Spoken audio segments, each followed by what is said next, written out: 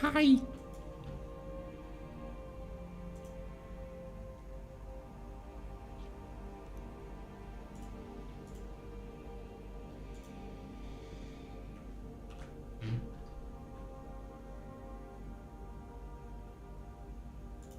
Hi all. Hole. Ooh. Me like. Today's gonna be a good day, man. What's up, lads? Chat. Fellas. Dudes. Homies.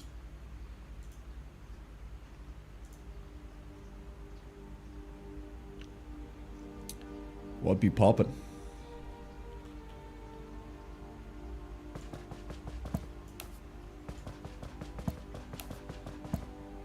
Welcome back to another stream. Another stream, another VOD, another day. How we doing, boys? Hope everything's going well on your end, man. Hope the grind's good.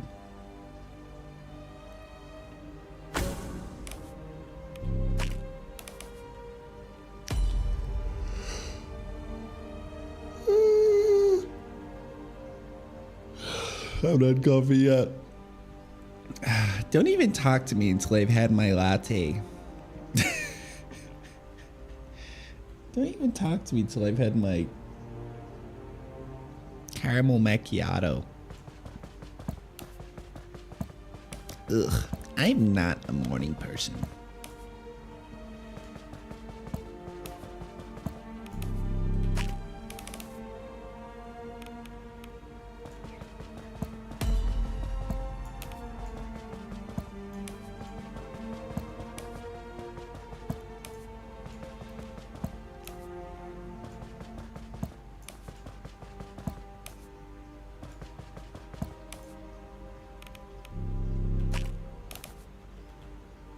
I love mornings, man. Mornings are my favorite time of day. I would say I am a morning person. I'd say more of a person kind of person, you know? Time of day can't define me. I pick what time of day I enjoy best at any given day. Today, mornings are feeling pretty good to me, man. I woke up this morning, rolled out of bed, feeling pretty good.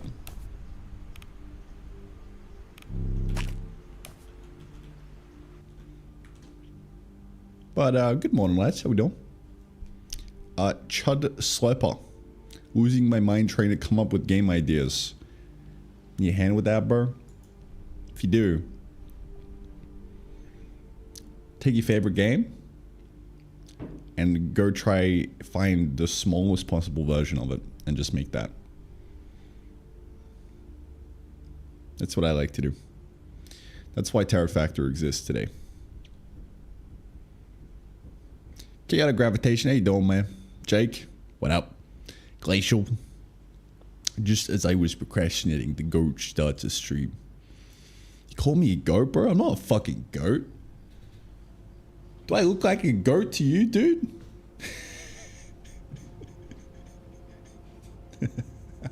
Imagine if that was like someone's reaction to being called the goat, but they didn't understand what the acronym meant. It seems like the biggest insult if you just don't know what it means. Like,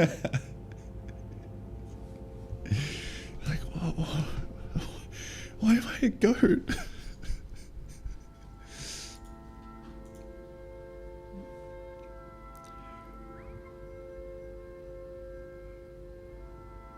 Totally meant it like that. Yeah, I'm a goat, bro. What sound do goats make? Oh, first sip of the day. Oh, that's some good shit right there. It's extracted with the red bit. It's the advanced extractor. I split it out and made the filter extractor a separate thing, separate recipe.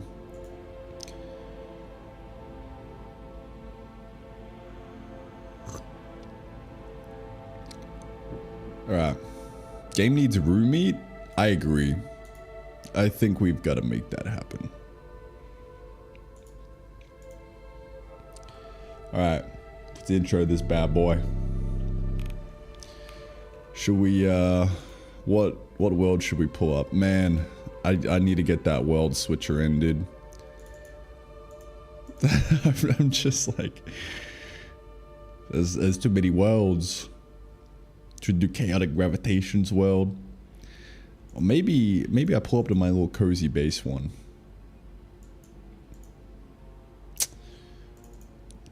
It's kind of like early game right now, though.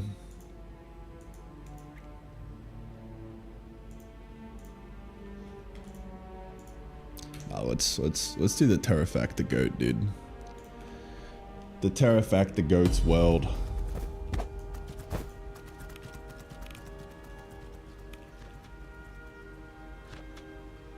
That's slowly devolving into a lag machine to heat up my computer because I AFK here for too long and don't pick up the fiber. I think I know how to solve this, by the way. Just don't harvest when there's fiber clogging up the things, because then something's gone wrong. Could also do the item grouping at some point, but that would actually be a better fix, I think. Just stopping harvester from working if there's shit clogging it up.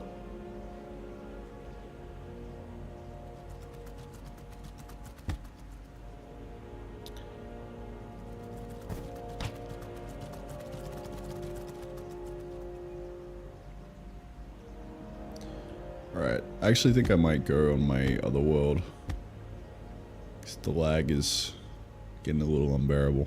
I might just need a reset. I could also just pick up the fiber. Like a normal person.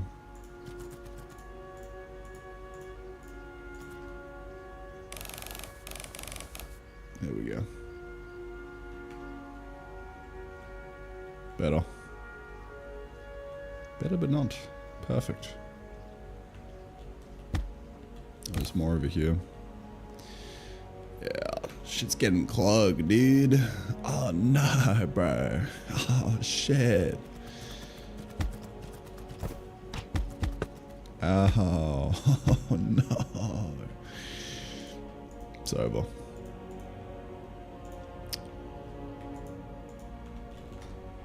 Alright, switching back to Cozy World to continue my play sesh.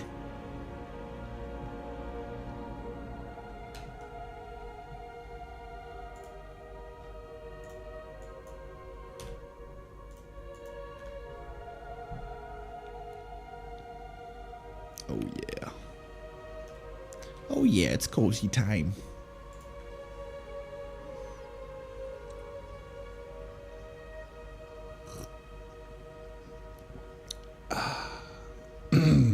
Do you think you'll ever add NPCs? Nope. I fucking hate NPCs. I don't know why. I just hate them. I feel like they break immersion. Fucking stupid, dude.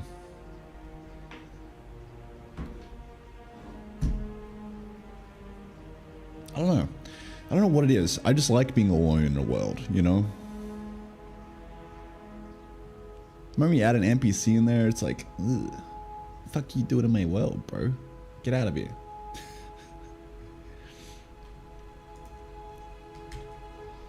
Alright. Well, good morning, Wedge. Welcome back to day 122, I think it is. Yep. Of development on Terrafactor. This is my cozy little early game base right now. I'm just humbly sitting here working on it. Trying to get the game in a playable state for the next playtest, which I'm thinking might be by the end of the day today, if the winds are fair. Really, all I'm going to be tackling today is just a bunch more like quality of life stuff that I think will improve the test a bit.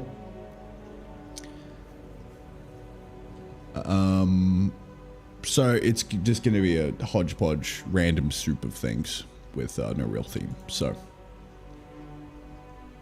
it's what it is. Sometimes it'd be like that, dude. I got a nice little instant coffee here today. Oh yeah. Yeah. Cheers, boys. Bing.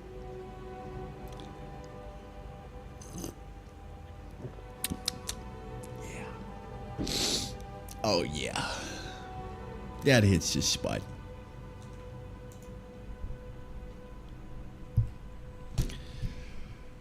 Tell Strike, hey Dober.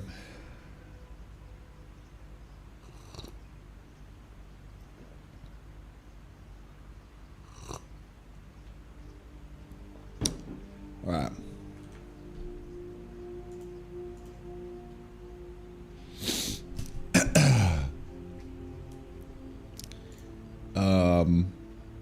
Yeah.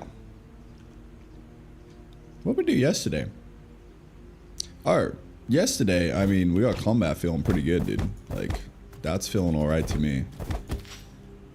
Pretty goddamn amazing, if I do say so myself.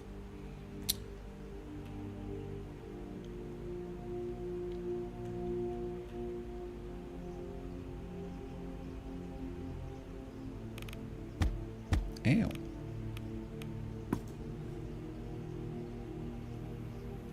Things are really starting to shape up, man.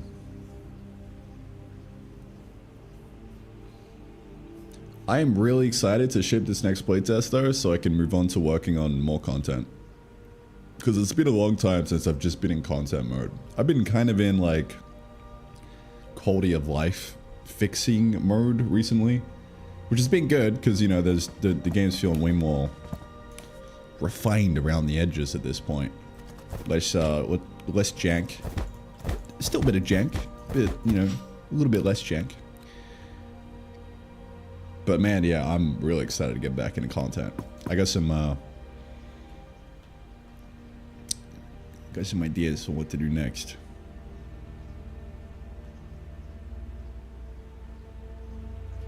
But before we do that, let's get version 0.19 out the door. Let's do it. Before we get into that, quick little update on the runway. I have done the monthly accounting to balance things out. Well, let's take in the Twitch earnings from yesterday, and the day estimate comes out at 38 total. Pretty excellent. And now, so a couple things. I've added an addition to include my current net worth at the moment, which is sitting at around negative 17,000 in debt. We love that. So this 72 days remaining till I run out of money. It's more like negative 578 hypothetical days. This is basically just come from every time I run out of money and physically cannot pay rent, I'll just borrow money. And then problem solved, man. So if you're ever wondering what happens if this counter actually hits 0, you know, that's what happens.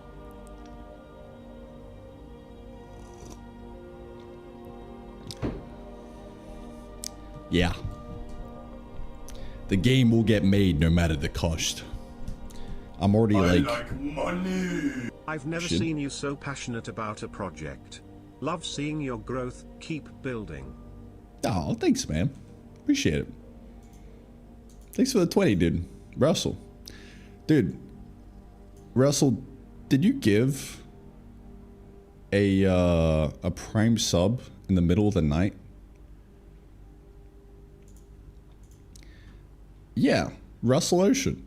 Dude, I woke up and I read this message and I was like, oh, that's so cozy, man. Thanks for the prime as well. 11 hours ago. Appreciate it, man. Thanks, Russell. Literal health bar? Yeah. Who needs profit when we've got hope? That's all man needs. I don't know, if I'm not like physically out on the street and can't pay rent, then I'm gonna type away and make game, you know. So with that, I've decided to take a little bit of the whole over the last kind of month or so. It's been around 26 days since we started doing the return to work on Terrafactor and the live streaming. Yeah, shout out everyone who's donated. It's been absolutely insane. Like this last week, or this last month has been so fucking cool. I've just been rolling out of bed, working on the game, and you guys have been throwing money at me. And it's kind of weird. I feel like I'm in a weird fever dream where I can just, like, literally everything is solved. I can just sit here and work on the game. And there's, you know, despite there being a 72-day counter here till I run out of money, this kind of just goes up every single day. And there is zero pressure. But I'm also incredibly motivated to keep working on the game. It's a weird feeling. So, it's possible thanks to all you guys sitting there watching the streams. Appreciate it, man. Really do. So, I've taken some of that and set it aside to pay off a little bit of debt. So, that's chunking down from 72 to 61. But it doesn't stop there. This $30 estimate of the daily kind of burn rate, I was basing it off my personal expenses. And I forgot to include my business expenses. Which isn't that big of a deal. But if I look at my business dashboard, not my personal dashboard, for the month of July, we're sitting at about... Oh, let me full screen this shit. Is this flipped the wrong way? Yeah, this is flipped the wrong way, isn't it? Hold up.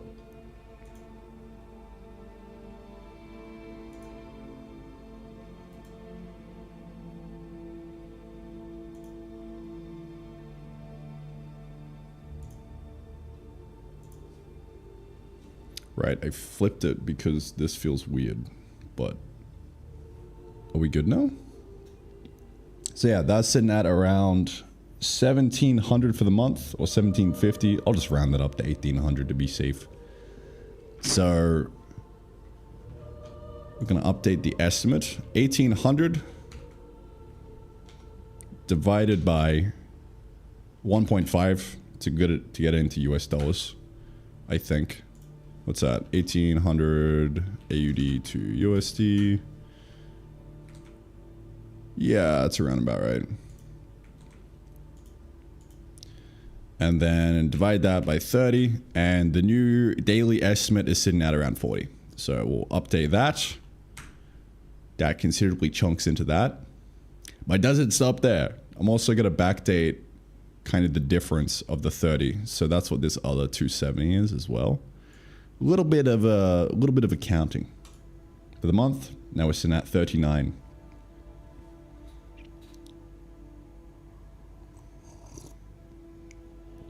Pretty good, dude. Add in the 20, and now we're back up to 40. Thank you, Jeremy.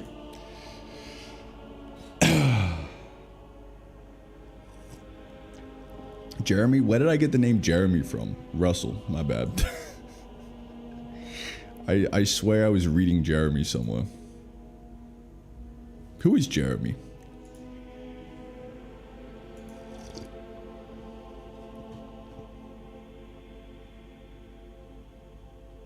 Jeremy Dangles, I think? I think my my brain just saw a name somewhere and like latched onto it, you know? But yeah, my bad. Thank you, Russell. Appreciate it, man. Thank you, brother.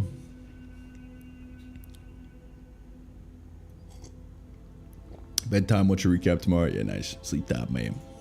Don't let the bed bugs bite.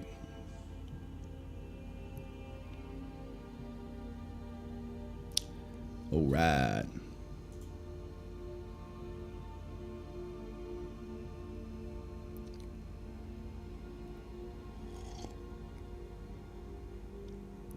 That's what the YouTube rev is like. YouTube rev is like basically nothing.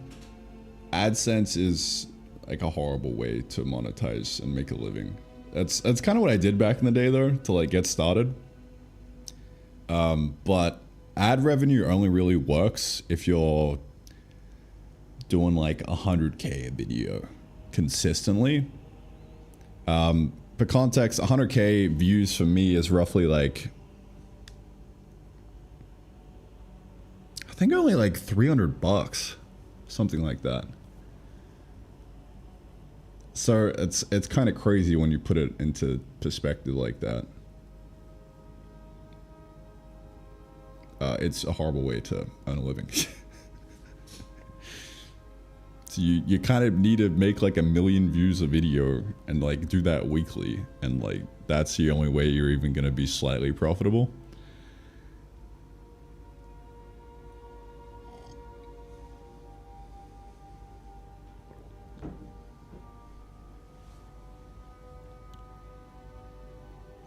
Entertaining a room of 100,000 people, yes, for $300.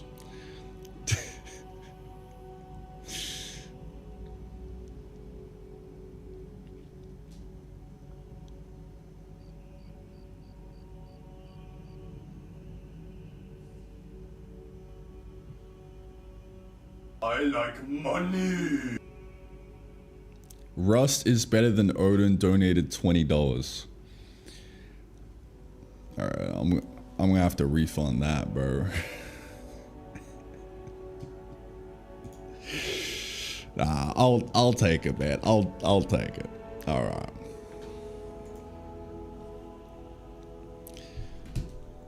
I'm sure Rust is better than Odin in some situations. Like the situation where you're a little pussy. You don't know how to manage your memory properly.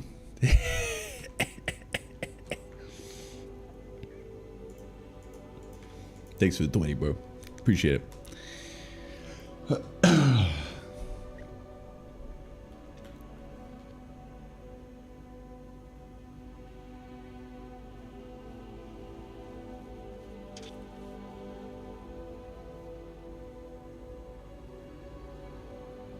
All right.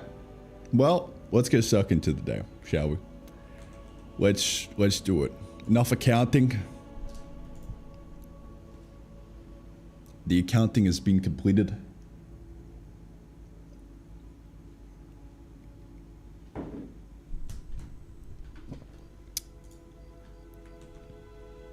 I like money. Just been watching for so long, I had to after hearing all you said.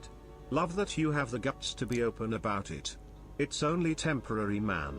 There's only one outcome and you know what it is. Appreciate it, man. Thank you, dude. It's only up from here, bro.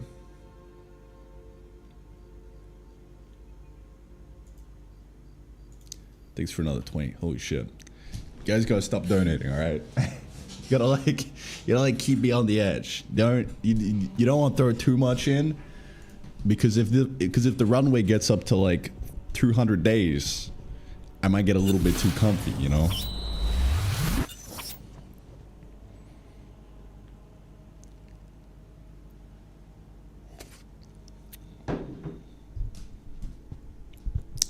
Bamboo.exe, thanks, man. Appreciate it.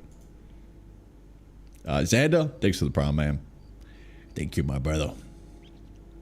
It was great in 70 days before. Why is it only 40 now? That's going to be a common question throughout the stream, and you're going to have to go back and watch the day's highlight, which will come out in maybe, I don't know, 10 hours or so. But yeah. We in for another one? Yes, sir. How you doing, Ethan? What's going on? My main G. What be poppin'?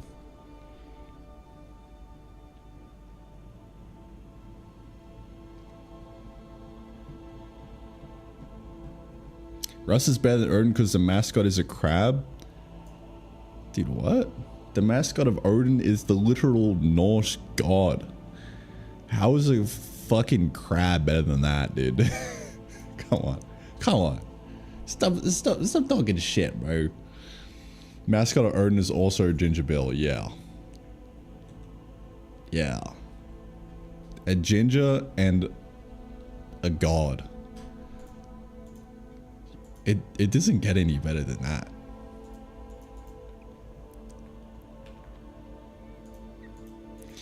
Bro, the mascot of C is a fucking letter.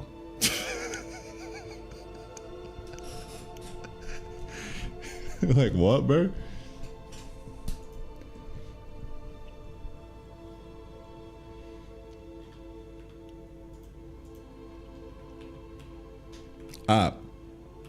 Let's get stuck into the work for the day.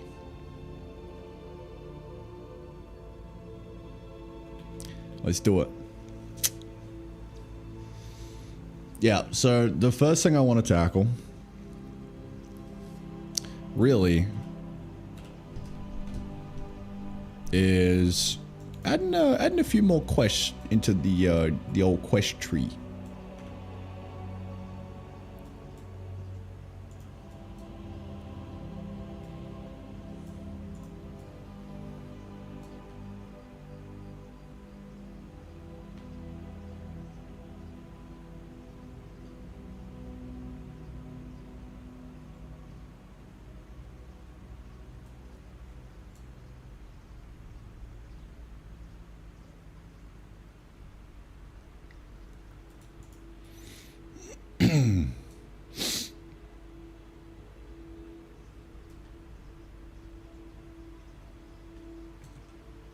See what I want to do.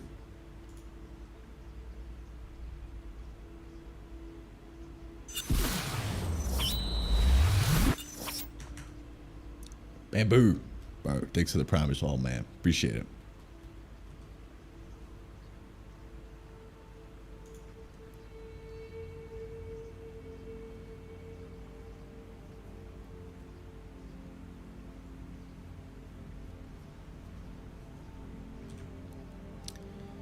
All right.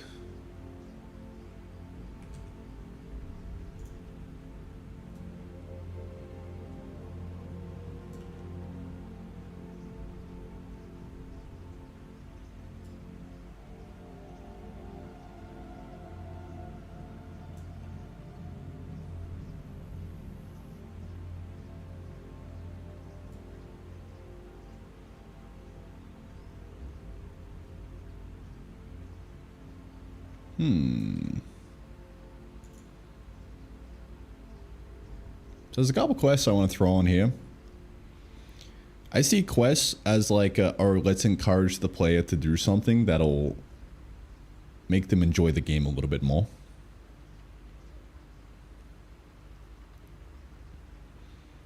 So I want to do like a dig up like 3 iron plants quest or something.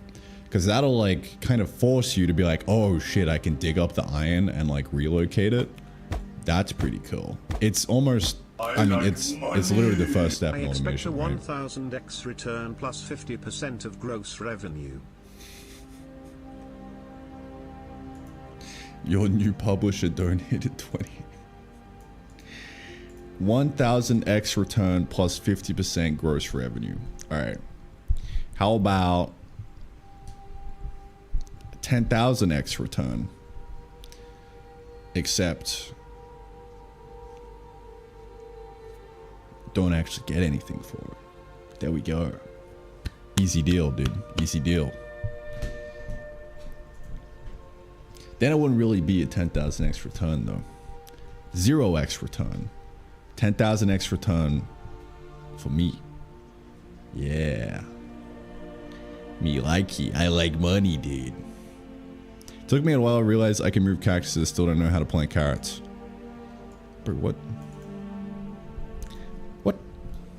You don't know how to plant carrots, bro.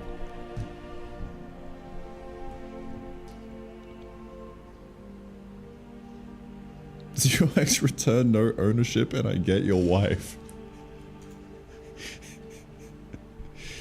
publishers be like, oh shit, dude. Thanks for the 20 as well. My god. Fucking roll it in the 20s today. Jesus. You guys need to chill.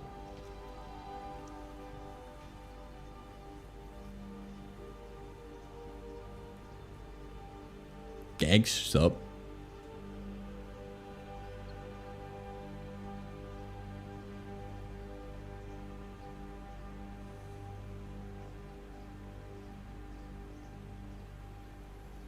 What's on the docket for tonight?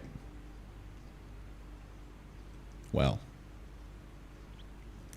Well. Bunch of random shit. If I'm gonna be real. Nothing specific. Okay.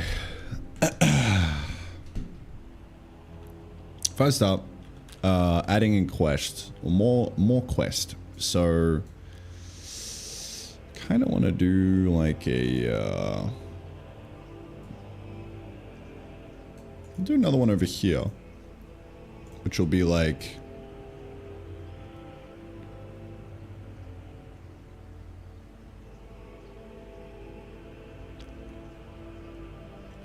Iron Farmer.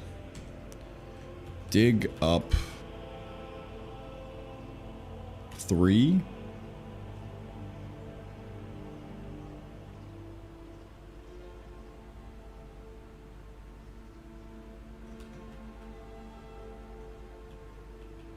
Iron seeds.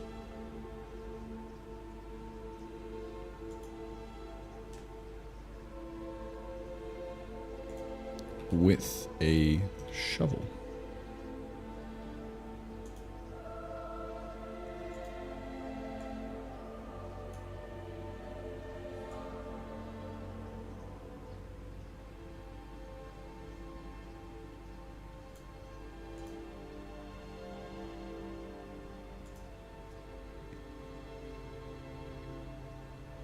And we'll parent that guy to the iron processing. Bonk. The reward, yeah, we can just kind of leave it at maybe 10 gold. Feeling pretty generous. And now we can save that. All right. And then actually implement it down here by filling in the function.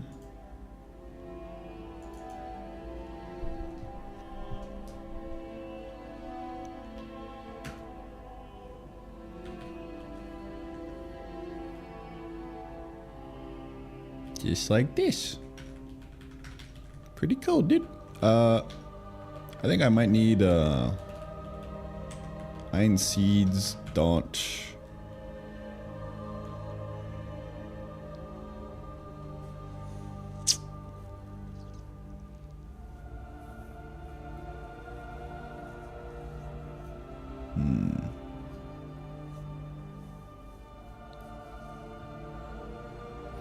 can't really base this unlock on how many iron seeds you pick up, because you can throw it down on the ground and keep picking it back up.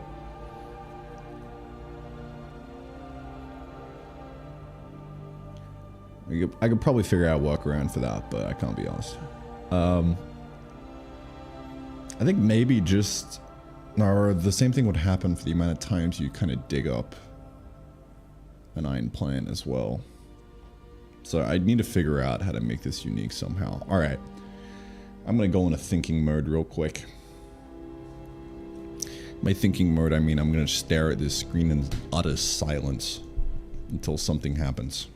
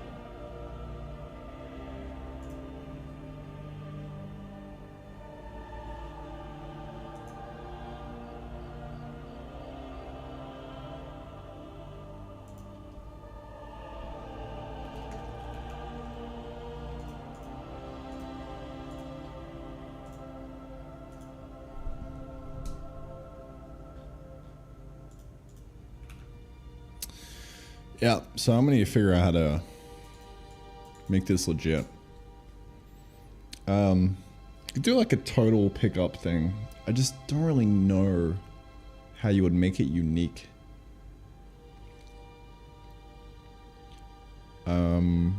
Total something harvested.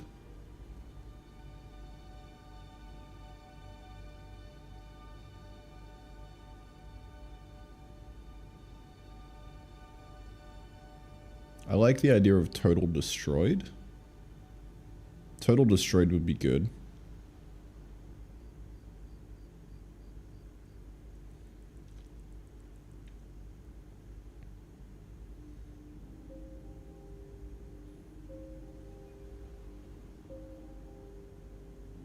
Or you would just check if it's been placed by the player or not, and wouldn't increment based off that. Okay. That's easy enough.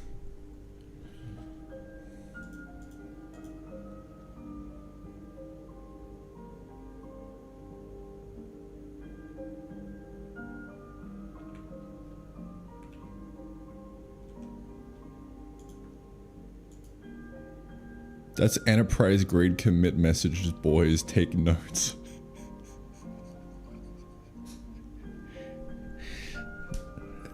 That's how we do it around here, right? That's how we do it.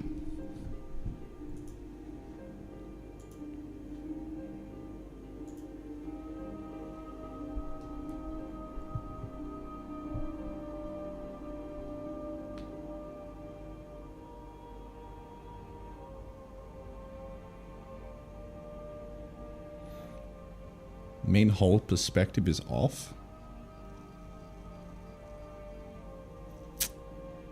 Maybe?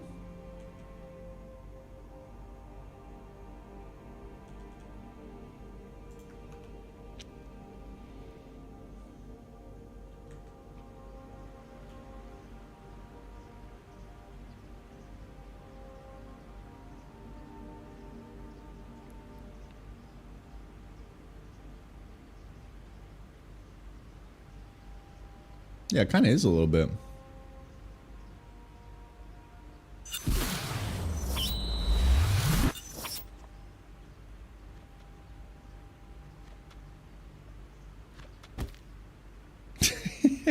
Fucking dumbass slime, bro. Oh man, this game gets better every day. Yo, thanks for the prime. Thanks, Prime. Preacher man. What's the list for today? Alright. Alright, let me show you the list, dude. Let me show you the list.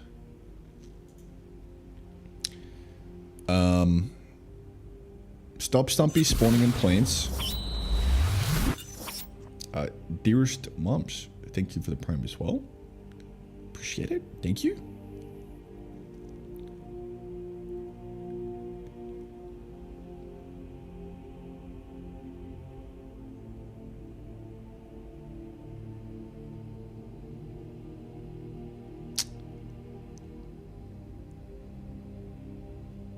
Yeah, Stop Stumpy. Okay.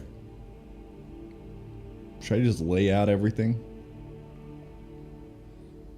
I don't know. Usually, the list isn't entirely accurate for the day, because you know things happen, and things get solved in weird ways. But here's the general kind of list, all right? OH and Lap, thank you for the prime. Y'all gotta stop priming, alright? I'm in the middle of talking. I'm just joking. Please continue to throw money at me. That's excellent. The Bezos bucks. Stop Stumpy spawning in planes, only arid. So I think you only like unlock Stumpy once you get into the arid biome. That'd be cool. Dig up 3 iron plants quest. So that's what we're working on right now. Just because I heard someone in the Discord say, when I discovered that I can dig up all the resource plants and place them in one big field is when the game clicked for me. So it would make sense to put that in a quest to make it click for more people on average, right? That's kind of my thinking there. So yeah. Another one, big on slime, so you can, you know, encourage a player to also dig up the slime block to stop them spawning, because some people might not get that. And then yeah, sell 5 carrots, because I also saw in a playtest that some people weren't realizing that you could even sell the carrots to begin with, so we'll do that as well. So basically, rewarding quests that spread out and let you experience more of the game. And hopefully increase that median playtime. We'll see. Another thing, if there's a tile, if there's an item on the tile, don't harvest. So this could stop the overflow harvest lag thing, possibly. We'll see. Number remaining for quests. So for quests that have a number in it, I need to display how much is left to complete it. And then, yeah, just some stats, which I've been, you know, on the list for a while.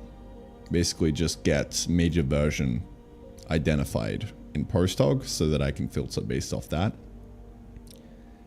And yeah, that should kind of be everything for version 19. And then, dude, I'm so fucking excited to move on to more shit. It's gonna be sick. It's gonna be sick, dude. Oh my god.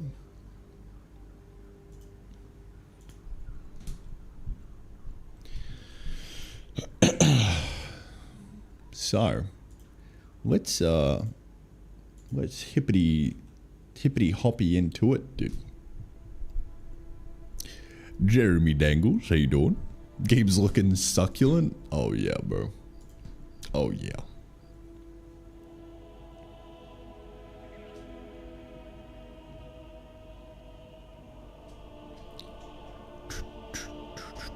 Alright, let's get into it. Let's get into it, dude.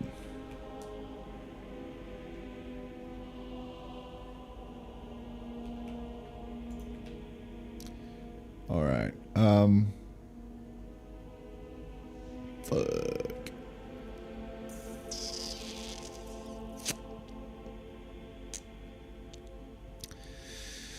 Yeah, kind of like an entity stat dot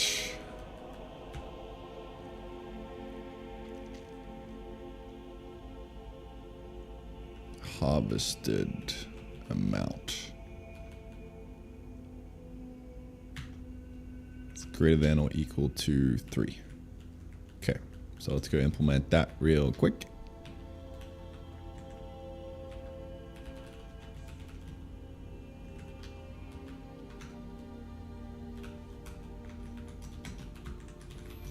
And we just got to make sure that when we do a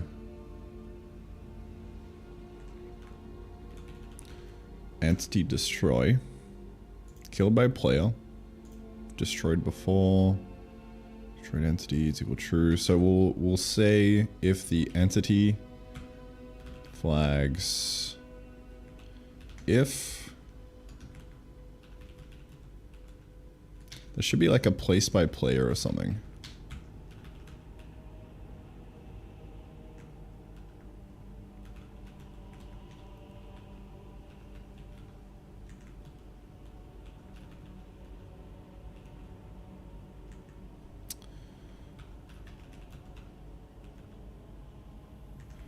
Maybe not.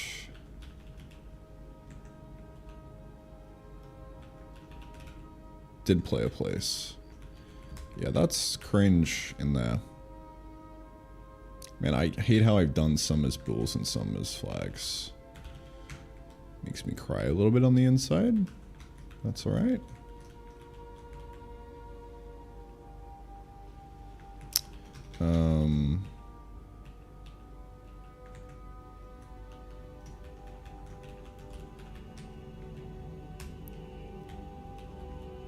It's a lot easier to find the bulls than the flags, so there is some merit to it, and you can easily destroy them as well. Flags are like really tightly packed. It's kind of hard to keep them updated with new versions, but that's why I actually started putting everything in bulls and not flags. But yeah. Still don't know how I feel about that. Right, if did play a place, then player didn't place. Stats at entity kind dot harvested amount plus equal 1. We'll change this to destroyed amount.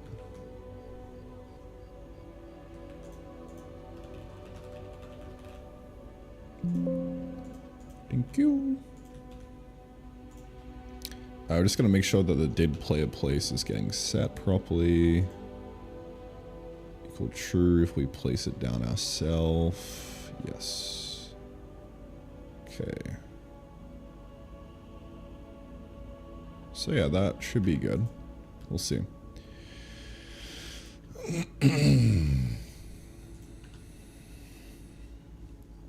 That should do the trick, dude. I'm gonna need to rejig this function somehow so that I can display the amount. It shouldn't be too hard.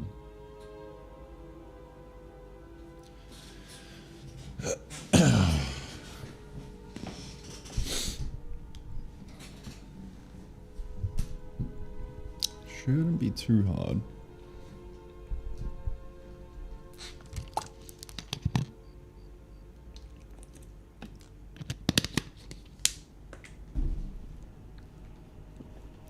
But we will see. So yeah, now that I got that in there, the quest, let me just re-record this for the video. Okay. So now that that's in there, the quest itself is no longer a draft, and it can actually be completed. Pretty cool. So dig up 3 iron seeds with a shovel. So I want to display the progress that you have towards this as well. So I'm going to need to figure out a way of doing that real quick.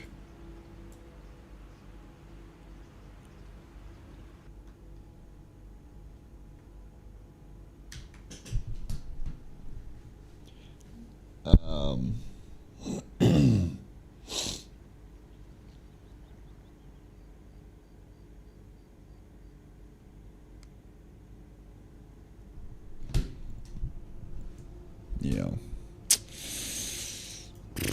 Well, let me just go to the UI. Let's go over to the tech tree main scrolling body, nope, the side selection.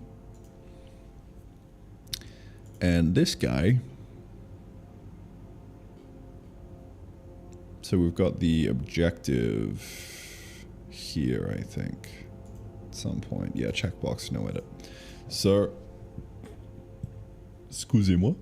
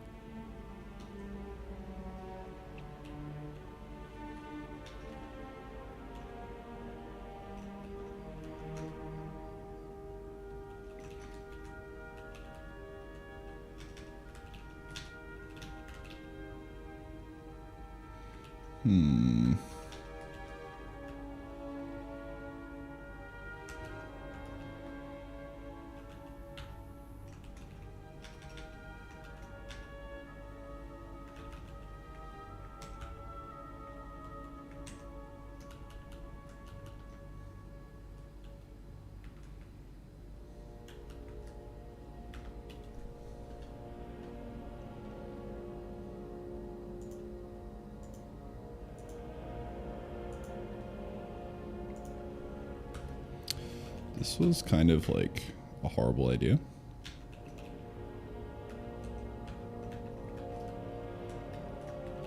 Really should have put this behind like, I don't know, a parameter or something. Okay, a struct parameter thing. Maybe. Don't know, dude.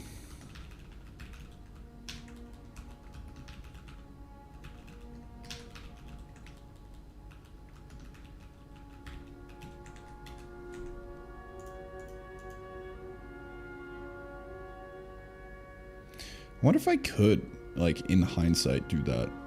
Probably could. Hold on, let me,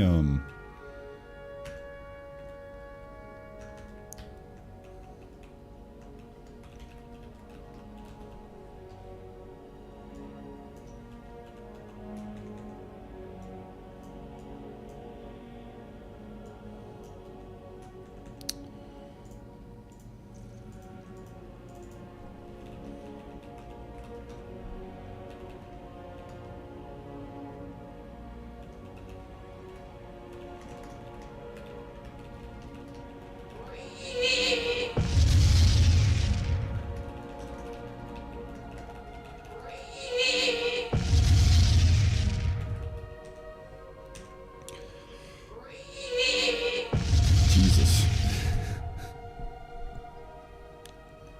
That's gonna keep running, bro. Thanks for the 5 gifted. I'm getting exploded. No. Appreciate it, man. Thank you, whoever that was.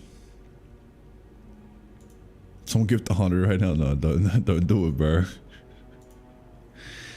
Don't do it.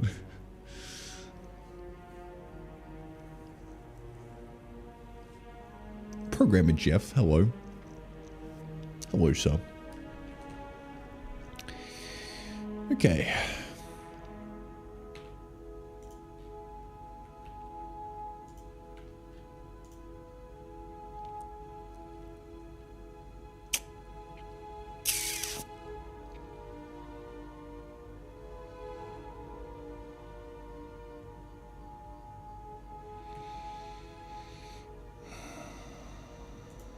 Right, I just got sidetracked by doing this, but should be good. Flags, flags, no drop shadow, flags. Pass that guy down. There we go. I was just getting annoyed by the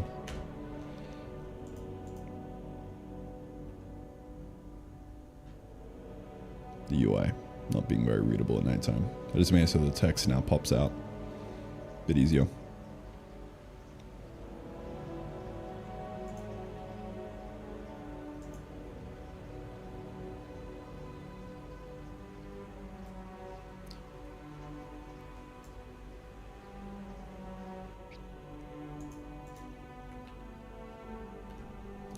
All right, man. Well. Yep, so I need to figure out how I can get this 3 and display a progress towards it. Yeah,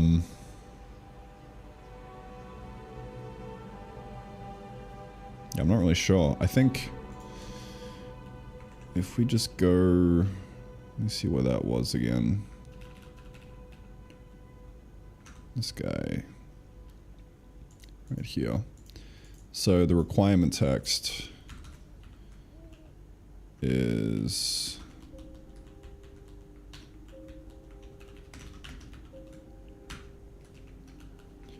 let me just maybe print in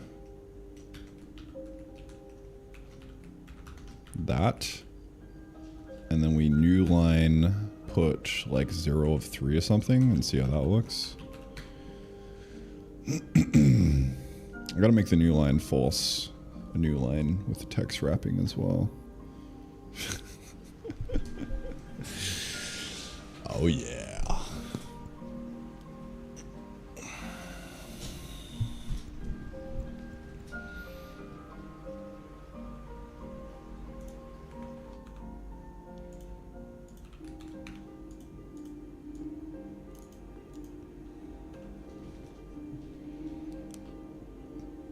Cool. So yeah, that's, I guess, just drawing a character that it doesn't know how to draw, if I had to guess. Because I don't really have a handle on that.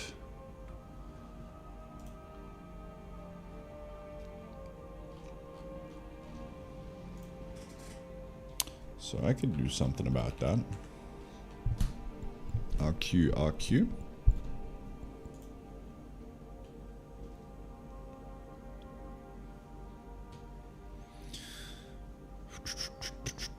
Break text into lines. Yeah, so first up, I'll just make it so that if we, yeah, to do new line forcer. Interesting.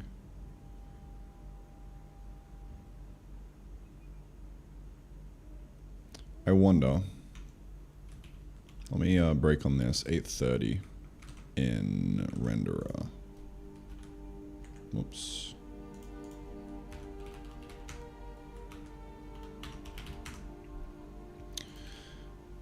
Let me see. We have words. Dig up 3 iron. Seeds with a shovel. So I want to see what the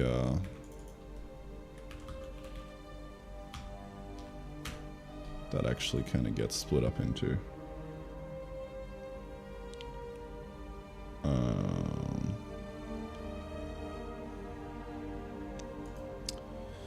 I wish this would display a length nicely,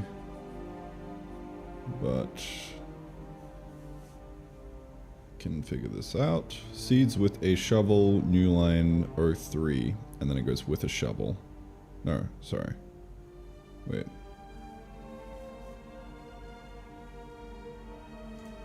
Wait, is that everything? What's the length of this guy? Yeah, 8. Yeah, so shovel is getting grouped into 1. So we've basically got to go...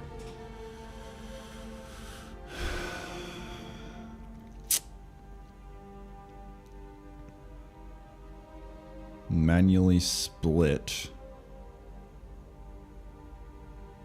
the things out if there is a new line.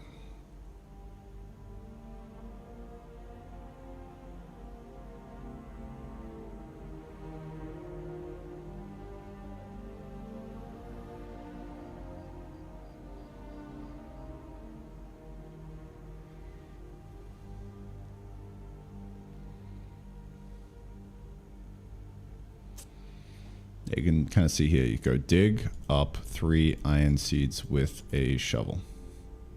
Shovel / end 03. So we've got to split up shovel and then /n and then /03.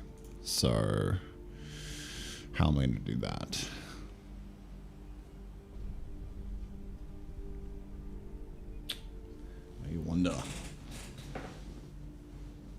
I wonder. Well, this seems like a standing desk problem. Up we go. One moment.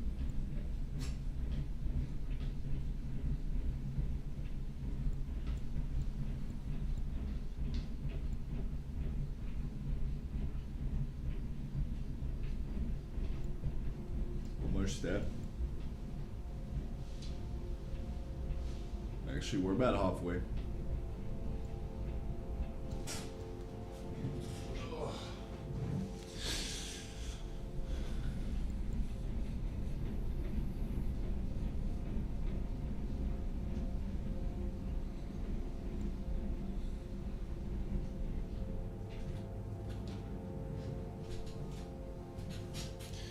Oh yeah. Yeah, it's real gaming hours now. So you know it's business time. Oh.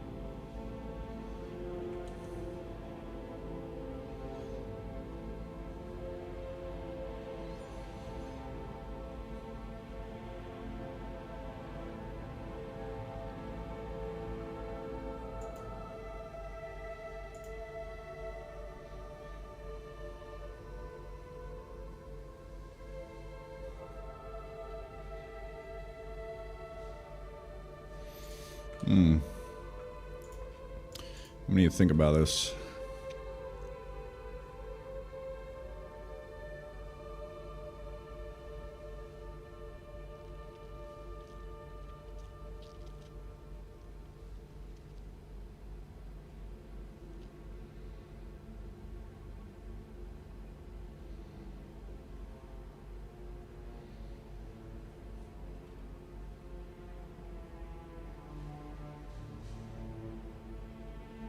I mean, could I not just call split again with new line as the separator?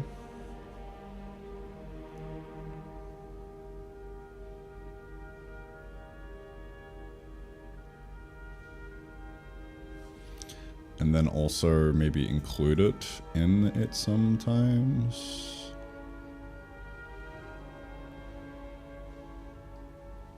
Separate should be saved resulting substrings. Yeah, totally. Alright, so we're gonna separate a save flag in here, which I don't know if I can use directly. Is there like a split save? Sep save.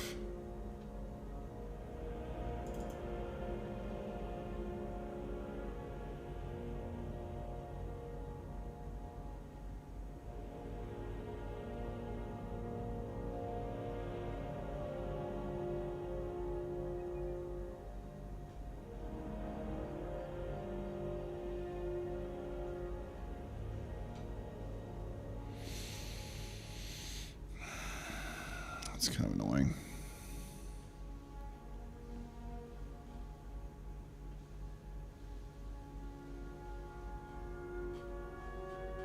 Dude, why have it as a parameter but not be able to call it? I guess it's private, so I can't call it. But I really want to use that.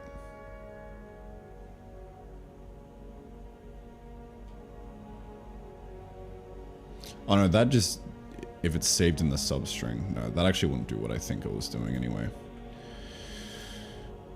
Let's see. Actually, this kind of feels like a GPT-5 problem. Let's see if I can one-shot it.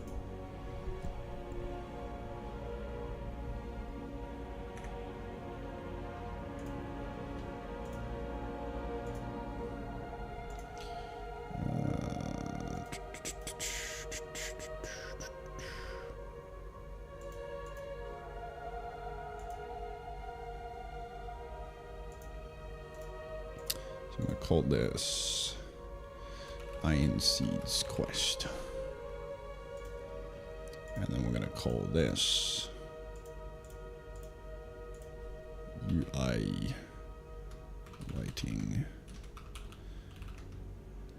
Improvements. Huge, did. Alright, where am I looking? Let's see. What was I in the middle of? Right here.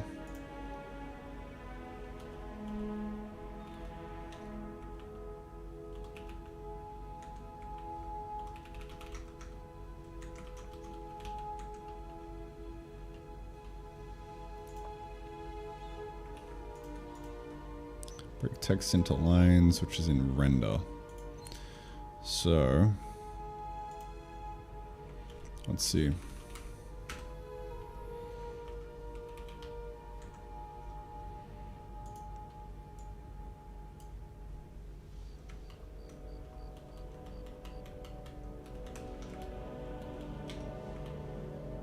To do force a break when it encounters /n.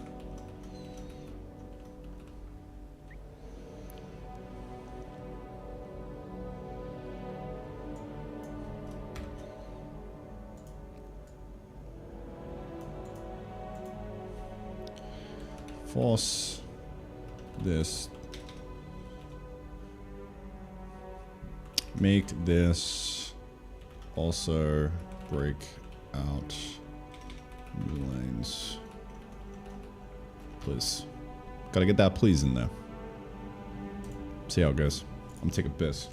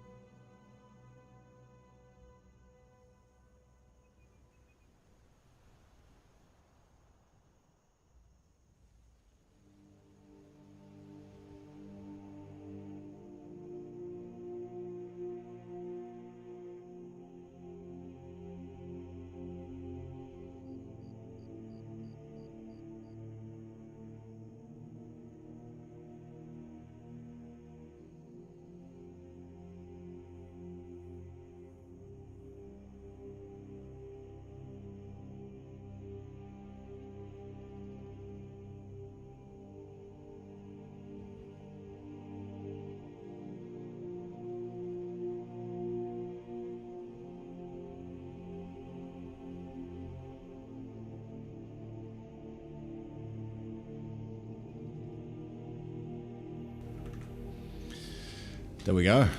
It worked just as I came back. Alright, let's see if it one-shots us. Let's see. Oh. It completely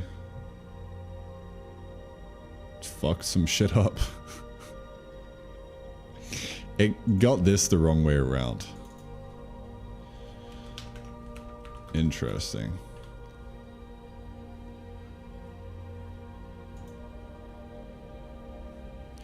If it had errors in it working properly, I kind of have cursor broken right now, then it would have picked up on that. But that's skill issue on my part. Alright, let's see if it just does it. I'm just gonna run it.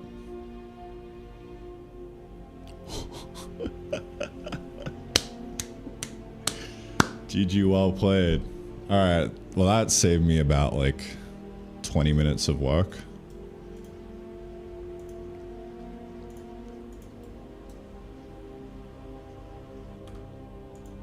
I like that.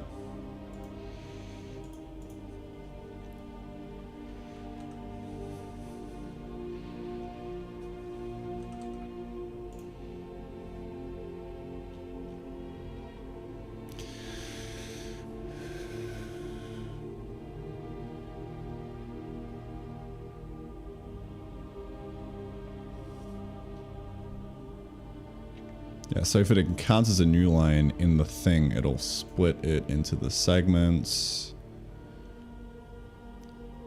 Okay. Force line break on /n.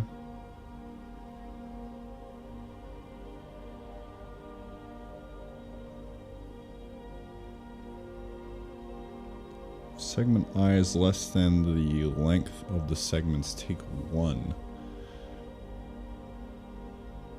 Seems a bit weird, but okay.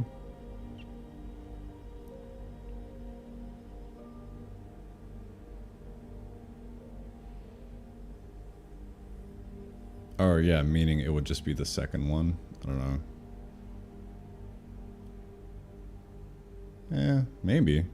Maybe this would be a robust way of splitting down two. I don't know.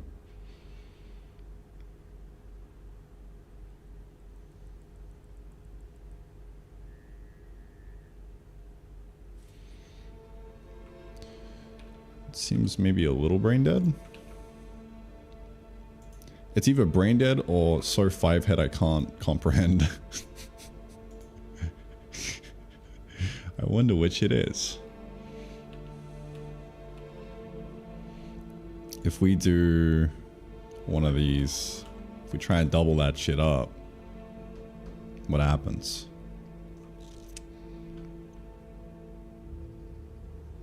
Okay, it is so five hand I couldn't comprehend. Well, that works perfectly.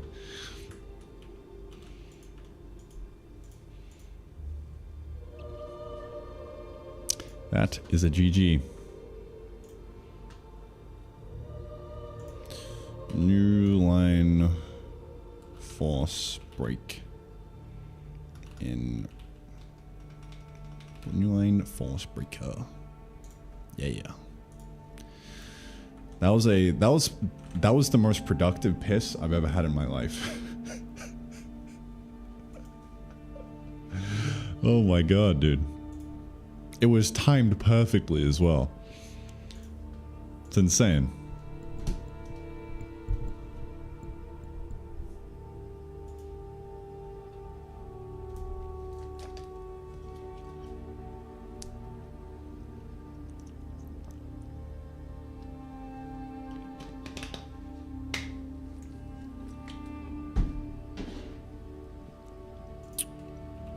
Is YouTube chat broken?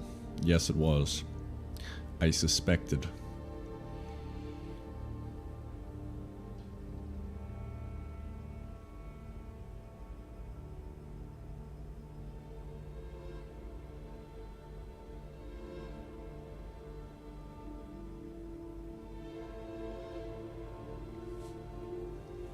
Well, now it fixed. Oh yeah. I said I wasn't gonna live stream today because power outage. That's actually happening tomorrow. I got my dates wrong. So that's why I'm here live streaming.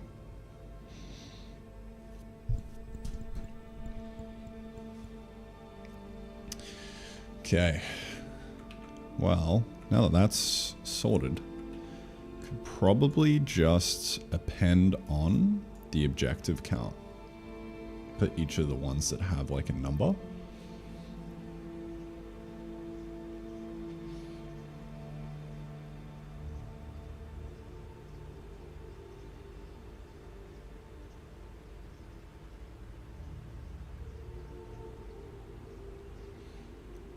I'm just trying to wonder how I structure this behind the scenes with the data.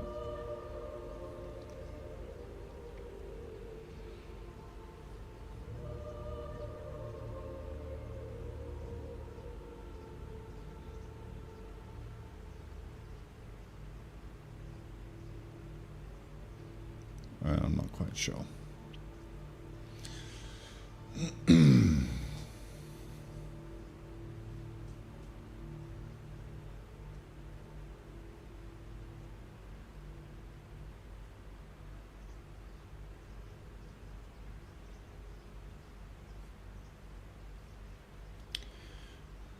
Because we need like a, I actually wonder if I can do a double new line.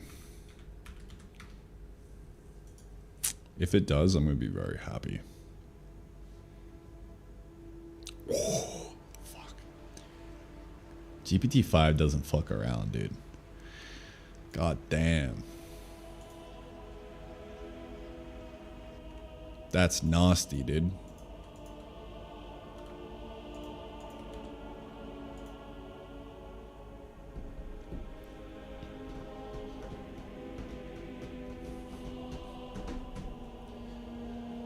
Okay, how am I gonna get this data?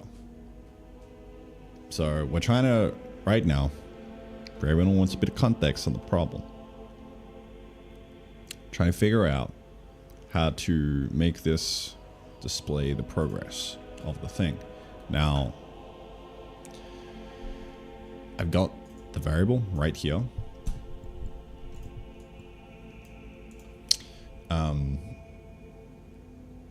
Yeah. Just gotta figure out like what do I do, dude?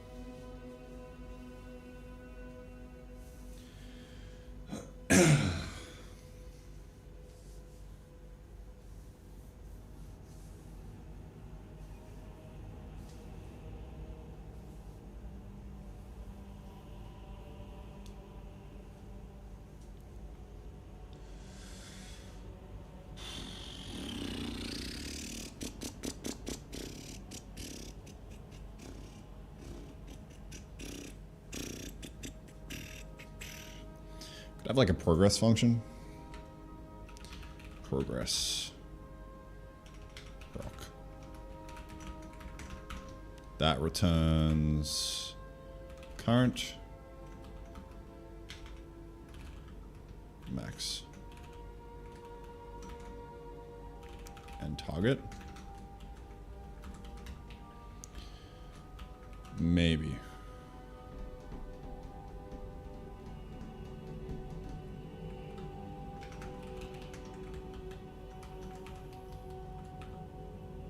So that's the current, and then the target is 3. Now we could essentially do the requirement met inside there as well, but you know, I'm gonna keep it separate like this. There's no point trying to like overload the definition.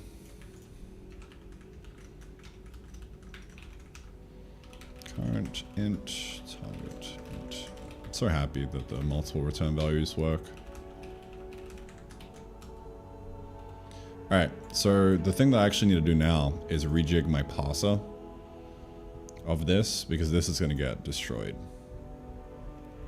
when the game saves. So I need to rework this, and that's going to be a job for GPT-5. Because I actually wrote it using Claude. I wrote it. I vibed it hard, dude, using Claude 4 Sonnet a while back. So I'm gonna revibe using GPT-5 to maybe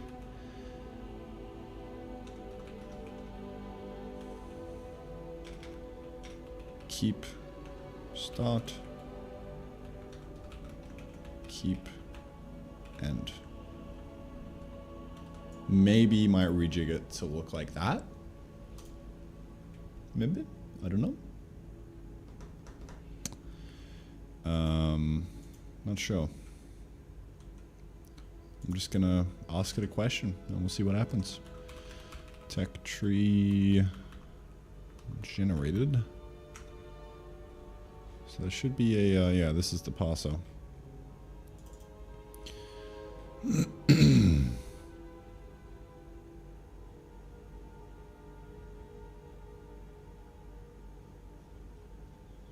Okay. Let's run this shit, dude.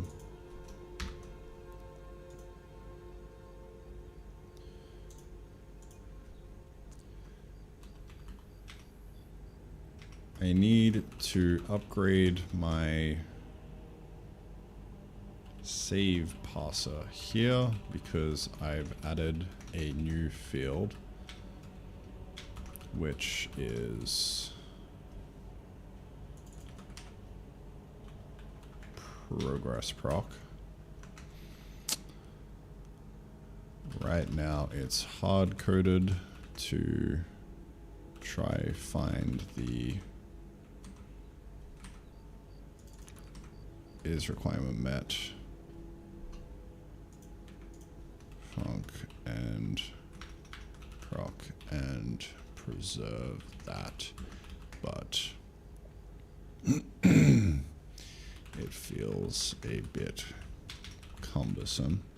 Ideally, I'd just like to define the bounds in which it should preserve certain things, like in the suggestion. The suggestion being generated this guy right here.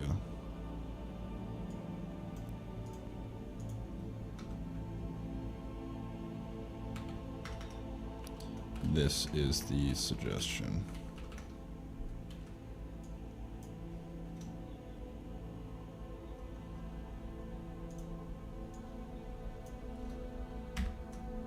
So, let's see.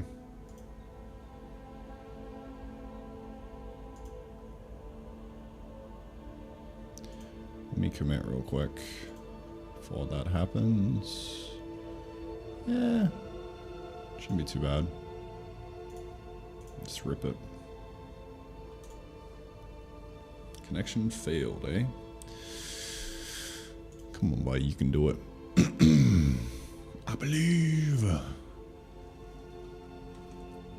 Let's see how it goes. I'll read chat in the meantime. How we doing, boys? What's in the ending? Do not spoil this. Asking for a friend. You're gonna have to wait till the ending's back in the game to experience that. As far as I know, there is only one human alive who knows the ending. Maybe 2 or 3, actually. One player who has reached the ending in an old version of the game when the ending was in. It's not in right now. And I might actually have to throw it in at some point. Maybe we throw it in. But see, it's over here. It's draft content right now. The singularity. I need to figure out how to work it into the design again.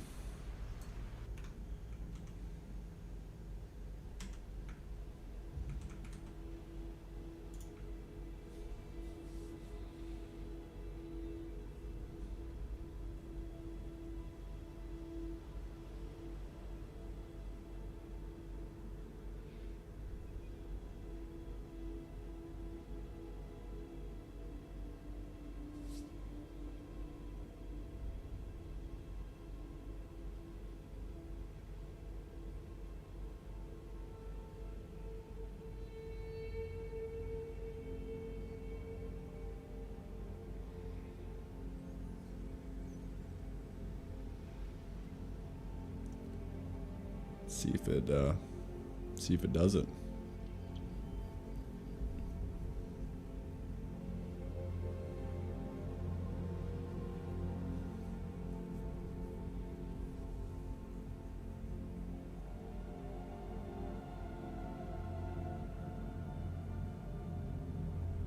If it does do this in one shot, then that honestly probably saves me like half an hour.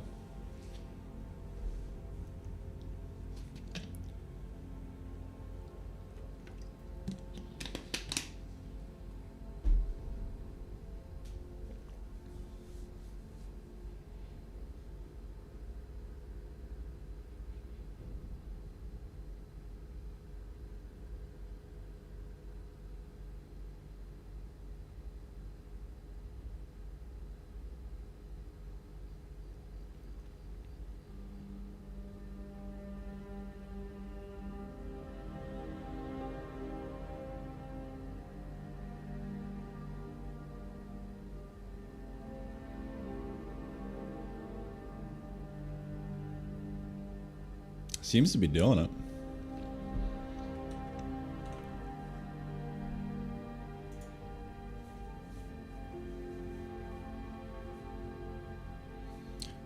Vibe coding so hard right now, dude. This is the life of a vibe coder. Sitting around waiting for the prompt to finish. Blissful experience It's like I'm in a language that has shit compile time, so I'm just waiting for the compile.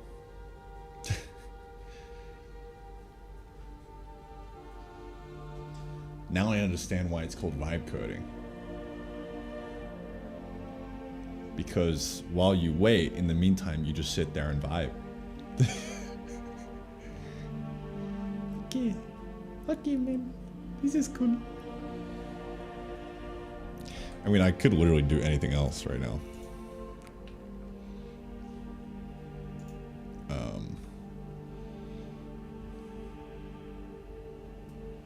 I wonder. Kind of want to make a new thing.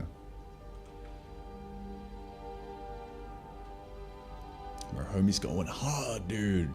He's working real hard right now. I love it. Guess I can look at the to-do and see what's up next. Stop Stumpy spawning in planes? Yeah, let me try to do that. While my junior engineer completes that task I've just assigned to him.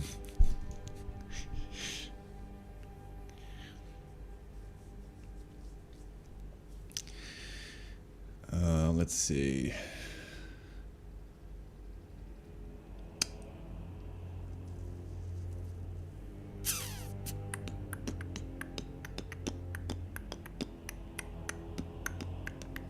So I've got to get Stumpy's just spawning inside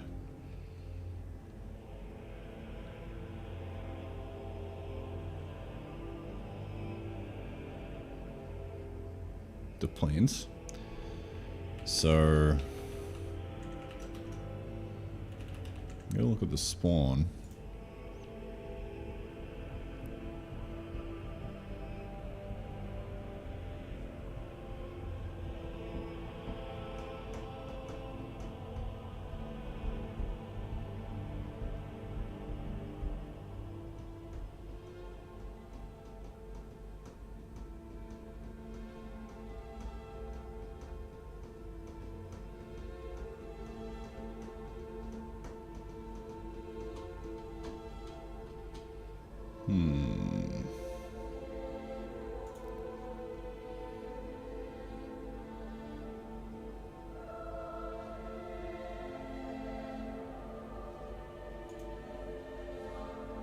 Can spawn at pause. Yeah, I mean, it's literally just here.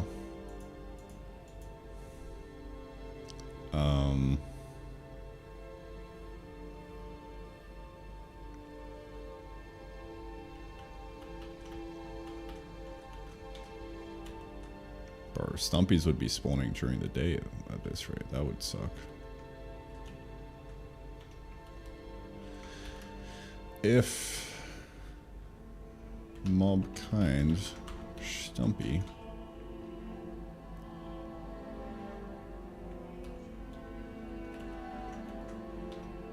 world pause to chunk, I believe. Or honestly, let's take the tile.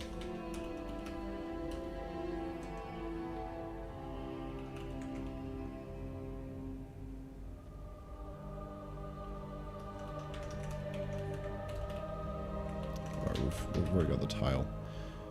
Tile dot. If the tile kind is equal to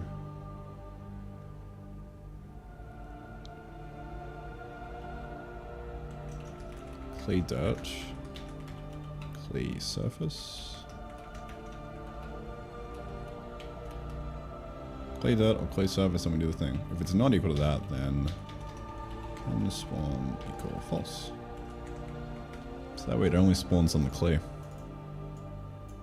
AKA in the other biome. Pretty cool. Oh, I mean, it might spawn at the edge of the top biome, so that might kind of suck a little bit.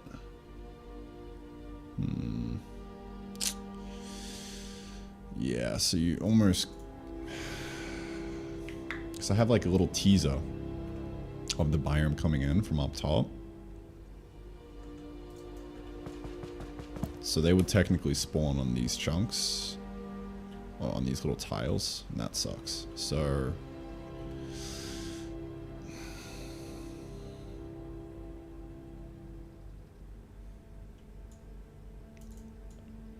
could really just say if this can't work because they would spawn in the teaser edge up top. So instead, we'll probably just do the original chunk thing.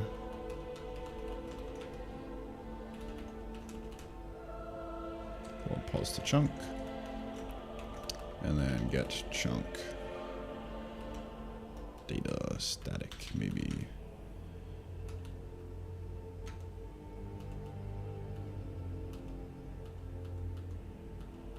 Dude, where did I just go? Yeah. If chunk data dot biome is equal to the outback. False. Is not equal. Can spawn false. Okay. Holy shit, it's still going. It's going hard, dude.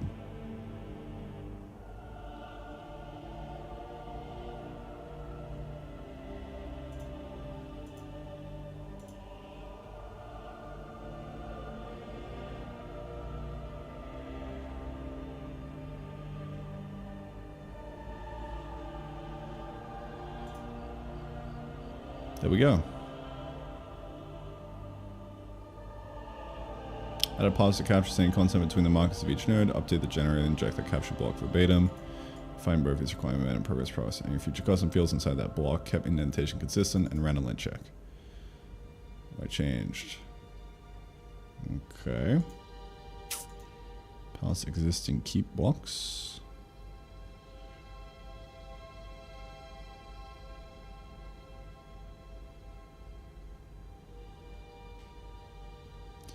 Interesting. Bonk.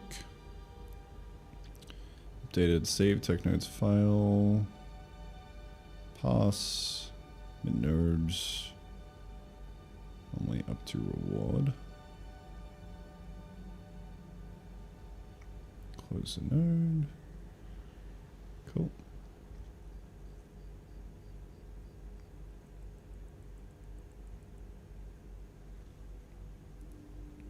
Well, let's see.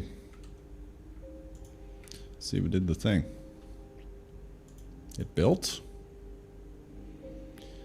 Now let's see if it runs properly. Tech tree generated. So, the plan is, it should in theory keep this without breaking. So we'll see. See what happens.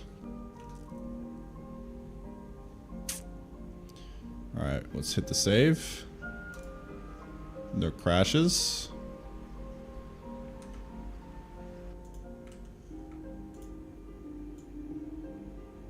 And it looked like it did the trick. I mean, it fucked this up hard, but... Almost, dude. Almost. Didn't do the new line properly. I would imagine that's just a skill issue with it knowing... it not knowing. Let me copy paste this and revert it.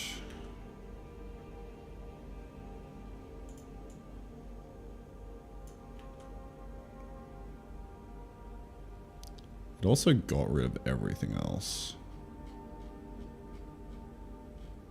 which is bad.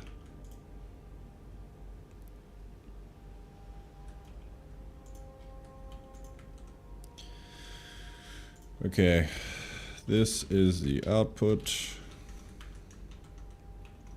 Very messed up. So pretty messed up. It also removed all my old procs and replaced them with nil. So fix that. I'm fine with you just porting everything to the new keep system format.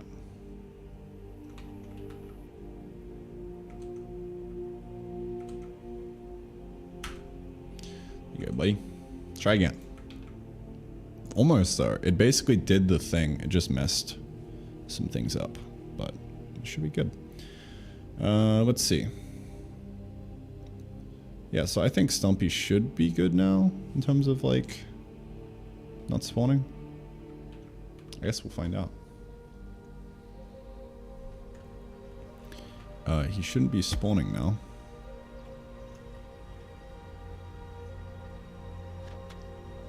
Just slimes. We'll see. Or we also gotta stop slimes from spawning where there's kind of like player base, maybe. Man, that combat feels really nice. We could go based off light level.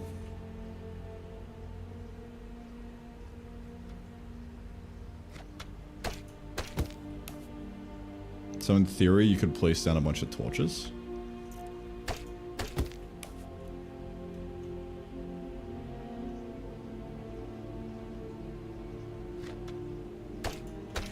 Well, yeah, there's definitely no Stumpies spawning, which is good.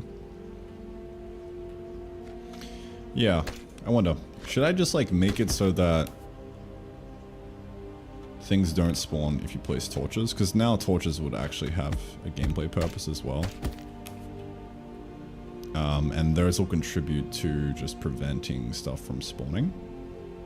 I like money. Can't have you dropping below 42. What would Douglas think?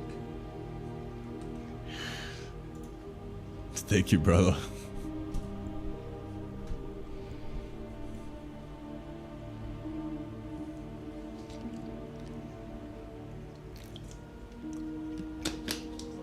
Dude, thanks for the 40. Holy shit, man.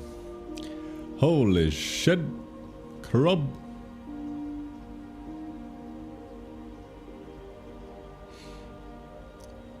Do, do, do, do.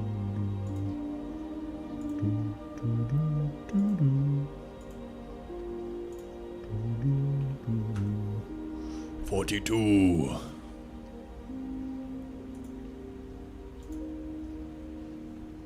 I will keep it up, man. Thanks.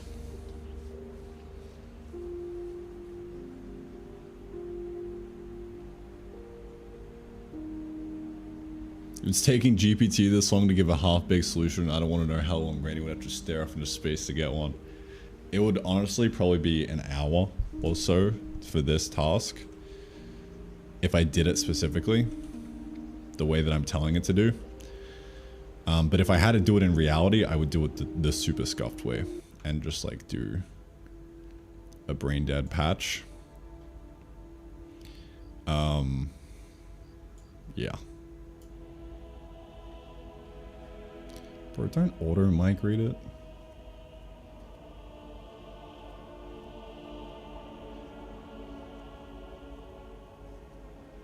Just fucking do it with your hands, dude.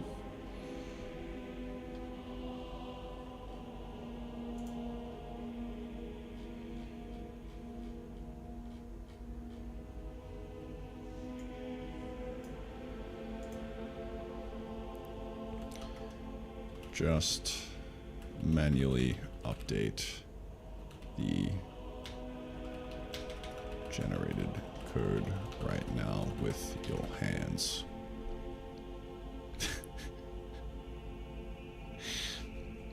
No need for it to be done at runtime. Thanks, bro.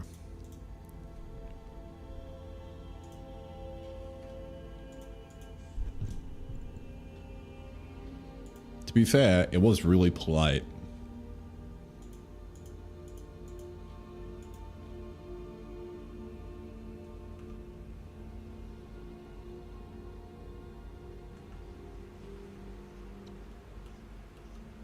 It was like, oh, I don't want to step on your toes. I'll just maybe like do it at runtime. No, dude, get in there, fucking rip it out.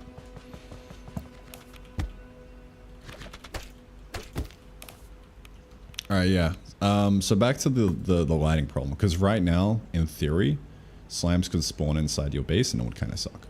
So I almost just want to do this, where you just go farm a bunch of glow shrooms to make a glow shroom torch, and now you can like place that down, and that will stop them spawning in a decent radius.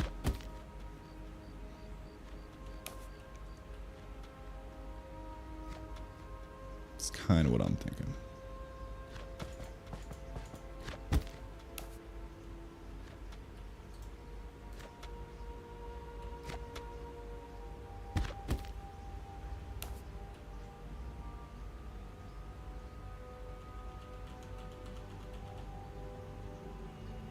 Like, yeah, just look through all the torches. Yo, this is like a man-made light level thing. Let's fucking slap her in, bro.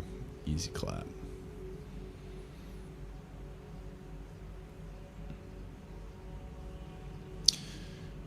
That is what I'm thinking. We'll see. Alright, let's see what it do. So it updated everything as instructed. Very good. Very good, sir. Respect the hustle. Okay. I don't think it fixed the thing though.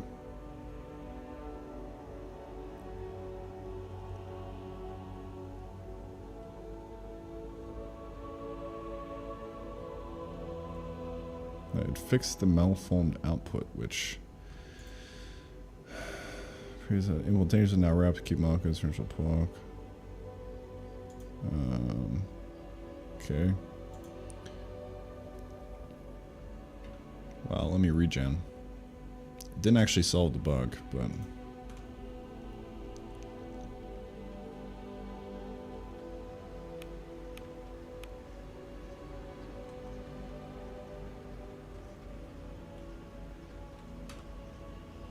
save.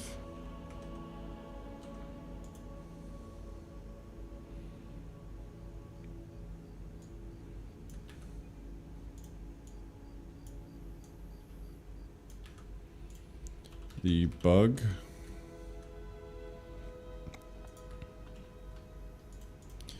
when saving, the bug is still there, though you need to fix the cause of the malformed output. I just fucking pasted lines. I really don't want it to do that. There we go.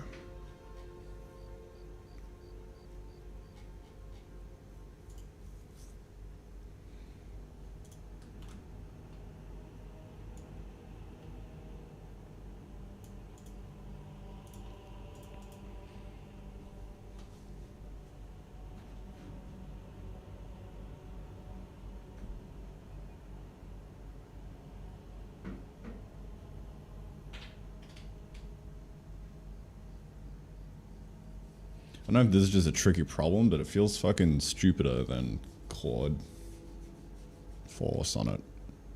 I don't know.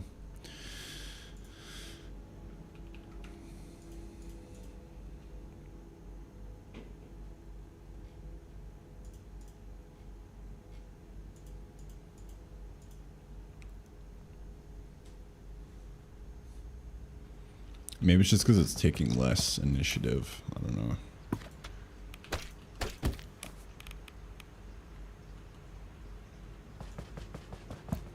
Alright. Yeah. Also, having a context switch back and forth on tasks is not the utopia is made out to be. Like, oh yeah, I can just go do another task while that's working in the background. But like, you'll have to context switch back and forth and it'll kind of suck. I guess if I went and fully completed this task, then I'd be good, but stop zombie spawning the planes, that should be good now. So we need a light level fix for torches. Let's see what this guy did. Yeah, it just...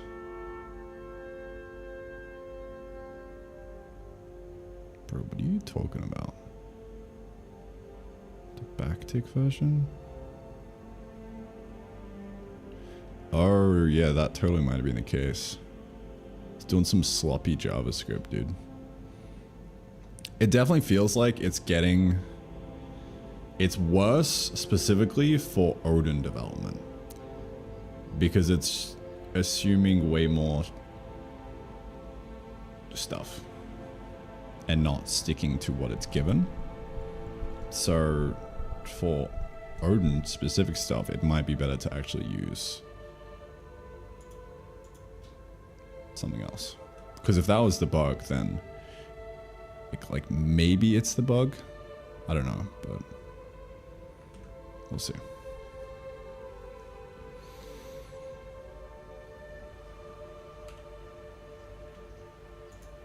That was the bug, then. It's pretty fucking stupid. Yeah, I think that saves something.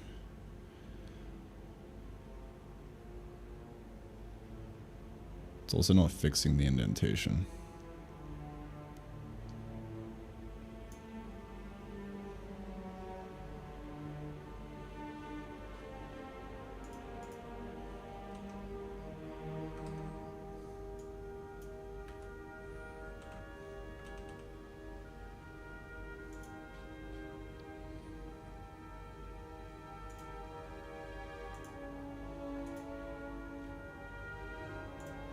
Fix the indentation problem. Example.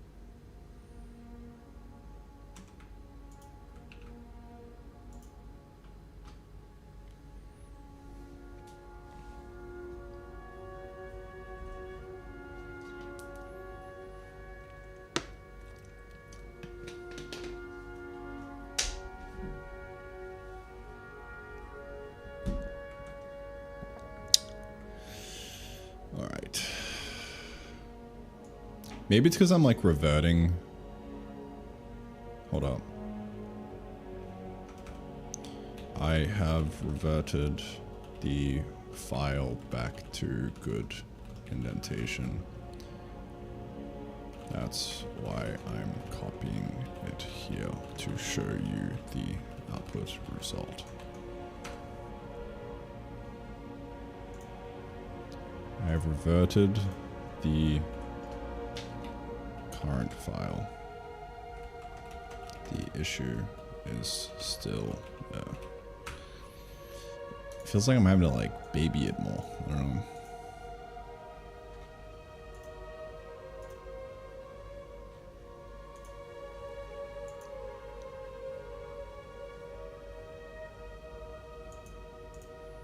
I'm gonna try, once this is working, I'm gonna commit it up.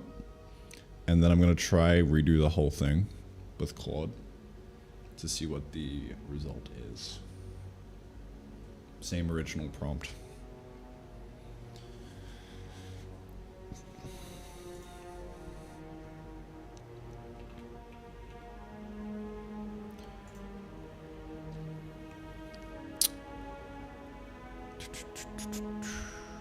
Alright, yeah, light level fix for torches. That's probably like the best solution, I don't know. We'll see. It's pretty work for Odin files? I don't think so, but there is an Odin formatter thing, but I'm not using it because it breaks my bookmarks. I would love to use it though.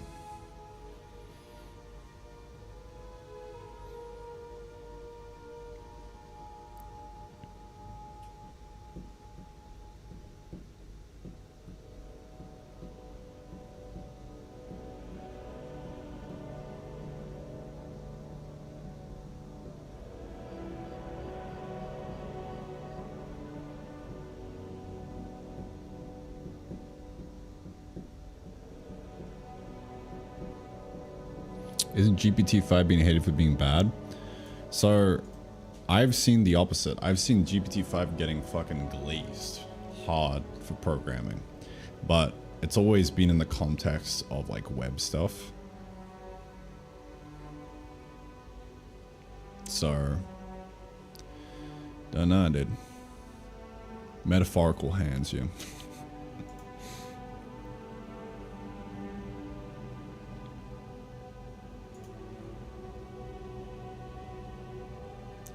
What do we got, dude?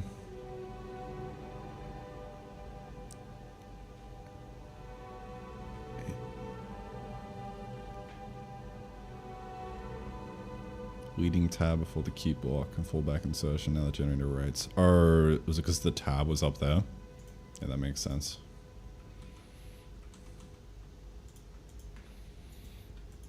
Yeah, it just doesn't know the language. I mean, of course, it's an LLM. It just does patterns based off the training data. So the training data, in this case, is a whole bunch of JavaScript slop. So it's getting kind of fucked with Odin. So I might have to revert back to. I mean, we can give it a shot and see what Clyde does. All right, let's save that. I think at this point that should be good.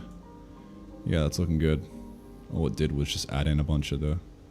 Yeah, awesome. So that works now. 1 year later.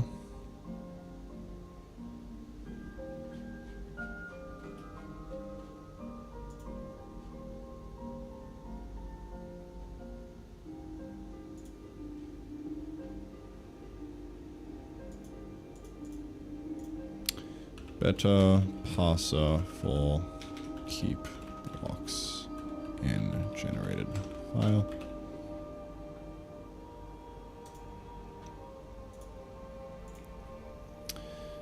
Limit stumpy spawning to arid. Alright, so let's back this shit up, dude, and rerun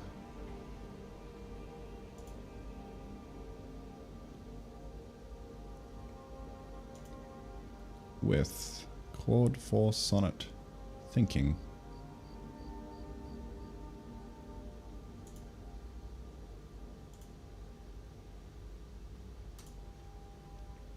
So we just reverted everything. So that in theory is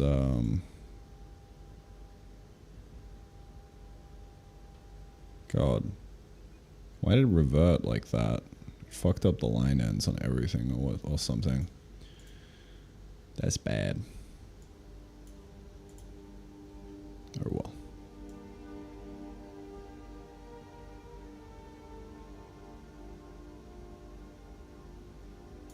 Let's see.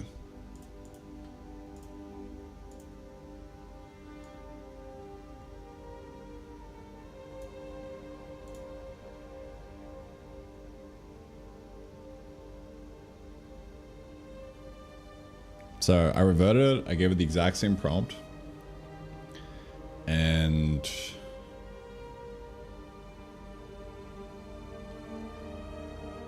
didn't add any extra context, which I maybe should have had in the original. We'll see what it does. Let's try and do backwards compatibility. Inline.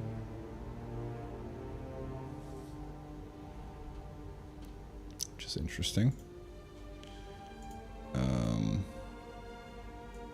So let us see what happens.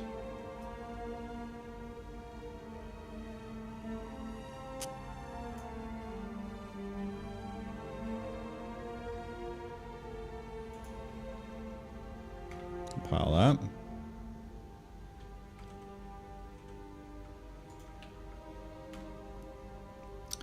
And now let's do a save. Bonk. Moment of truth. No, it's stripped out all the old ones. Did not maintain backward compatibility. So it struggled just as hard with that. It took an L, dude. So yeah, maybe it was just a tricky problem.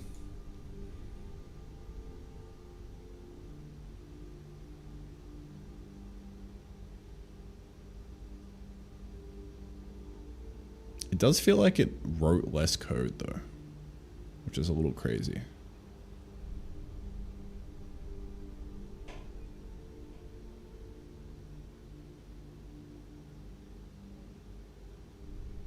Like, this is way more understandable.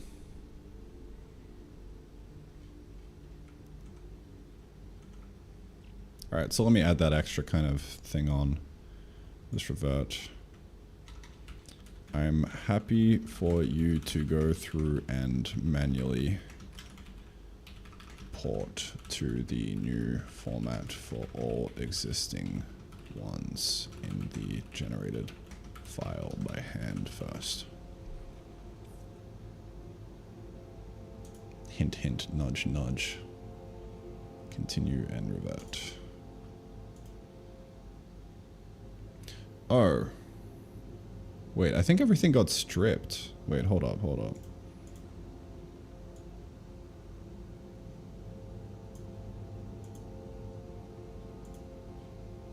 No, everything's already stripped. The fuck, dude? Yeah, something weird happened. Something a little funky happened, dude.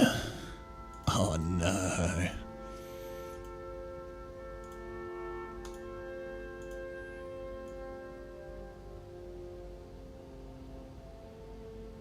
Yeah.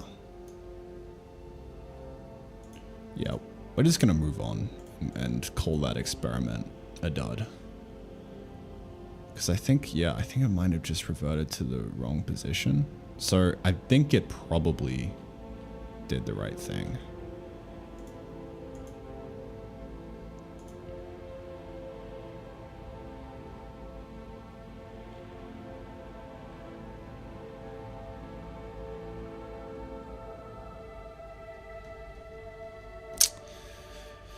I wonder.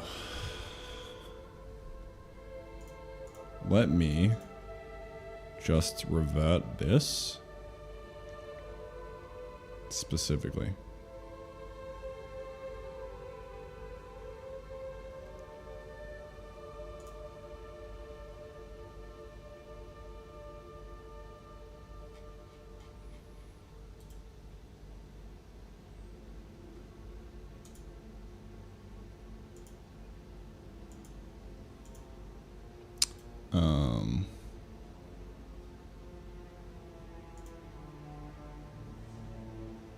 God damn it.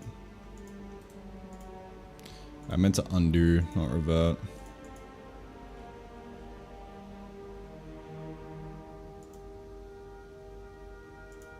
I think. Not sure.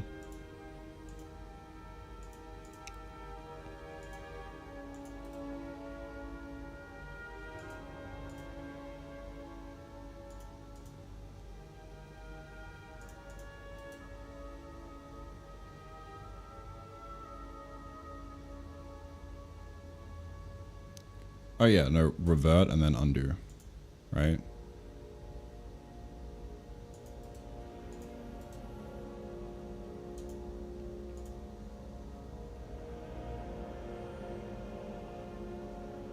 So this just kind of undoes that. Undoes.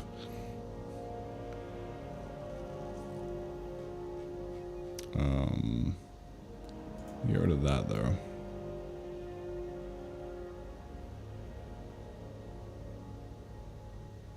And this. But yeah, we'll keep that.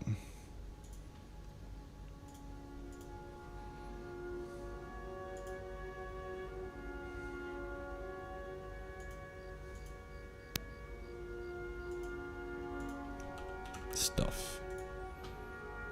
Oh shit. I actually didn't mean to do that.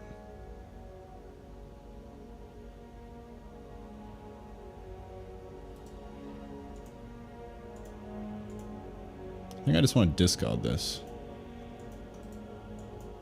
Maybe.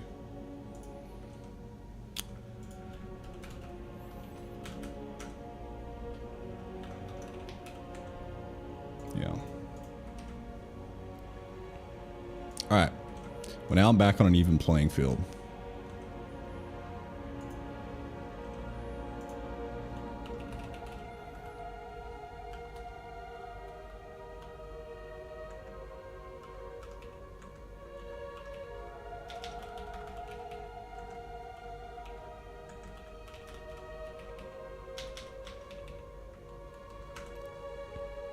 Back on an even playing field. So this is the original input.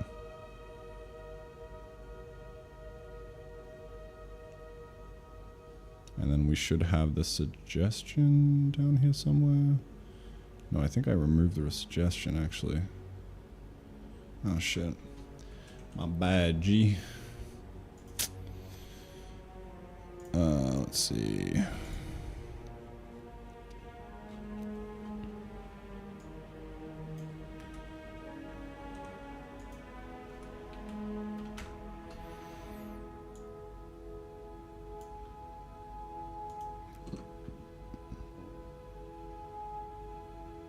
What's this one for? Destroyed amount.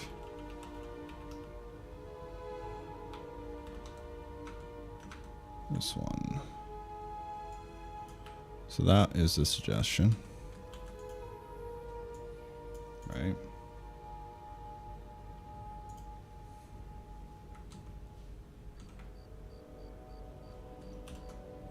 Let's give it a shot. Or I was wondering why my shit was broken. I was in cursor the whole time. Fuck. Alright.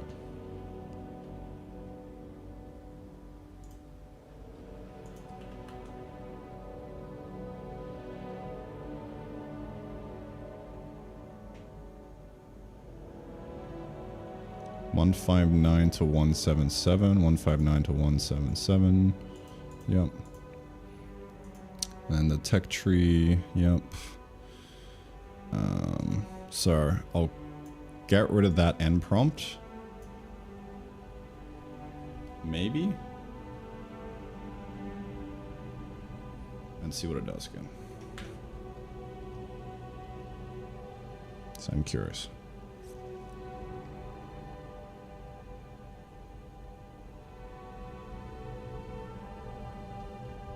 Actually, at this point, I don't care. I just want it to one shot.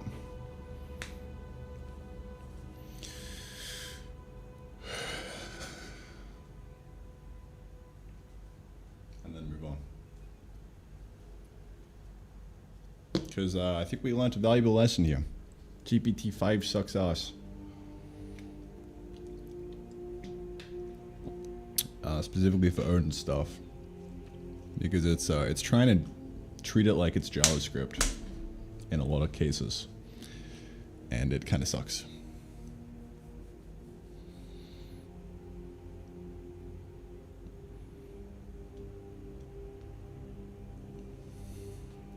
So I would still say Claude 4 Sonnet thinking is the current king, specifically for Odin programming.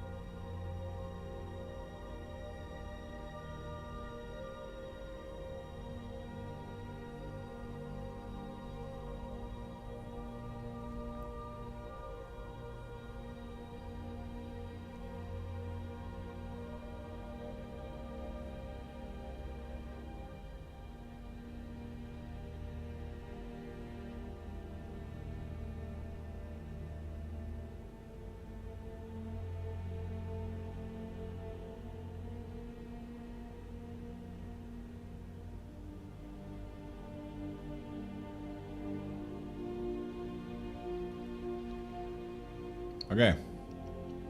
So if this works, then I think it more or less did the job. We'll see though.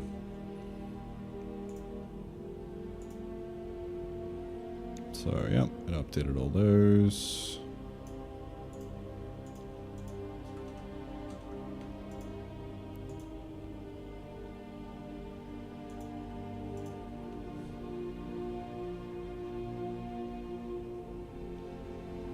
Hit the save. Let's see. Flawless.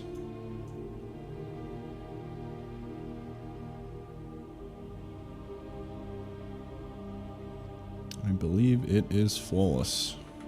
Let's look at the diff. So, yeah, I went through, added all that.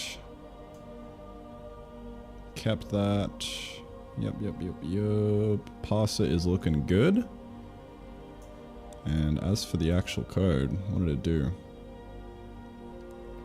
I just reworked to use the bound markers instead, which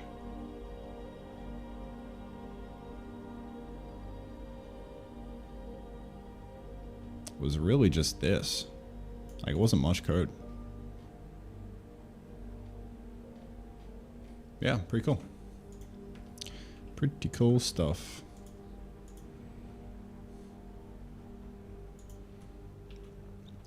GPT-5 is trash. Claude 5.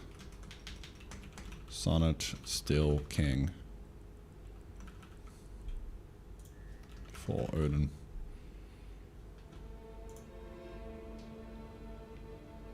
Because, like, compare the changes here to the changes in the GPT-5 version. It pulled it out into a new function.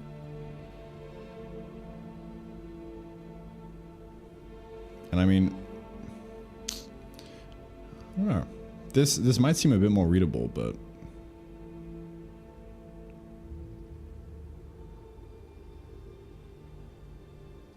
kind of strange.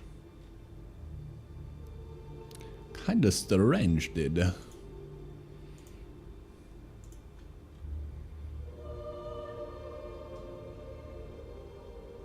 Like, the end result of this is less code. I think. I could be tripping though. I'm gut checking this hard, so I might be capping. I might be hallucinating right now on this entire thing. You never know. But it does kind of trip me up that it kind of messed up the syntax twice now. So that is enough of a reason for me. Problem was, yeah, no, I'm just gonna fucking push that.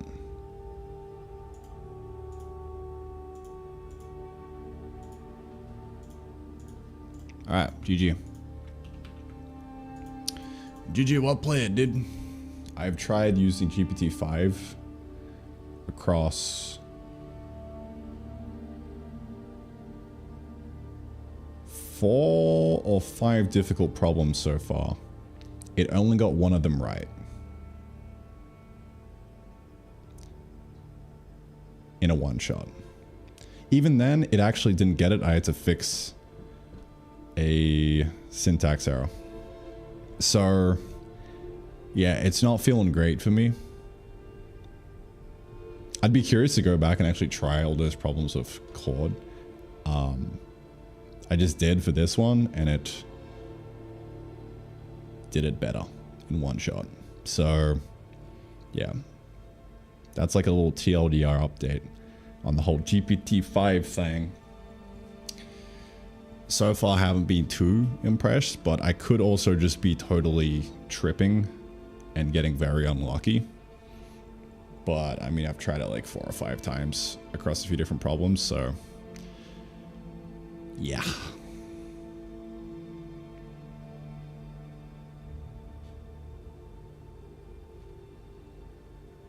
I, personally, will be sticking with Claude 4 Sonnet thinking on this.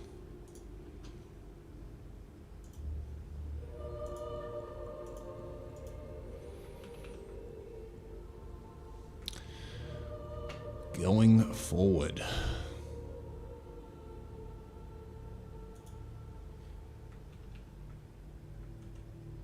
All right. Hey, I need guidance. I know I'm new here, but can you help me? Nah, dude. That's what I look like. GPT-5?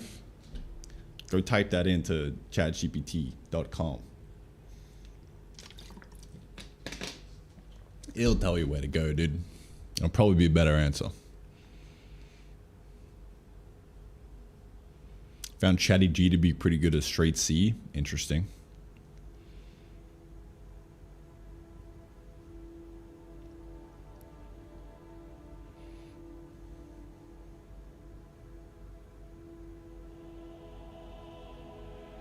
It's so nice to have an intern to get me out of ruts or do ugly tasks for me. Yeah, it's great.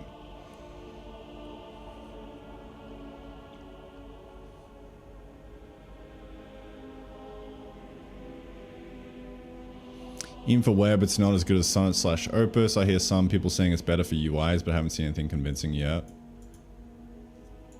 Yeah.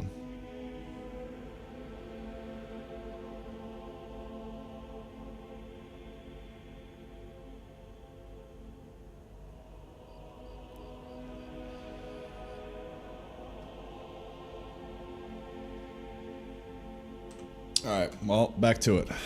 Back to the grind. I actually wonder... Okay, so I was having... The first problem I tried with GPT-5, I didn't try it with Claude. I kind of want to go back in time and like test it to see if it actually finds a problem. Because it hallucinated a fix. So I'm kind of curious. Let's give it a shot, dude.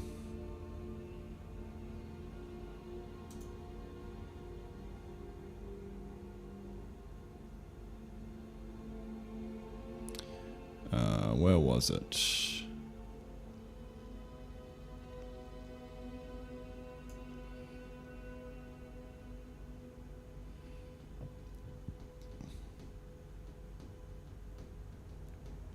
I can't even remember where it was, dude. Oh, this was the bug. It was a one-liner. So if we go back to here,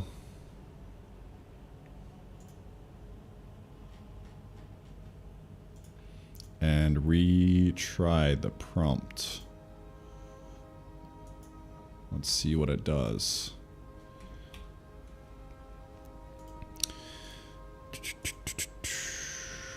Extract the conveyor, dumping items too quickly. Yeah. So let's take this and let's give it a shot. Actually, I did it with context. Let me extractor. Let me just rerun this with Claude for Sonnet.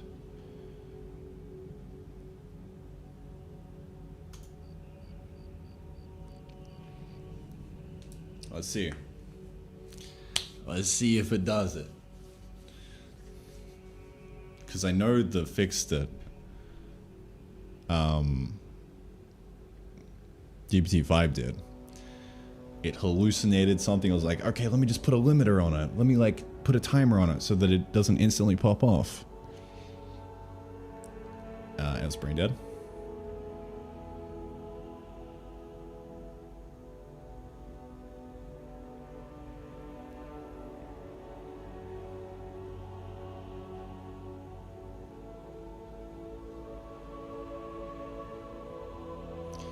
I don't think it's done it, dude.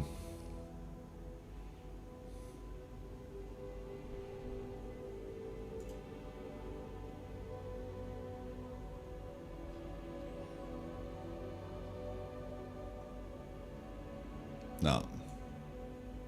It tried a one-liner though.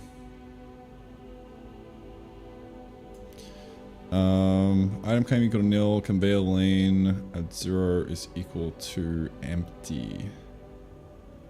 Tempt extract.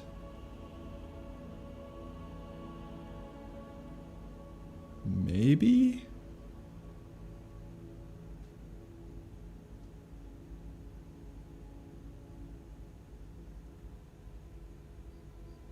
I think this might just fix a different bug for me. What's it done? If item of kind equal to nil, that's implicit in the convey lane. And then source kind not equal to nil, no, that's the same. No, it just totally hallucinated something there. No, fam. Well, the lesson of the day. Don't trust LLMs to fix hard bugs. But maybe sometimes. Give it a shot. Maybe you'll be surprised. Not 100% hit rate.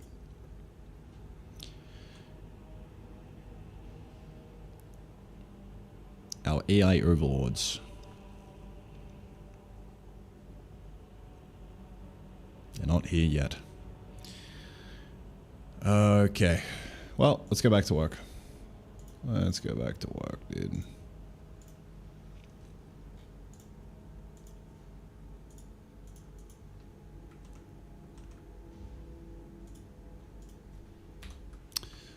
Let's get it started in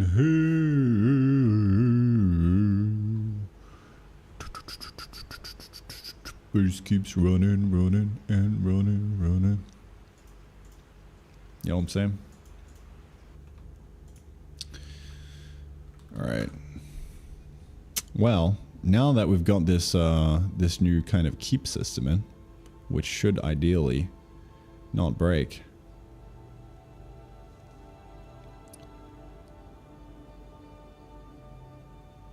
We shall see. Where am I going? I was in the middle of doing this guy. Yes. Okay, so we got a progress proc on this guy now, which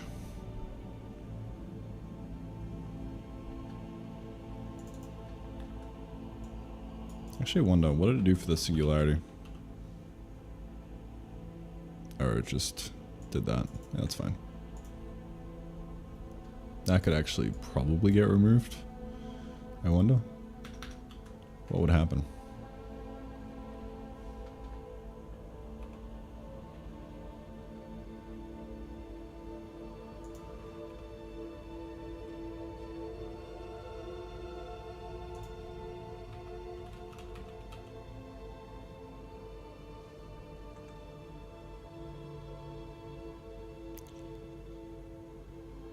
It completely fucked things up.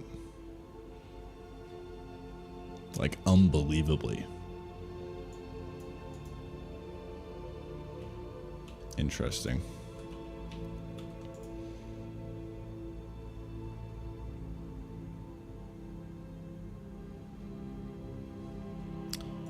I would imagine because it's using indices.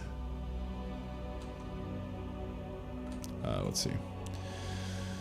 It'll be easy to just go read it, I think. Techtree.uden.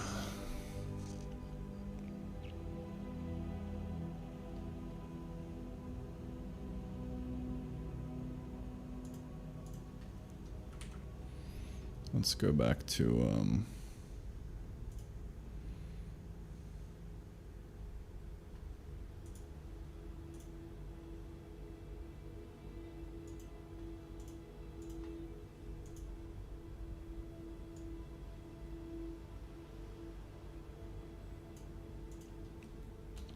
it breaks when there's no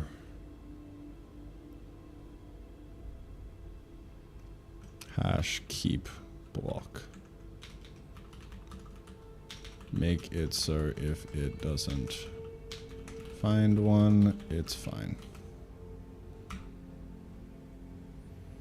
Because I would imagine it's keeping it from earlier and it's moving on to the next one and then thinking that the one from earlier is no longer there. If I had to guess.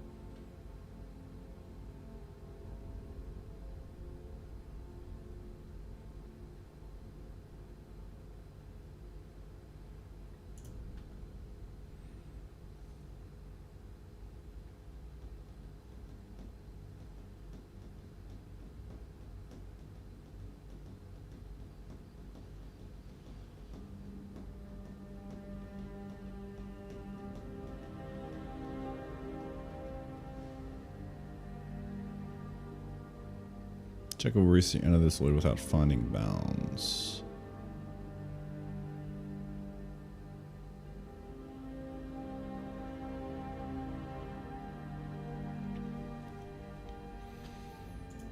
Else is in bounds. God, I don't know if we can rely on that.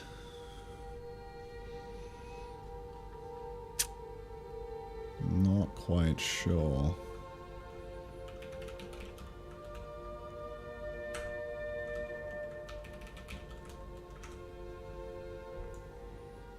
Not quite sure. Because that's that. I guess, okay, it's trimming and then comparing to that directly. So, yeah, no, that would work. Maybe.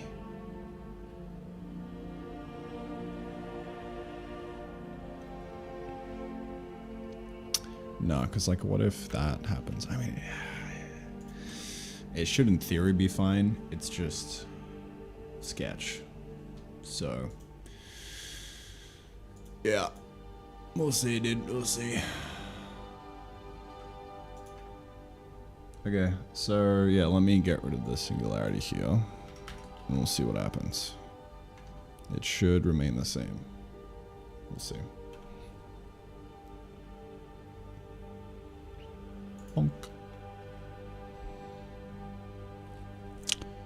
It updated it with this, with an empty block, which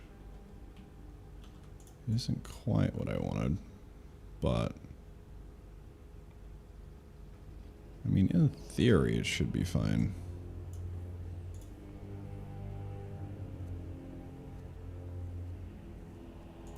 Yeah, so it's doing a default. So, existing bounded. It's kind of crazy that it understands this own syntax.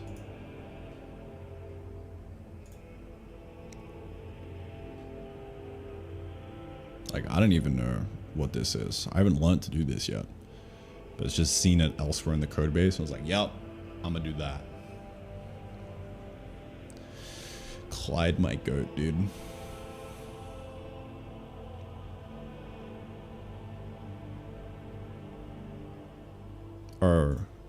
So it's kind of like the for loop, right? So there's like an assign here, and then this is the actual check.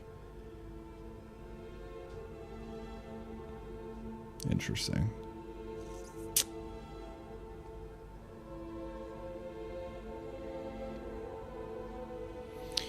But yeah, I wonder if I could make it so that when there is no block, don't write the block. Default. Just leave blank. Actually, we do want to write the bounds. We just don't want to default that there.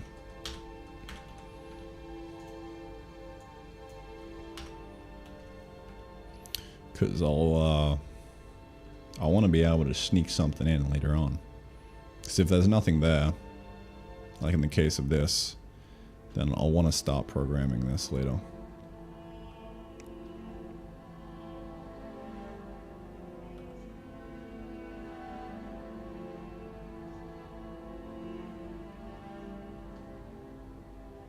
Which is cool.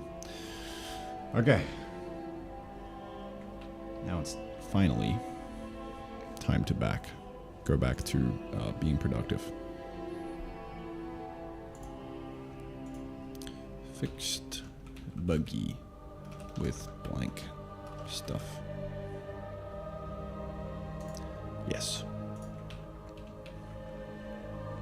All right.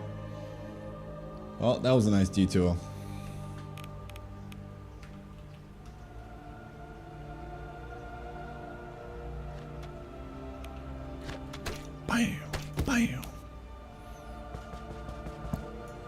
So, what is next on the to-do list? Back to it, dude. Light level fix for torches. So, Actually, no, dude, I was in the middle of fucking doing this. Okay. we're gonna do the quest first, and then we can do the level. Alright. Dig up 3 iron plants. So, back to this guy. Dig up 3 iron seeds with our shovel. So we've got the progress proc now. Chilling in here. We've got a nice new robust parser that lets us extend it. Yeah, dude, we're kind of fucking off to the races at this point. This is gonna be sick. I'm gonna grab a soda real quick though.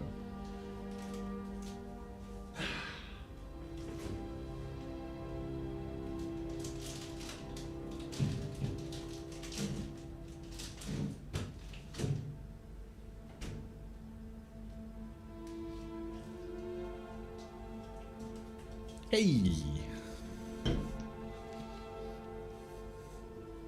I got a soda, dude.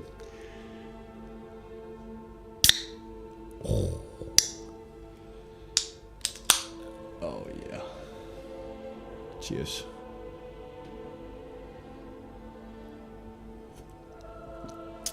Oh.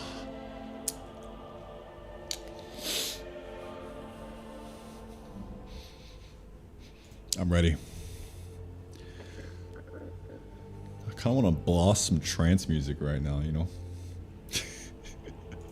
I don't want the VOD to get muted though.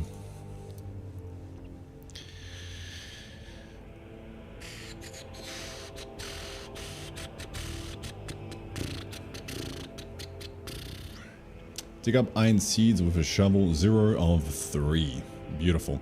So we can just query this with the progress proc. And it should be totally fine, dude. So 0 of 3. Let's run this shit. So we'll say if node.progress proc is not equal to nil,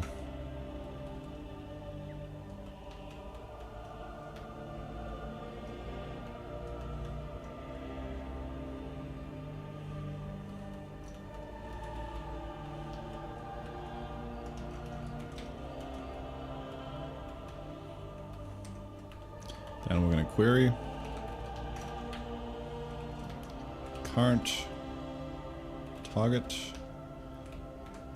I'm going to query that progress proc like so, and then format that in.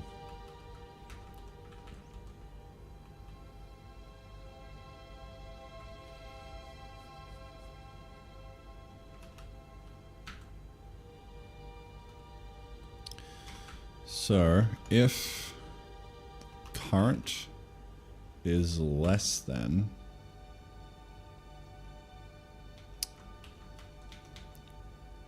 I'm actually going to say if progress proc is not equal to nil and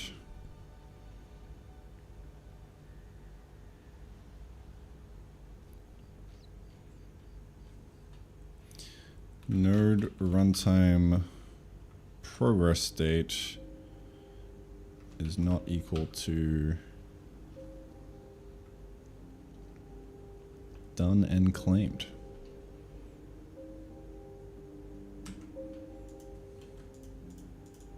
So when it's done, I don't want to display this.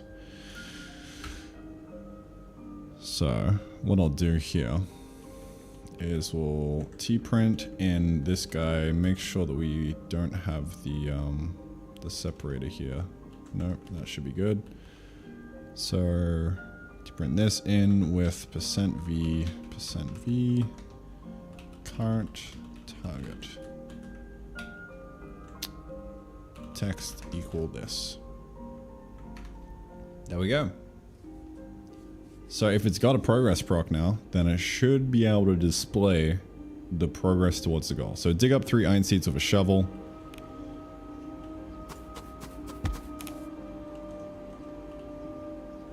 That didn't work, for whatever reason. Gotta go fix that.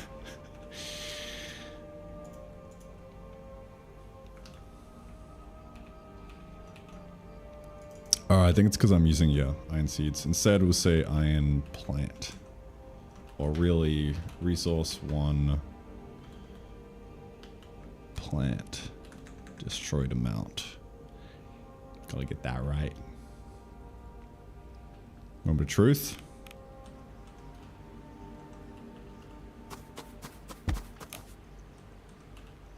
Nope, still fucked up. I'm gonna fucking kill myself. Or it was placed by the player. I would have to get a fresh one. Hold up, hold up. Fresh one? Fuck off, son. Go away. Remember truth?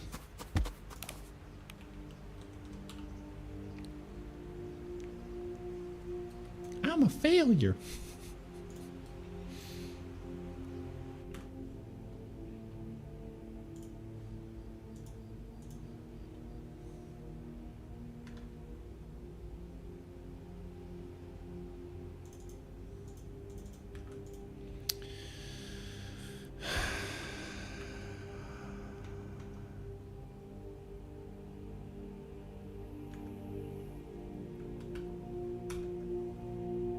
Or maybe because it's not getting the killed by. Hold up.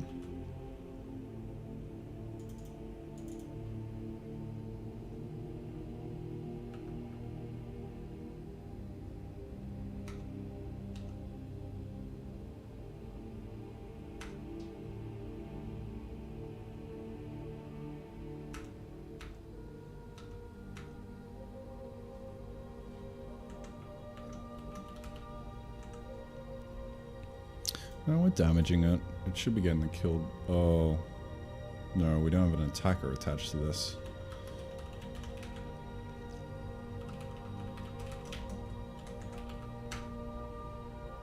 That was the bug.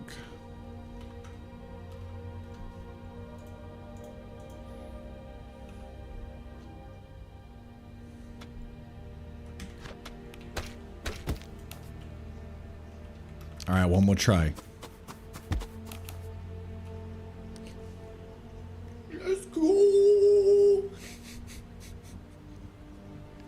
That's my celebration face. Ah. Oh yeah. Oh yeah. Now we have progress towards goals. Big W. Huge win. You can now track your progress to the feed 200 chests into the hole.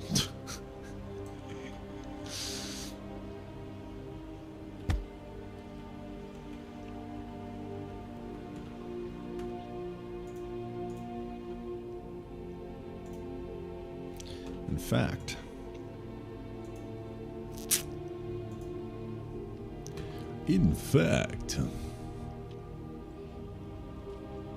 bridge.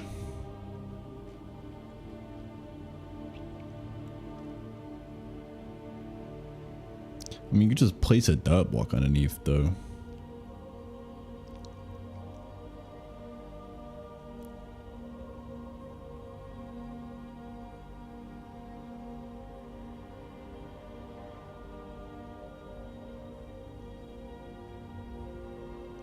Right, because you kind of want the water underneath if you want to bridge that over. I see. I see. Yeah, this is probably where the underground update comes in. Because you could place a half slab over that, and that should do the trick, dude. Interesting. Anyway. Here we go. Popular feature. It's got four thumbs up. That's been planned for a while. Is now complete. Yay!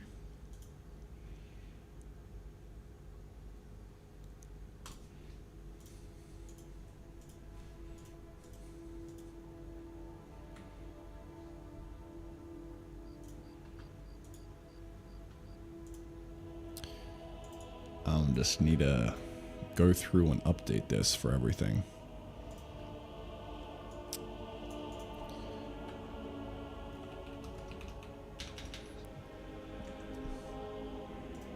Feed 5 chests into the hole.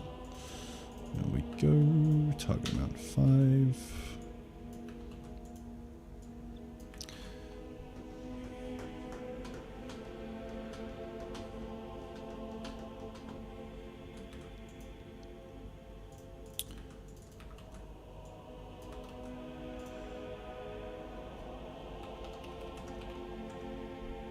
Feed 200 chests into the hole. Target amount 200.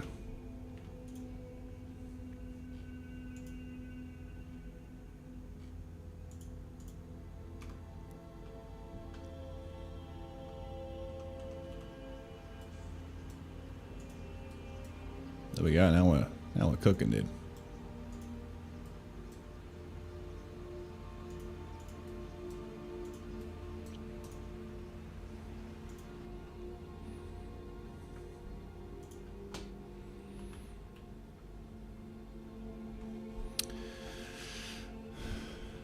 So I've just kind of killed 2 birds with 1 stone. We got the new Iron Farmer quest, which, you know, you can dig up 3 iron seeds with a shovel. Maybe we actually reward you with 1 iron seed instead. 1 extra iron seed for your troubles.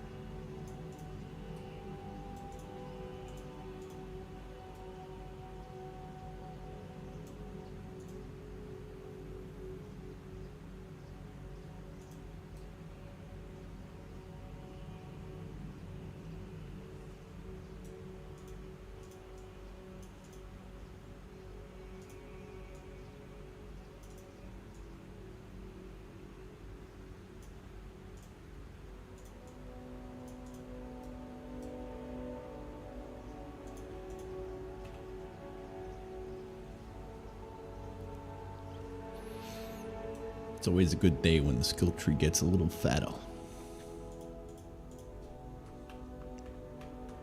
Donskis. I'm a speedrun doing a couple more.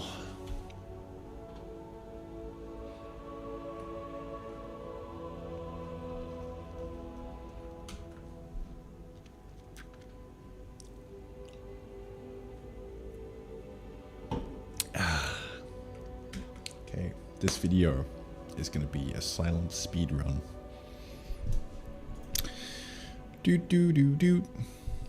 This clip is going to be a silent speed run. I'm going to get a little speedy, man.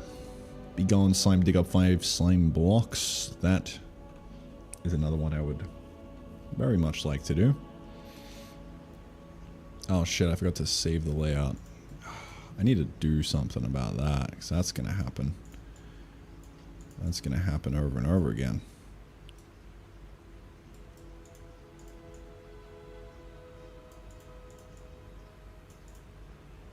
Honk.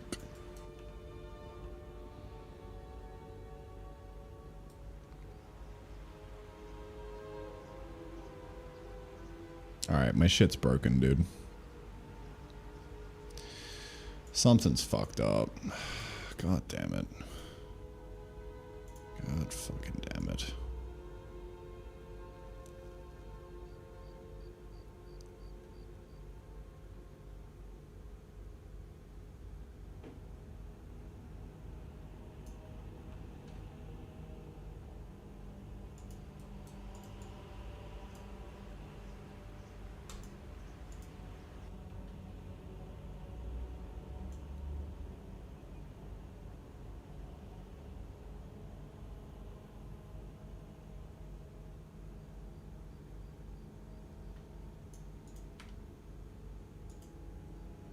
Pos 120 negative 40.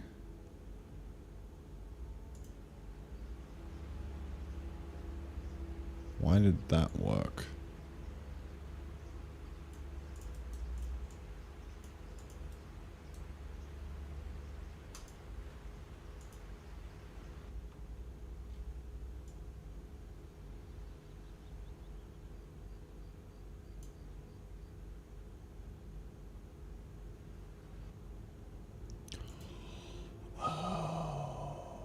I see.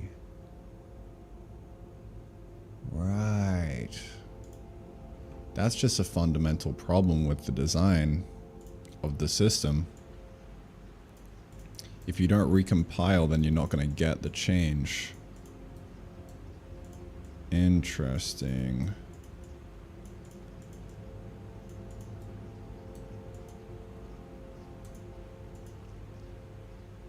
So if I make it neat like that,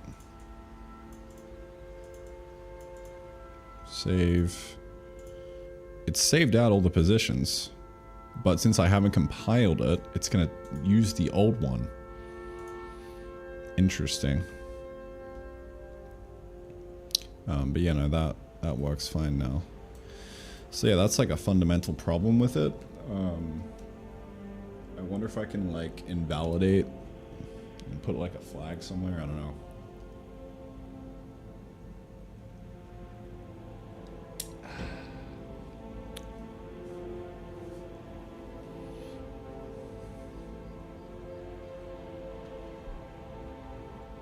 But yeah, something to be wary of.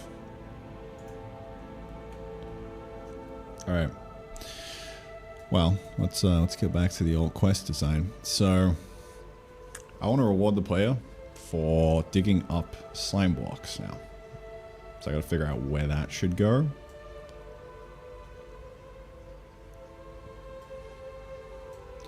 I would imagine just right here, honestly.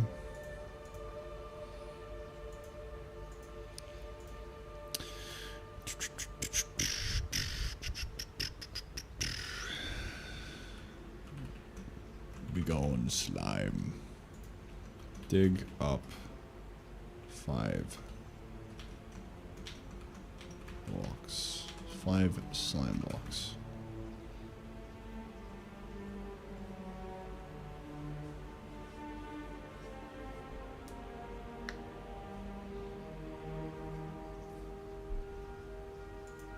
Maybe 10.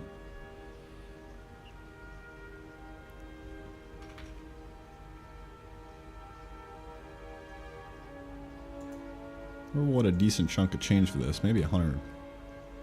I don't know.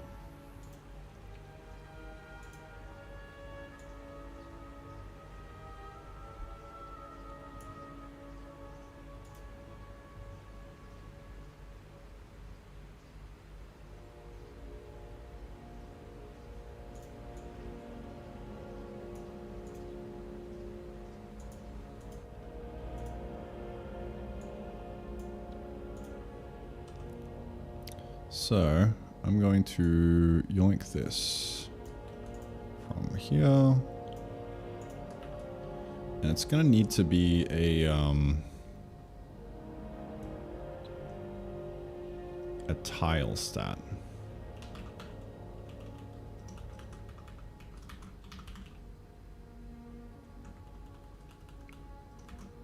If I had to guess.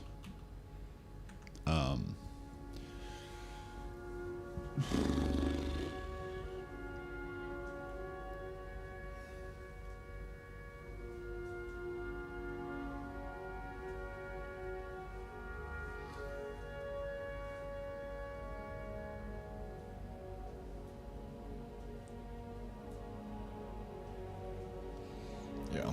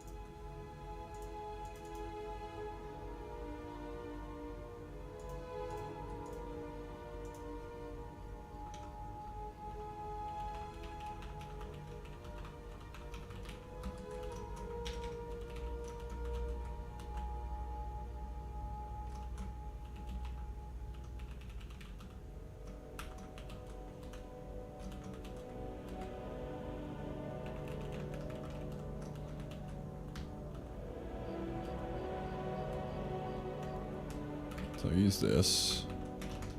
If it was generated, not placed, then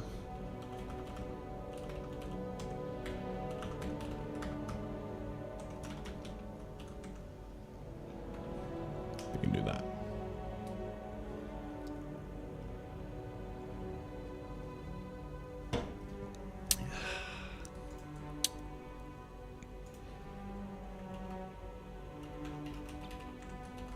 Should be destroyed unique amount as well.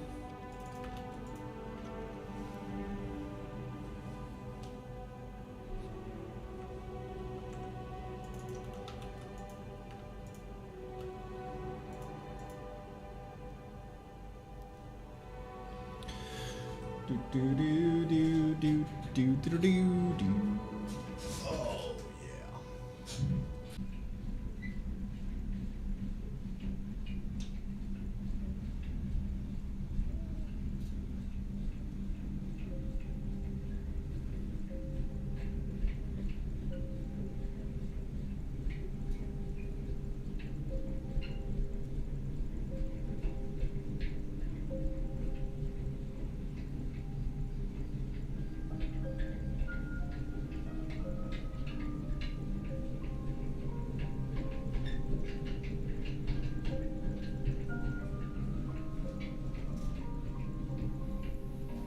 Oh yeah.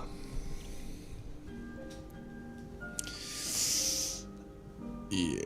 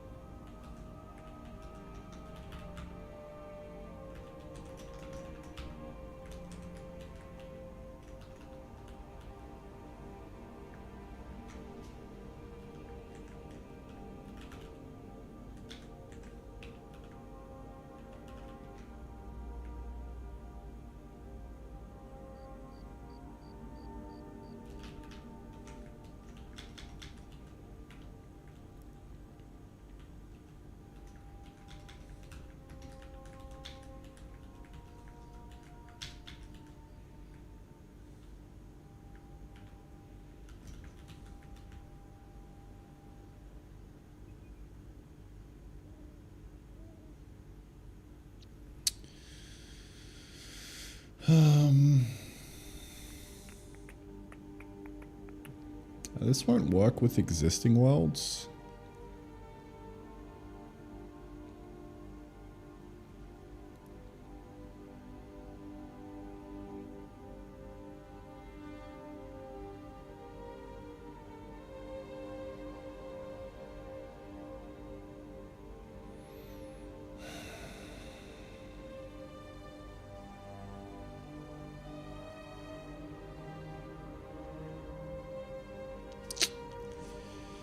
Yeah.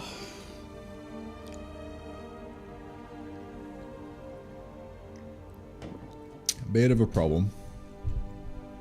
I would need to have an upgrade path for this because it's not that trivial.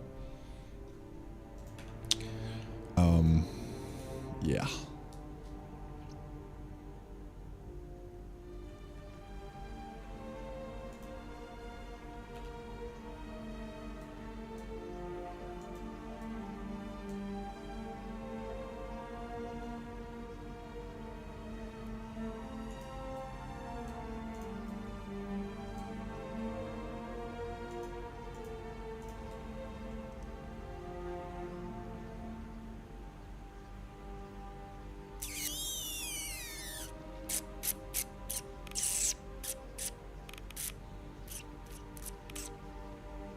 Yeah, I don't even worry about it right now, though.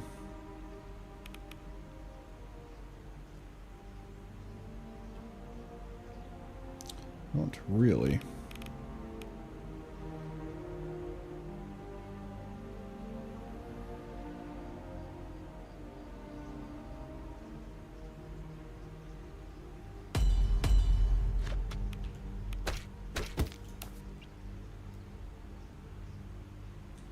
Gotta be very careful not to save and fuck up my world.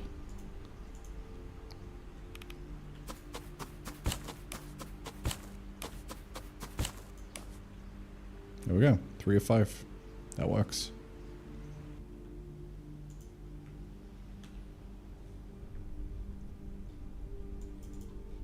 So that's another one. I'd like to display the amount so you're a bit more like inclined to do the quest.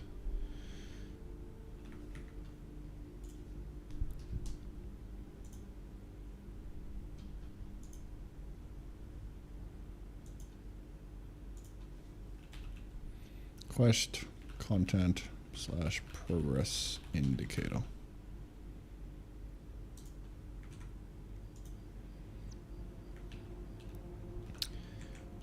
Yeah, let me do that real quick before I forget. It's been on the docket for a while.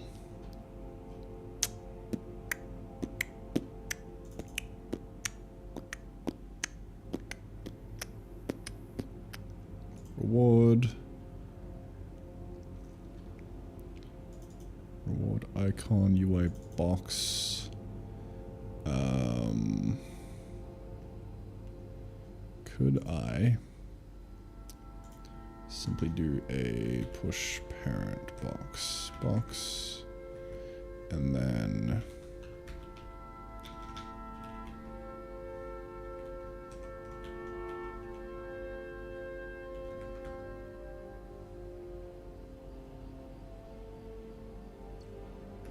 width being %parent and then the height being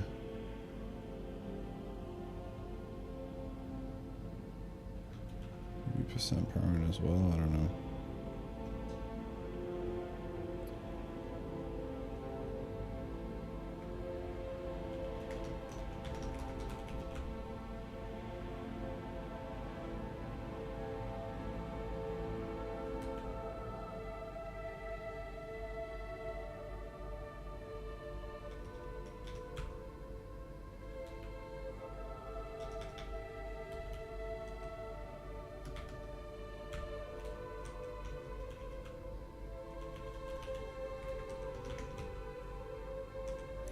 I wonder if I could just do that.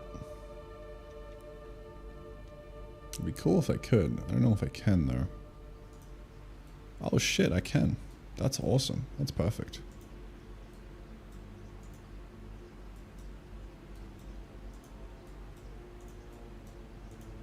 Sweet. It's a little scuffed, but works.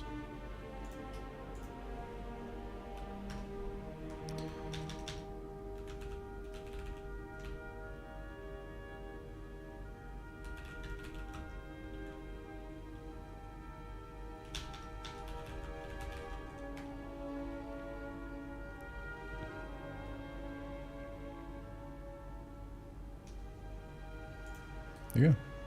So you now can see the amount.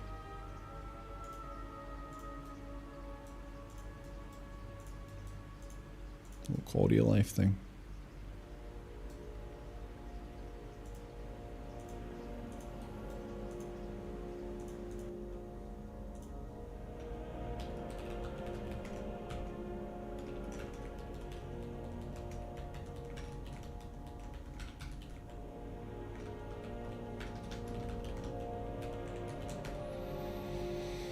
Sweet. Alright, slime quest done. Now we also need the sell 5 carrots quest. So one more.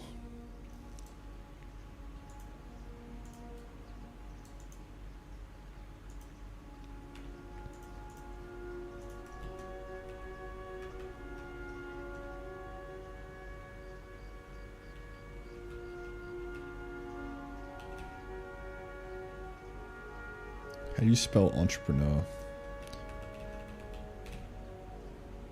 It's definitely wrong.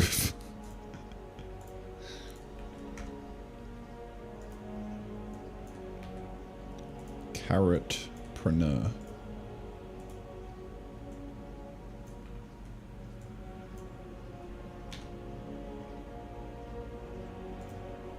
Objective, sell 5 carrots.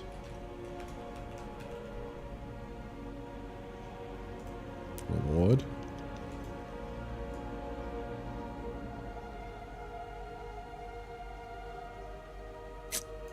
Let's give you more gold, I guess.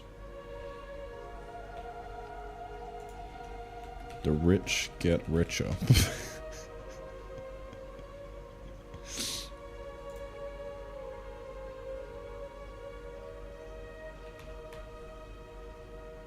So you sell 10 carrots.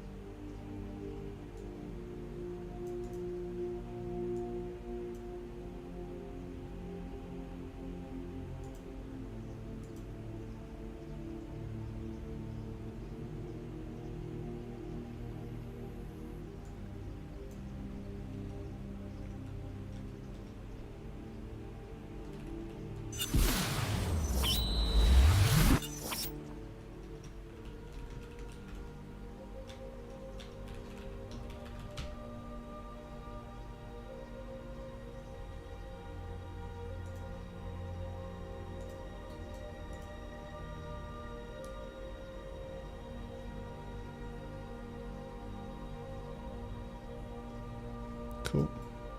Man, I love the new UI system. The fact that that just auto-formatted properly. And I got the new lanes working now. Man, feels great. Me likey. Well, that completely fucked up. What the hell happened here, bro? Oh, the new line. I take that back. I don't have the new lines working. They're rendering great. but they're not saving great. So interesting. I mean, I'll probably just need to be careful about that. The easiest play here is just doing one of these. Yeah, I don't know. Decay, bro. I decay.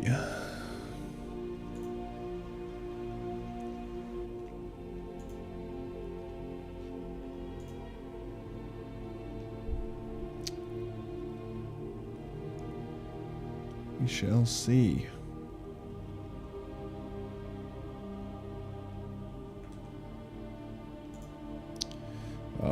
Derek, thank you for the 5 months of Prime. Appreciate it.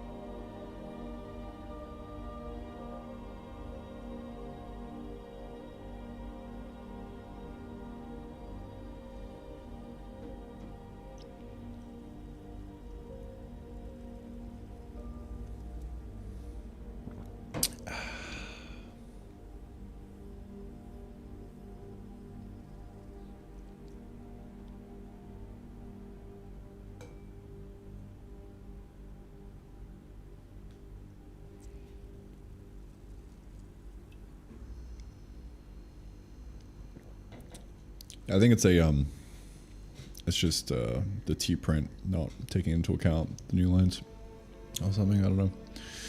We'll see. Not a big problem right now.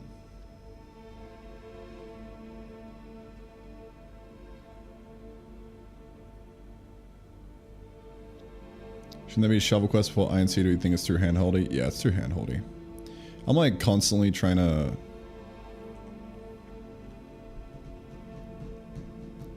toe the line of like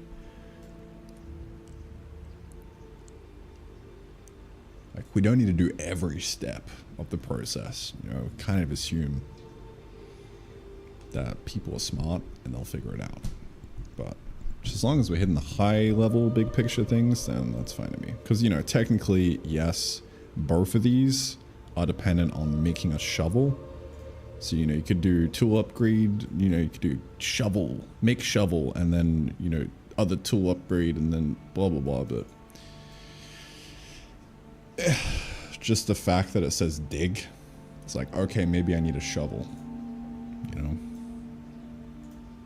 I don't know. Dig up 3 iron seeds with a shovel. It should be fine. Dig up 5 slime blocks with a shovel. You know, we can probably leave it at that. Maybe. Alright, well the save keeps printing in not the new lines, so I do actually need to fix that. I do need to fix that.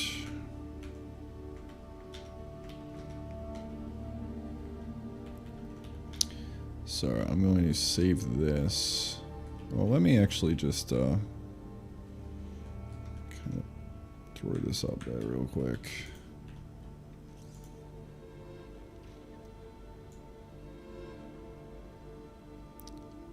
Carrots, carrotpreneur, the rich get richer. Is that currently draft content? It should be. Yeah. Cool. Push this up real quick.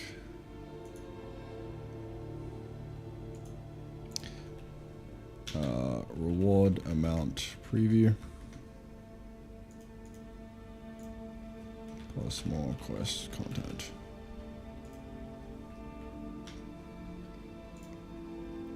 Monk. Alright, so let's do it. It's just you and me, bucko. We got a new bug. Soldier! There is a bug.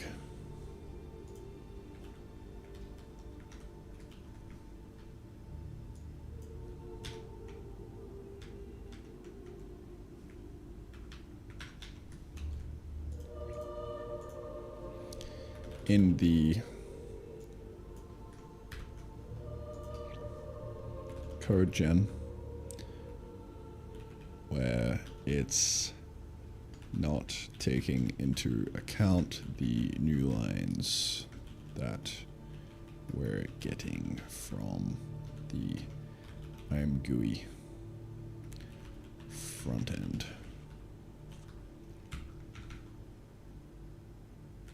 Your task is simple. Deploy a fix and reconvene ASAP. Godspeed.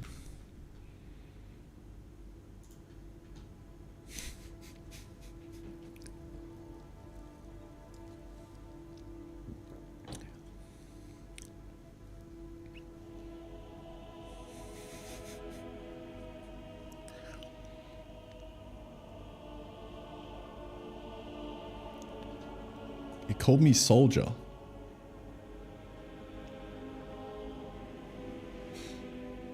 It's over for quiet, dude.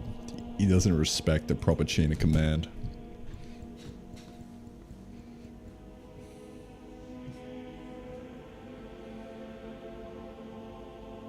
Deploying fix.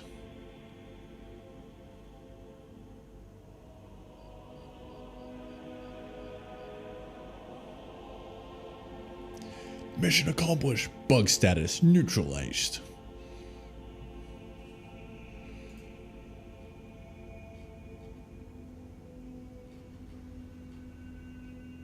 Oh. Apply. Fuck, it's over, dude. It's so over.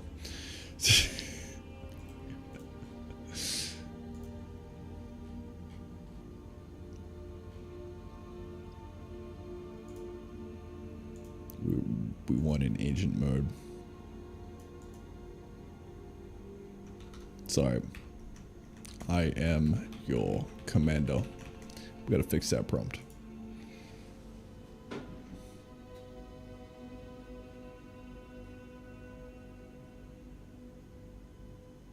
Much better, much better.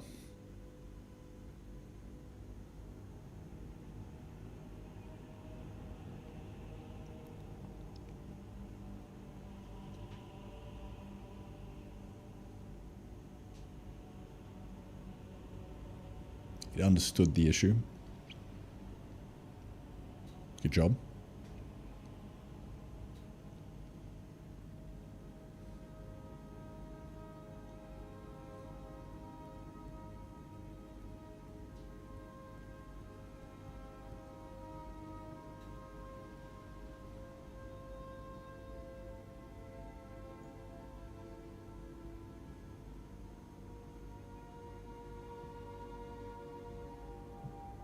Man, it would just be so good to tack 11 labs onto this for the output.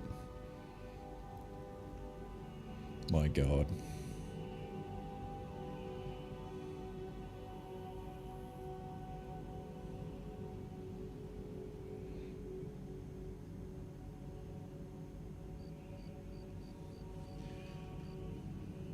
The fuck you doing? And the fuck you doing there, bucko?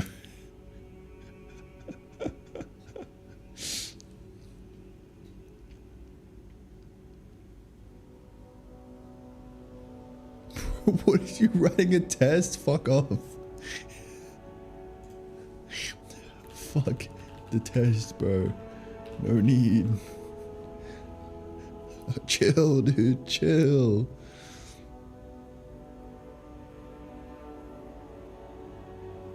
Oh, it's probably because I said deploy.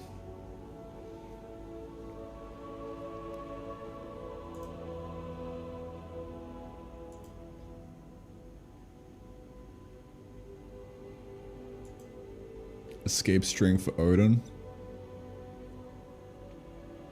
Good job. Nice work, soldier. Fuck.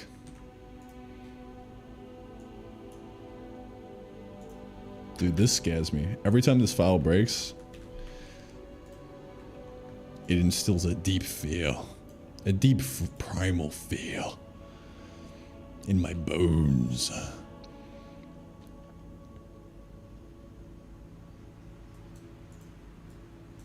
Alright, save. Are we chill? I think we're chill. I think we're chill, dude. Let's go, bro. Let's go. Good fix. Good fix, bro. Good shit.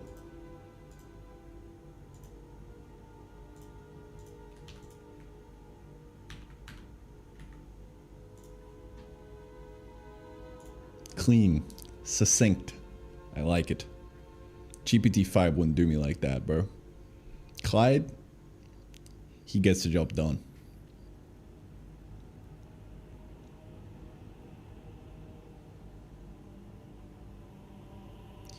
Fix escape string buggy. Wuggy.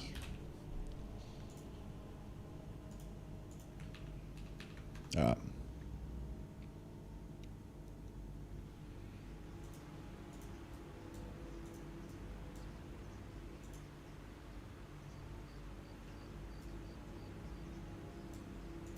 Carrot for now. Let's get it, dude.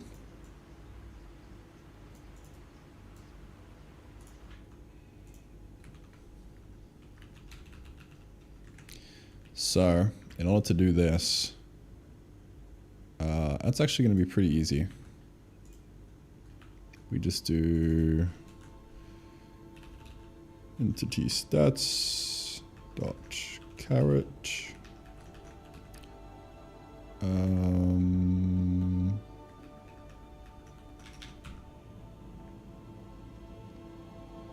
Amount put in whole.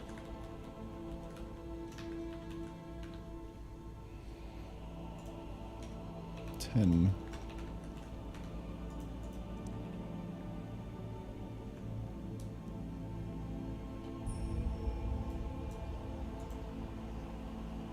I've sold 15 so far. It's pretty good. Oh yeah. The rich get richer. Well, I think that is, all in all, the new quest thingo done. More or less. You know, we could add a little bit more content, but, you know, we got the Begone Slime, dig up 5 slime blocks with a shovel, and the Iron Farmer, and yeah, now the Carrotpreneur. The rich get richer. All in all, it's feeling pretty good to me. Can cross that guy off the to-do list.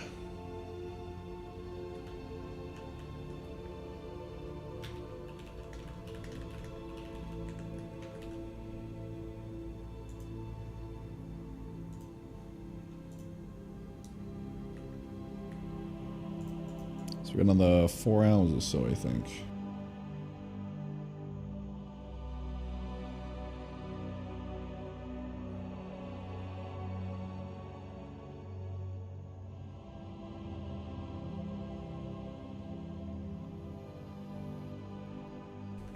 Four hours left to get this playtest shipped.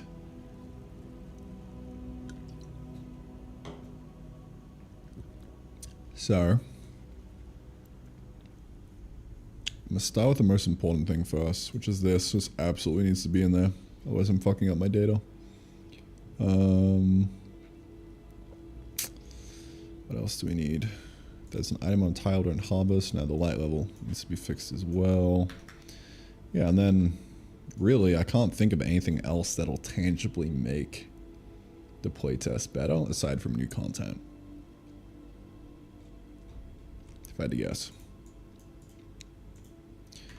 So yeah, let's do it. Let's do the major minor version split, because I've just got them all in the one right now. We need to split it out so it's easier to do stuff with, both internally and with data in PerShog.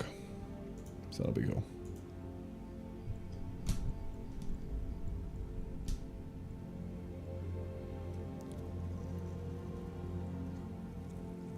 I was about to give up for the night and I heard winners don't need pep talks. Amen, brother.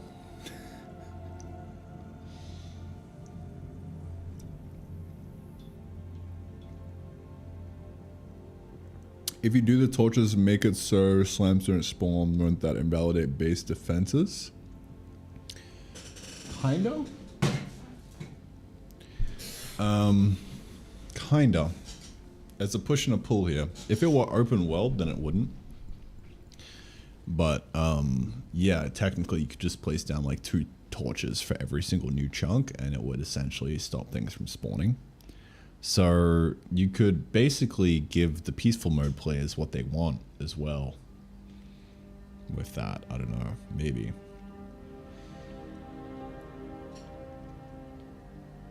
Not sure.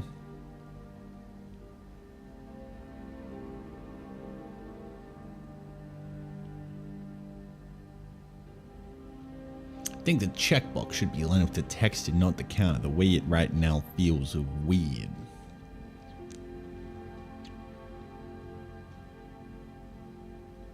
All UI stuff at the moment is temporary, so I'm not too fussed about it being kind of off.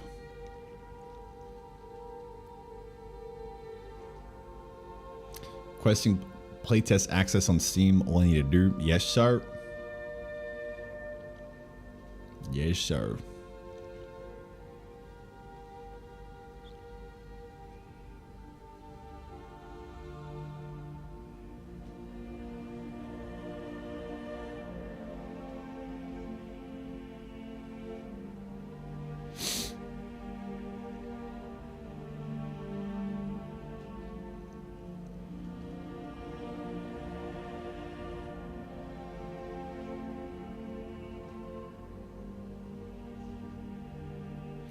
Torches should stop slimes from spawning, but also have a small chance of just burning everything down.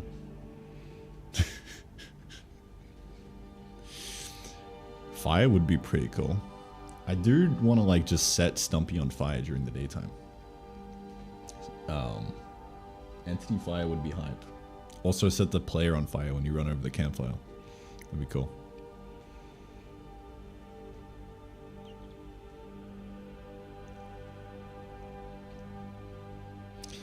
Randy, if you won in Thailand, what's your second place country you'd work from? That's a very good question.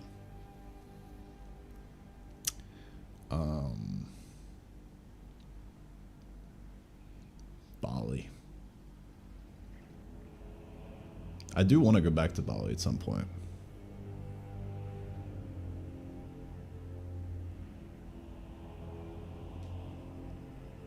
Google's second cheapest country to live in, yeah. Whatever gets me more runway, dude.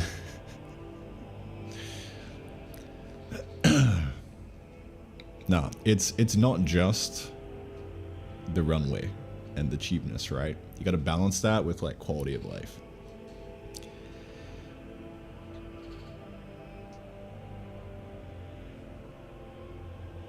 Parents' basement.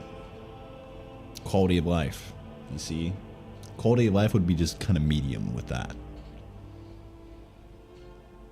Depending on where your parents live, I guess.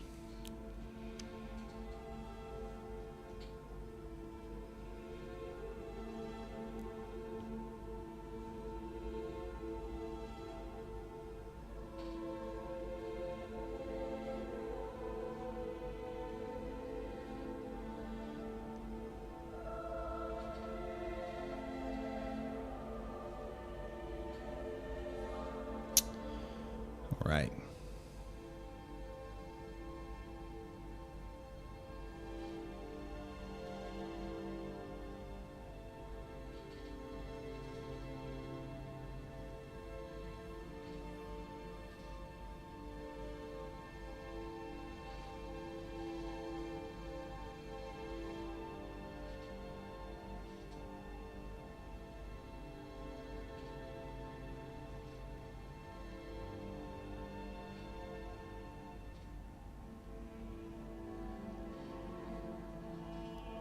Thailand has some of the most beautiful landscapes in the world too. I wouldn't know. I don't go outside.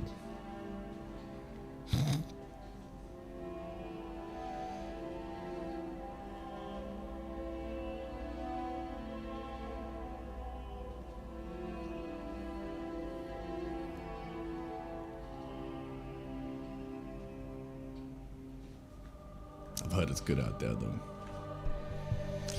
The outside, not really for me, dude. I'm more of a program kind of guy. You know what I'm saying? Sit here, tap away the keyboard. Curtains shut. Butt plug in. I mean, what? Sorry. I slipped out. My bad.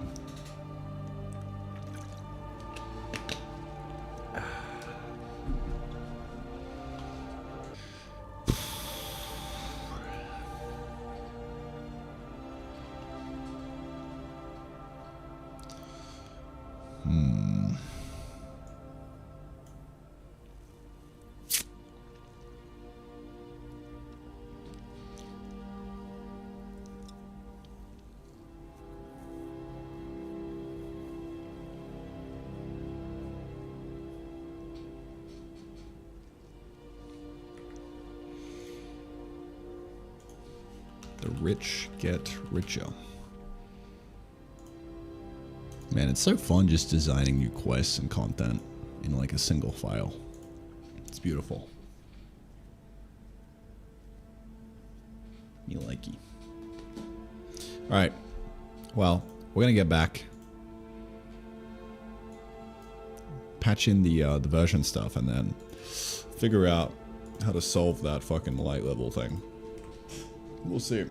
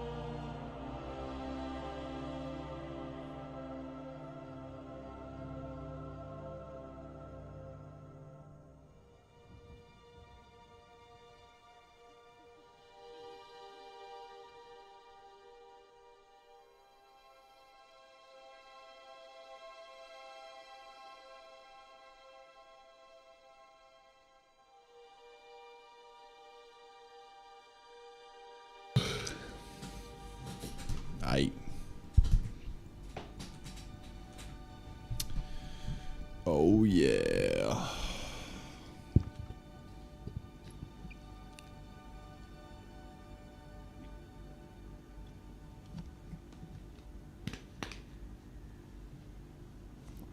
GEX, hello sir.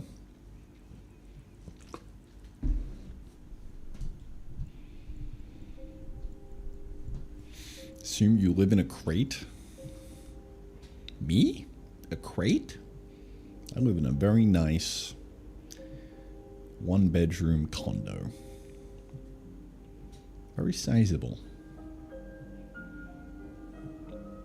It's like a giant crate, you know?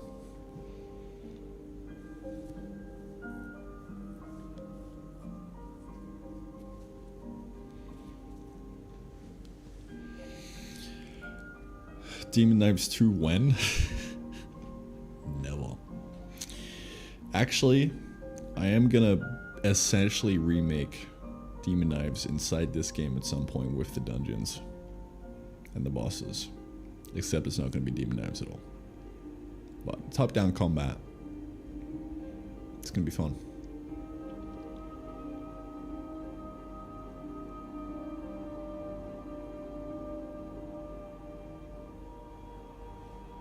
Alright. Well. Let's do it. Let us do it. We need to switch up the version.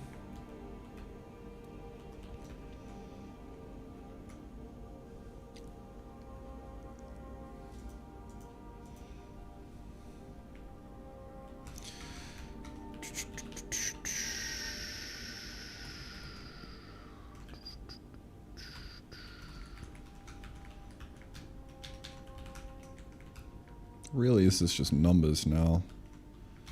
Major, minor, patch.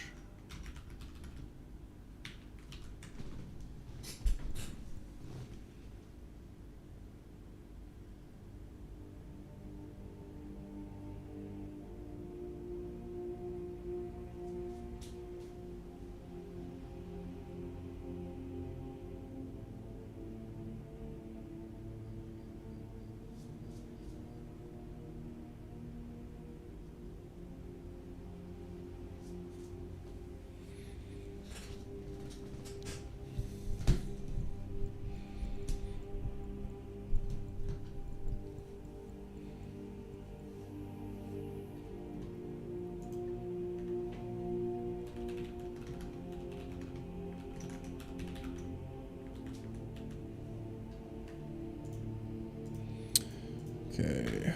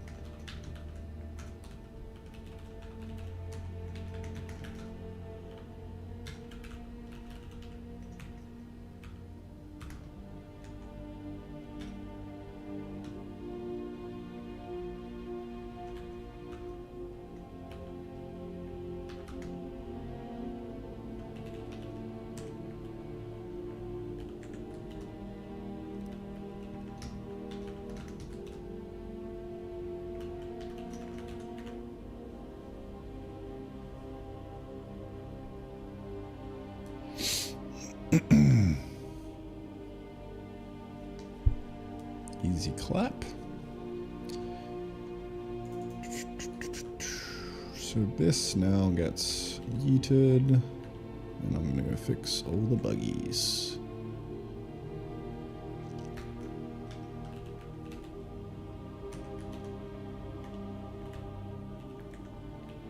In begin version equal this. Okay. So yeah, I'm gonna change this to be pretty version.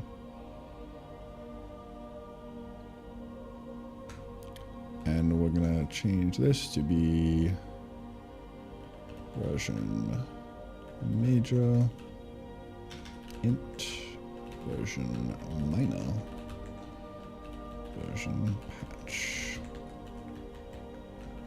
pretty string.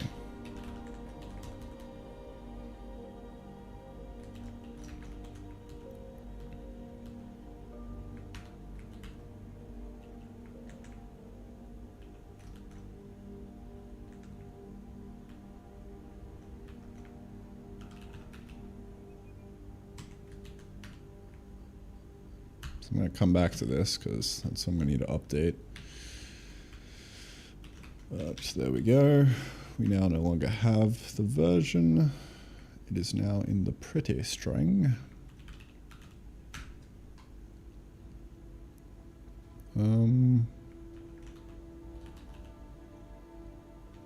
So yeah, in the game begin, I guess we do this. We go ctx dot major version major minor patch. And now during upgrades, we're gonna need to pull those in as well. So let's see, when we do the game load,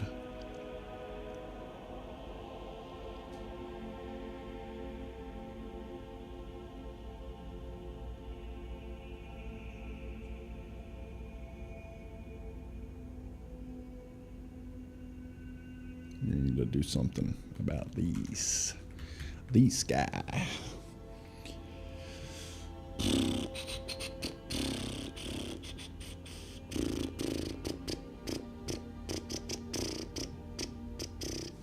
I'm daydreaming right now about weld name and doing a weld selector. But to do that, I would need to do a text input box thing. I could maybe try fucking jerry rig I'm GUI. Maybe. It would be kind of funny. Because, like, anyone who's a programmer will see the I'm GUI and, like, visibly, like, lock up. But all the end users will be like, oh, this is a weird looking little text box. I'm just entering some stuff in. It's weirdly polished. And then they'll move on.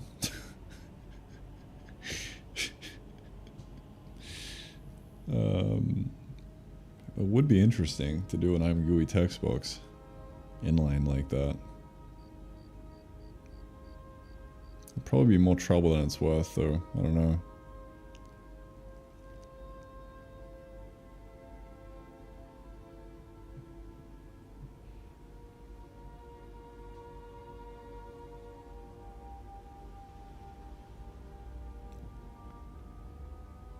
It probably wouldn't be too hard to just like prototype out a widget that lets you kind of enter text and backspace stuff. And like that's kind of it. That's all a man needs, you know? Wouldn't be too hard. I would really like to move the Google Forms survey into the game though, because then I could see the answers and match it with playtime and like events in the game to like debug why people are saying what they're saying.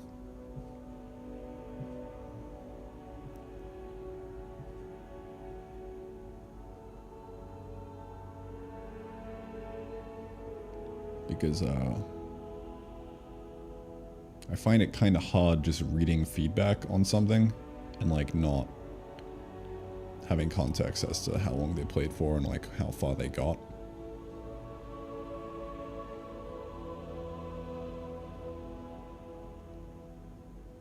But yeah, it's kind of like a stretch goal thing. It doesn't need to happen. I actually wouldn't really have a use for it as it stands, but it could be interesting.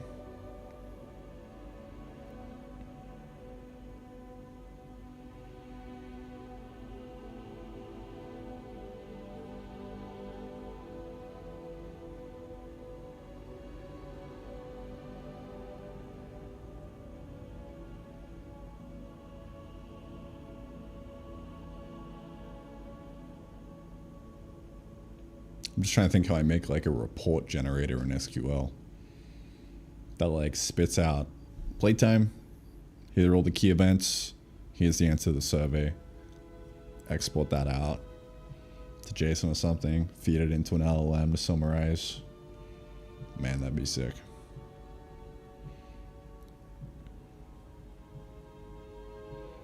That would be sick, dude.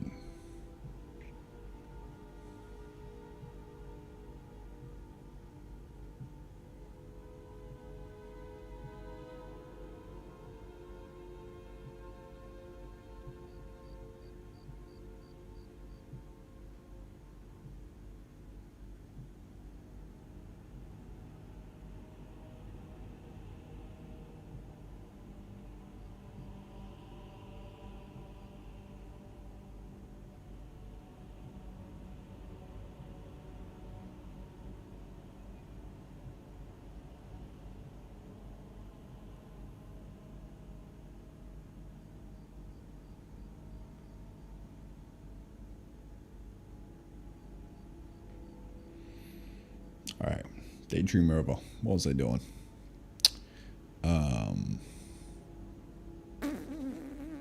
Something to do with this.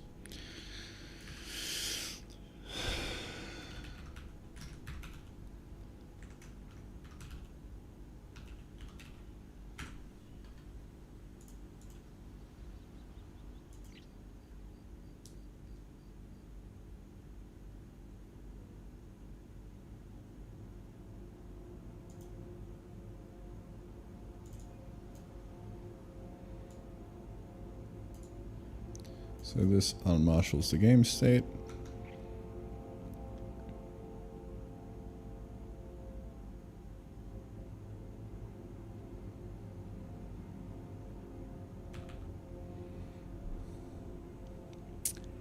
Check the version. So at this stage, we should have really like version in here.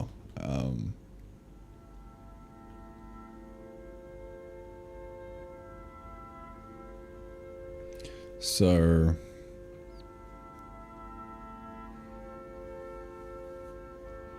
really it's just a matter of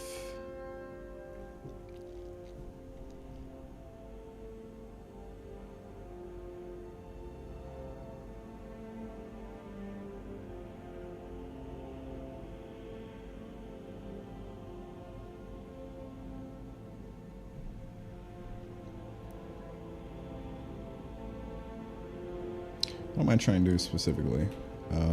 Let's say if ctx.gs version is not equal to the current version.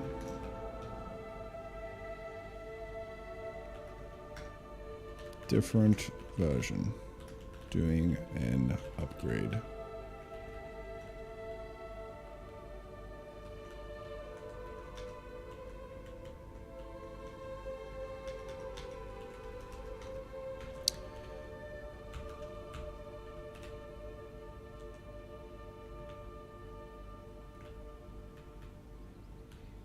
Ooh, I'm just realizing now.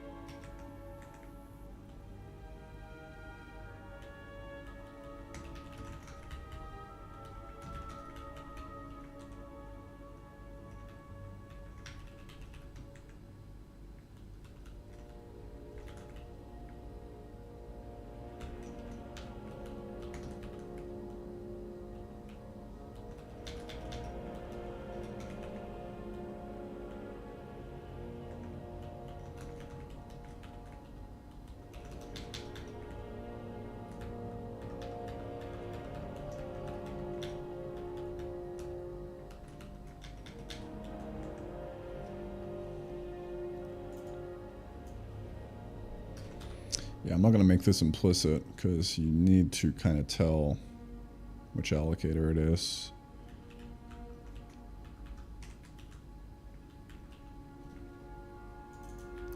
Otherwise, you're kind of fucked.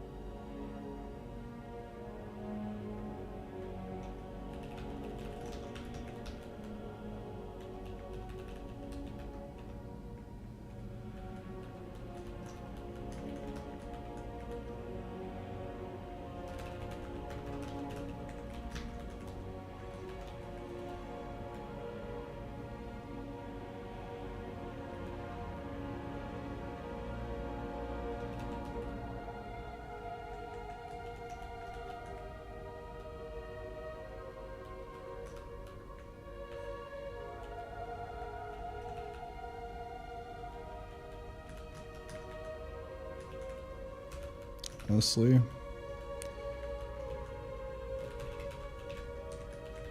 Do one of these, and then if I actually want it, then we can do the allocator.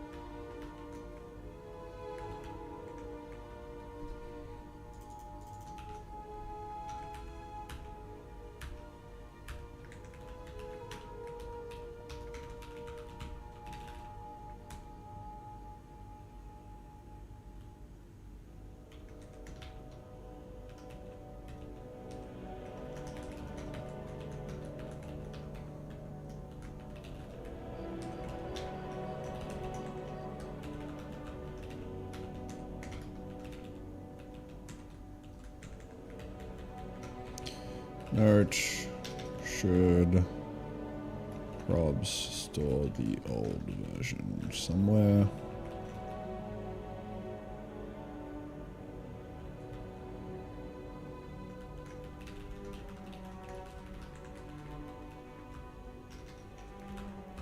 That way we can query it at different spots in the code base to do various upgrade type stuff. The main thing would be loading up an old chunk, I guess. Right, because you also want to put this in the chunks. Or just do it all at once. I don't know. It would depend. I don't know if we'd do a big pass on it in one go or piece by piece. Probably in one go, so it's more robust. DK. I'll solve the problem when there's a non-trivial upgrade I need to do, and it's breaking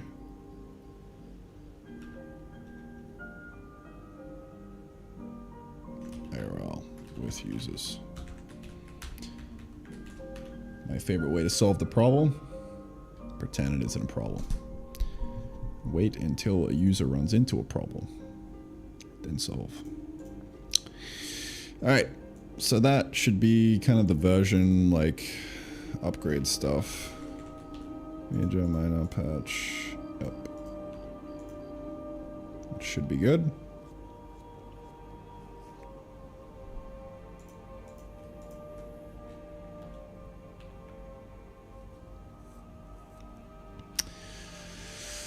Should be good, dude.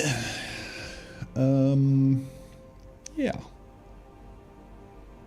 That from like a data standpoint in the game save should be all right.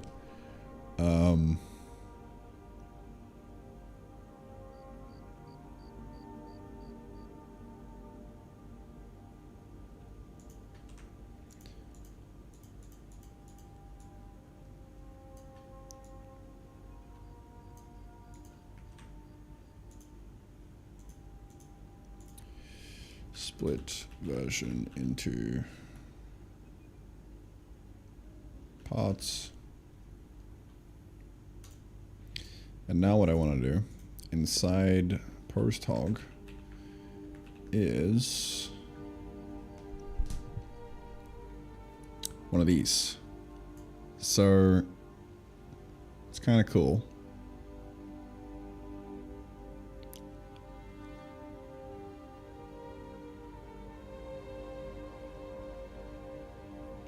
Because I can do a set once, and that'll set it to start off with. And then I can just do a normal set to set it every time they run it. And this will get associated with each user.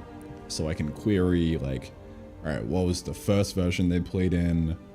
What's the current version that they played in? Stuff like that.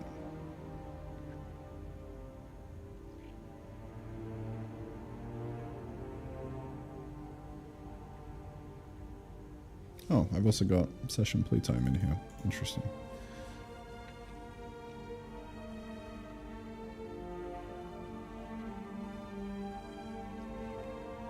Yeah, I'll have to do proper playtime tracking. Because this is an automation game. Sometimes people will just go AFK to do stuff. So I want to do some like proper like playtime tracking. And have it display as a stat in game so you can share that as a flex. Like active playtime and then like idle playtime, whatever. Active playtime is the flex. Because any rookie can leave a machine on overnight. But it takes real skill. It takes a real factory builder to grind for 1,000 hours.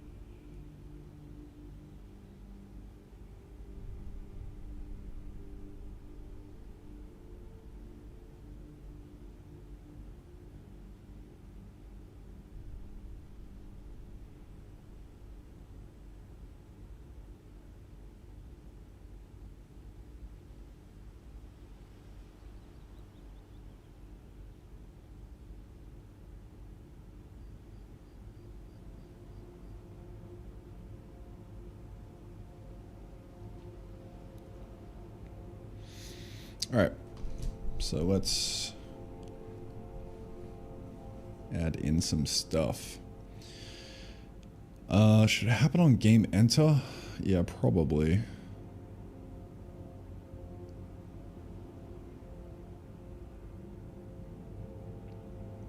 Could just put it in every single request, like I have with the version. That might be better.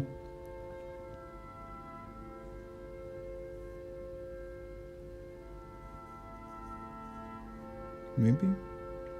Not sure.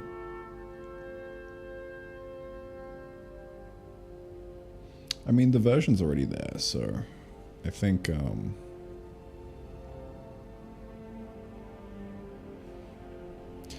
why not both? Make it easy.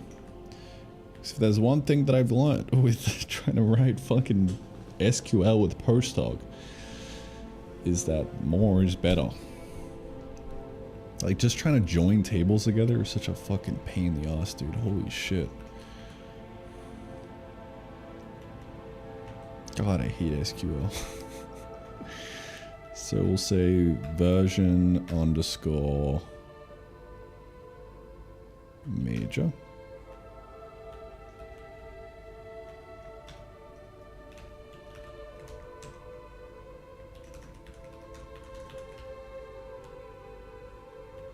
Version minor.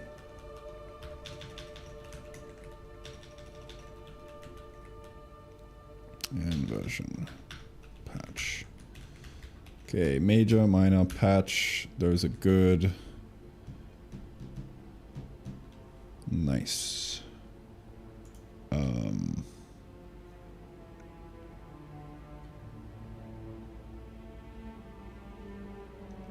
I wonder if I could drop off the quotes on that and it'll be recognized as a number and I could operate on it more easily.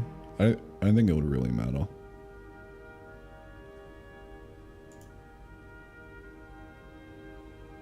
Leave the quotes on for now.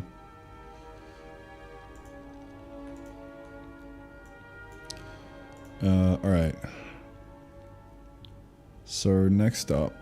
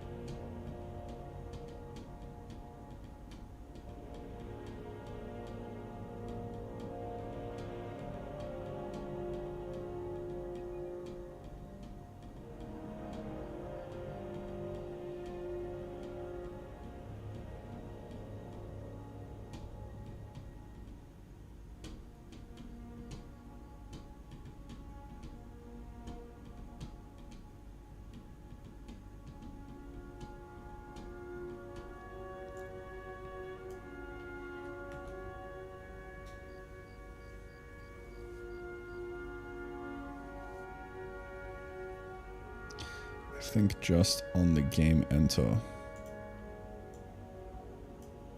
Do a bunch of stuff in here.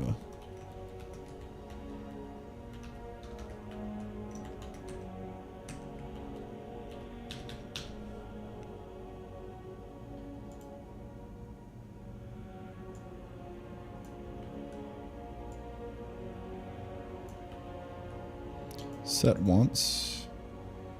Version major to be that. Set once first version major.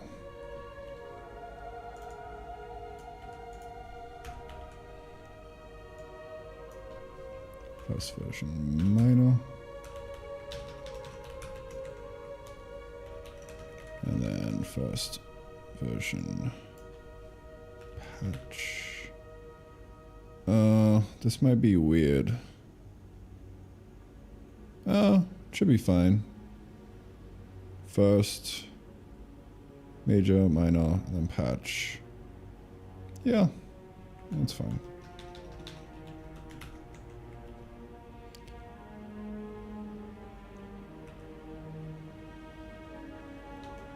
May as well also just do first version while we're at it.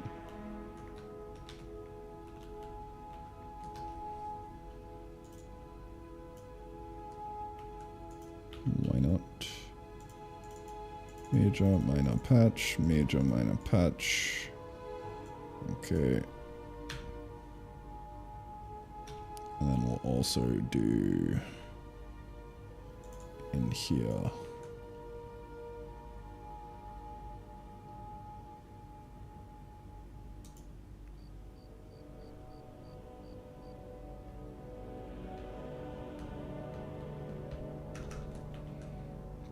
Place this with latest version. And this changes to, I'm pretty sure it's just a set instead of a set once.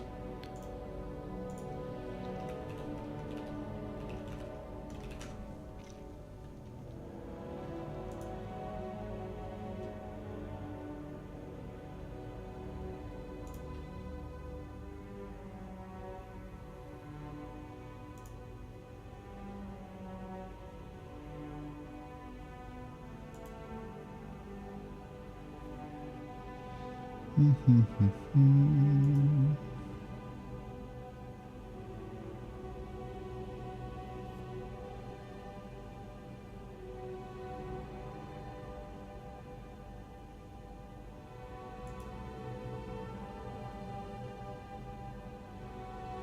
we go.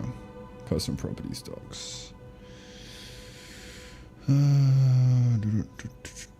we go. Set and set once. Using set replaces a property value that may have been set on person profile. Set once only sets a property if it has never been set before. There we go. So that should do the trick.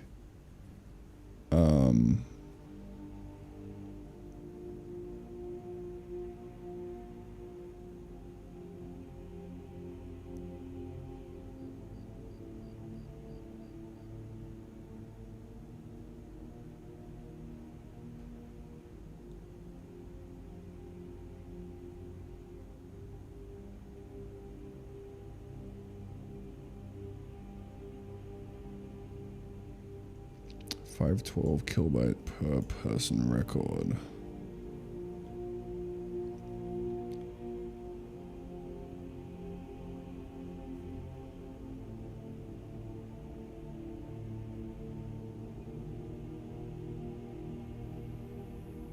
Combined size of all the properties on a person record. Right.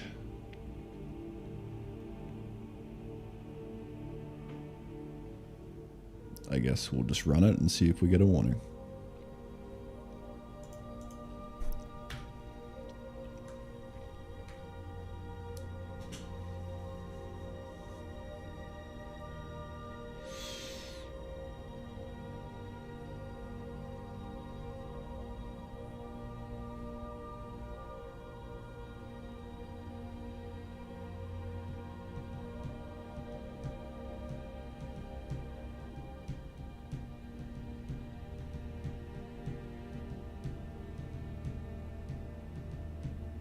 The one I really only care about is minor, but you know, we'll see, dude. More data, more less problems. More data, more bitches.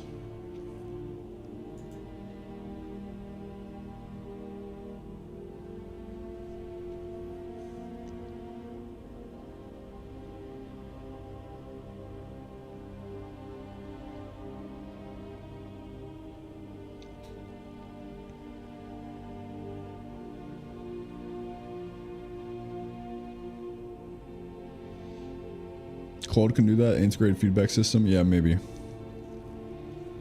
I might give it a shot. At least for a simple text input. The problem with the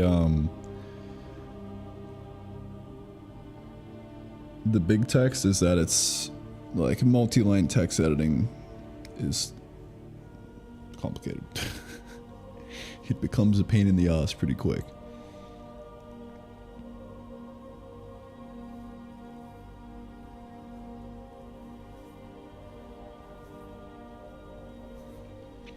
No, what up? Good morning. But if you watch the highlight of today, it'll be explained. It should be coming out by the end of the day once I'm done.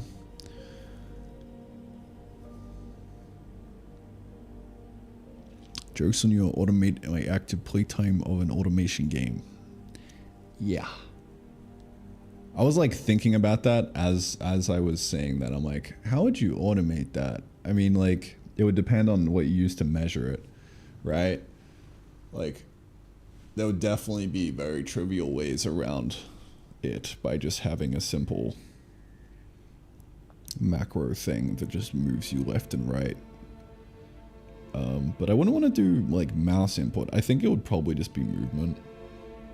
Like if you move a decent amount in game, then your log is active. I mean, mouse input, yeah, you would kind of want to do that as well.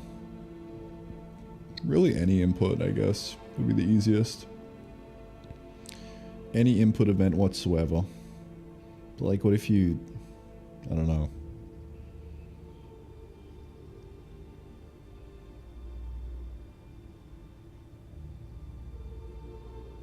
In reality, that would be perfect. Like any input event, I don't know. Not sure. Subaru Baja. Hello. The process of making highlight vids, man, I've refined this to a T over the years. My latest one is record with a replay buffer on at all times. Trippy. You can see that running right here. So whenever something good happens that I'm not actively recording for, I can clip it. But most of the times I would prefer to manually just hit the record button, say what I want to say, and then stop recording. The goal is to get as little footage as possible to make the video. Usually it comes out at around, I'll have an hour's worth of footage total. Half of it, maybe like 70% of it being like dead air from me hitting the replay buffer. because it clips like the last 90 seconds, so, or like the last 3 minutes or something, I think. So it usually all in all only takes me around like 40 minutes or so to cut down the entire video for the day, so it's really worth it.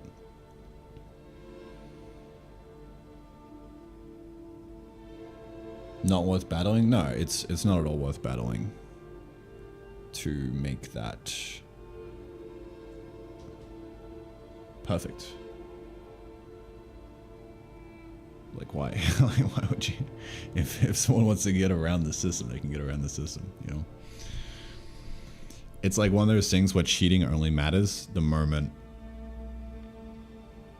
it becomes competitive against other people, right?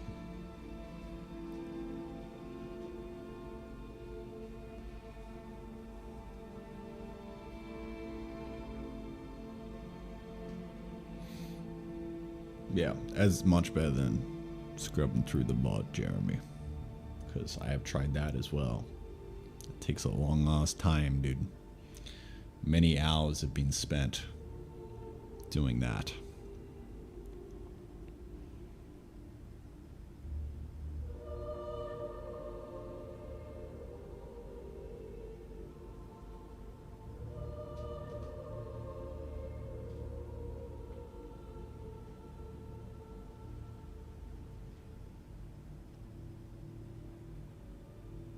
Add Vim into the game, yeah. Yeah. Vim editor real quick.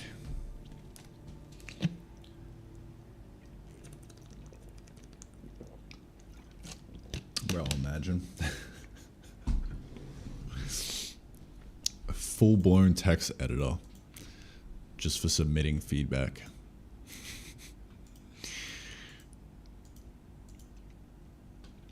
You guys are professional nerd snipers.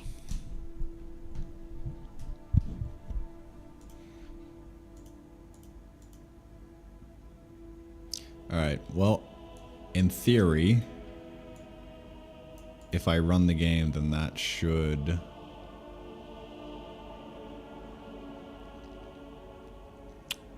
do some stuff. Should do some stuff for me.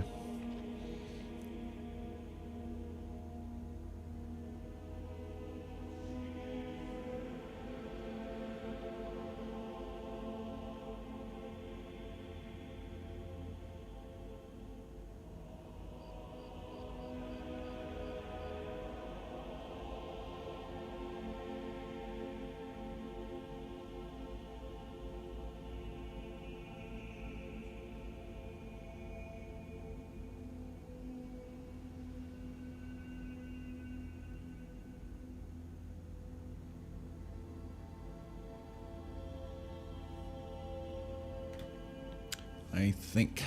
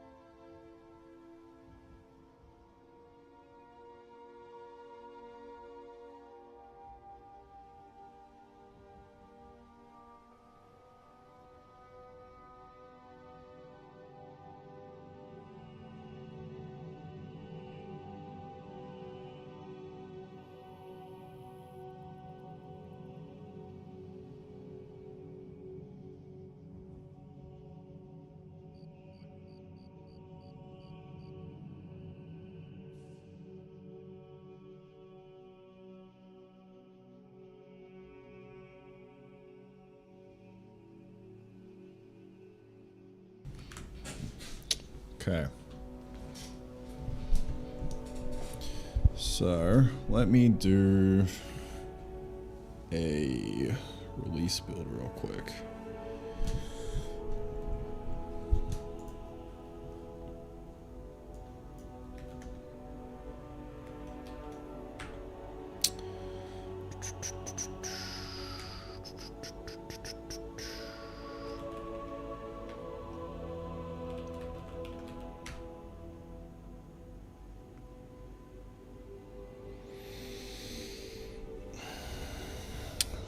Fuck is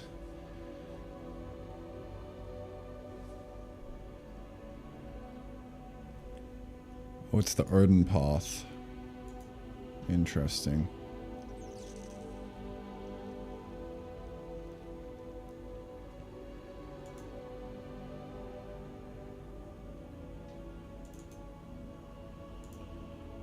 What's that?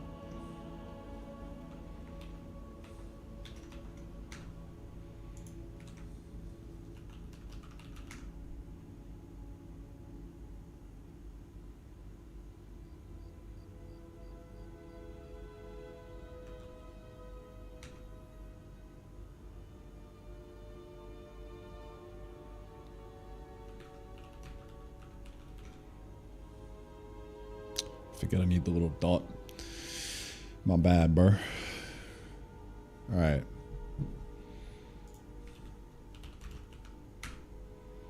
So, what I'm really after here is Odin run, whatever this is, with release? Maybe.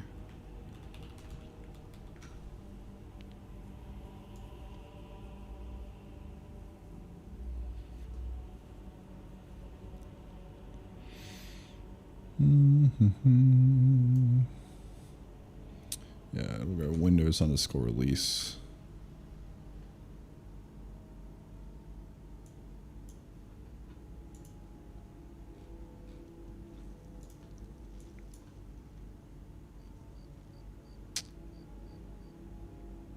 And then we'll be able to find that in the build release. And I'll be able to test that. Like so. Man, I love the rad debugger switching, dude. It's so huge.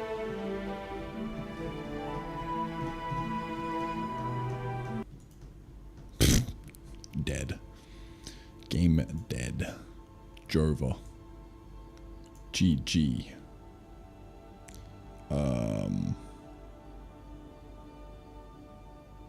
Well,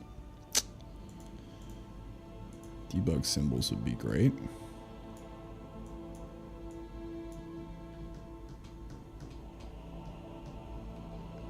Should I just copy the debug symbols no matter what?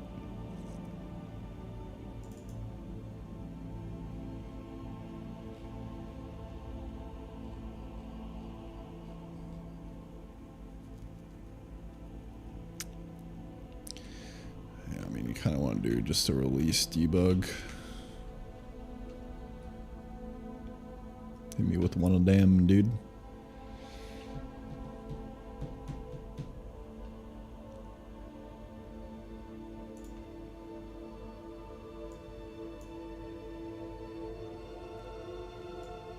Beautiful. Let's hit that shit, dude. What do we got?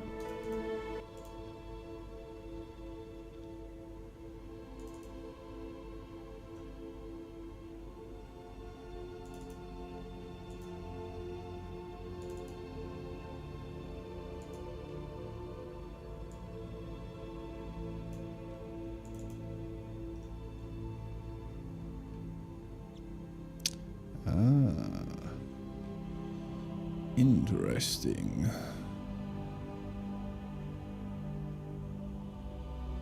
Why are debug settings even in here, dude?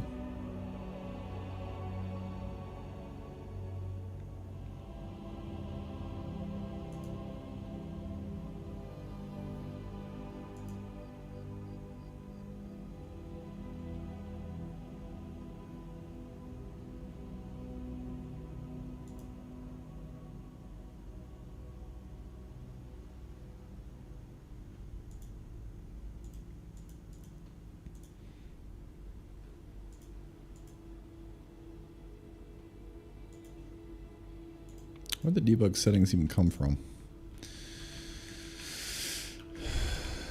Debug settings. It might be in my user path. Yeah, the config.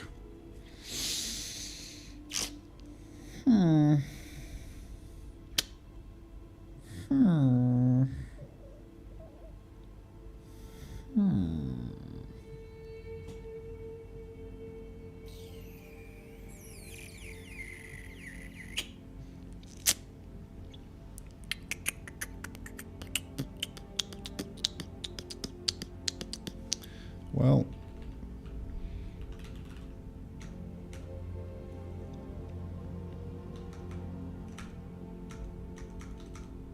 version info widget.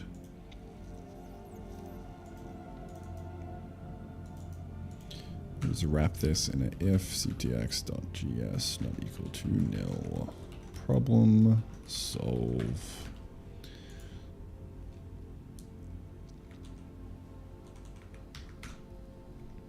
Man, it's really good having the release build here ready to go. It's been bugging me for a while. I've just been like debugging release live on Steam. Live on the Steam playtest. But now I can actually debug it. Sweet.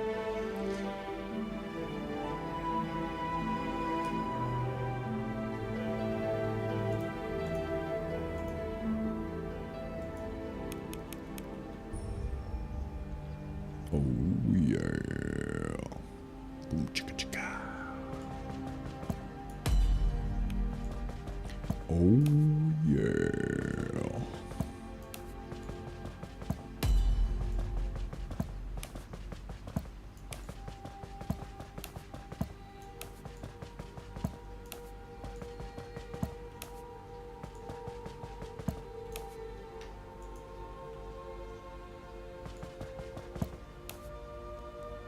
Right, even though technically this is a release, it's taking my debug settings because I've got them stored elsewhere, which is interesting.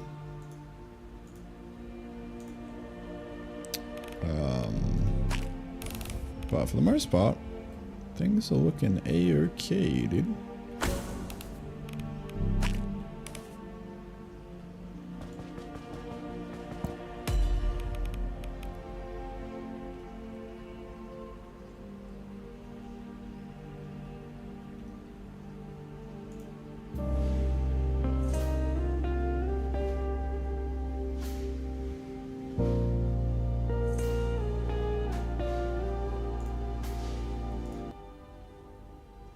Alright, so the purpose of that was to test that posthog is actually sending data, so let me go peep that real quick.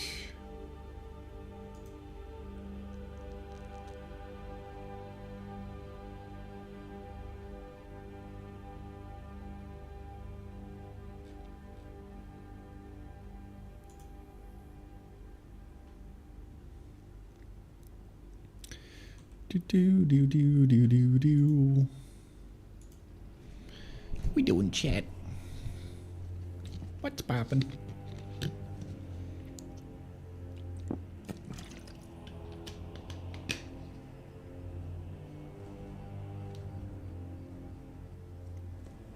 want to be able to click the task list icon and the anvil icon in bottom right, please.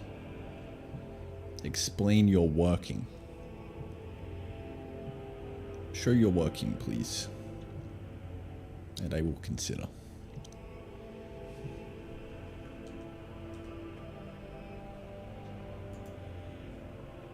Alright. Looks like we're getting data. This is me. Number 89281575266032. That's me. It's my name. Let's see. What we got in here? Major minor patch. Oh yeah. Look at the person properties. What do we got?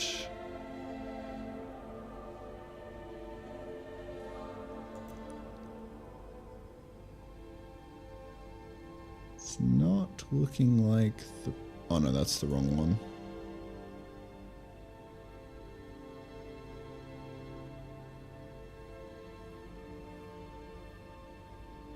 Looks like I didn't do a game enter.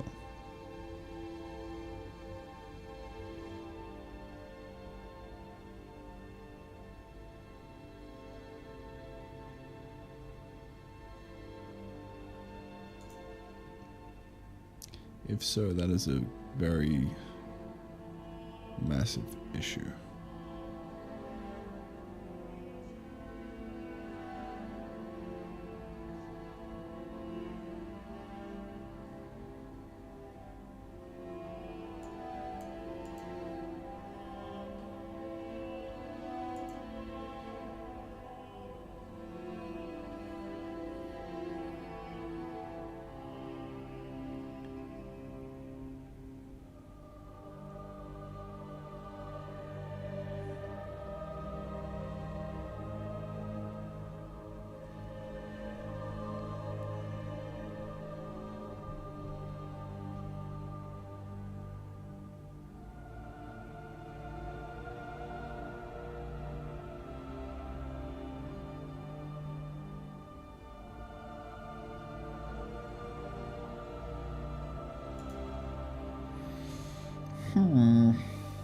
It's not giving a game enter thing.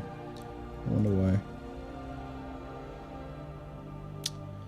I wonder why.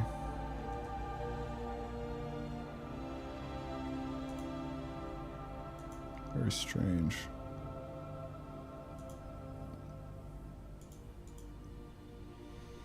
Very strange.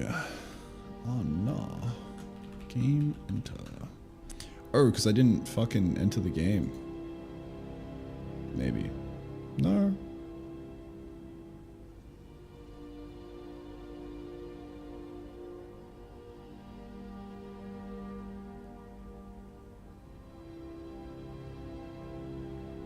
I nipped the hog. I did enter the game.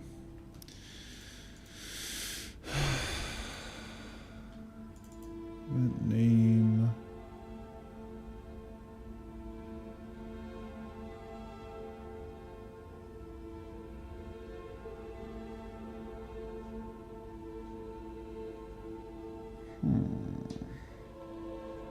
Gotta figure out why that's the case, because that's a big problem if so.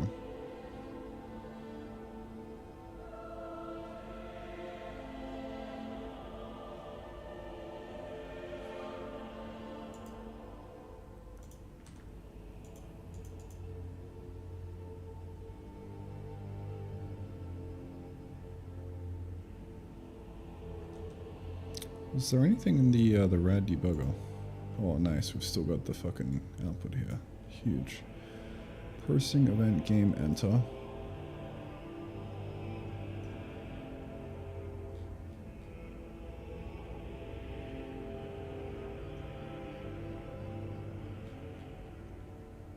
Oh, it gave me a debug. Send failed. Failed to pass request. Expected value at line 1, column 1, earn 139. Where is this? Parse log. Windows 139.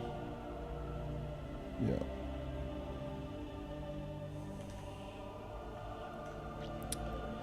Sent failed to pass request. Expected value at line 1, column 357. So I fucked up my request, I think, with this. It's something to do with this, dude. Something to do with this.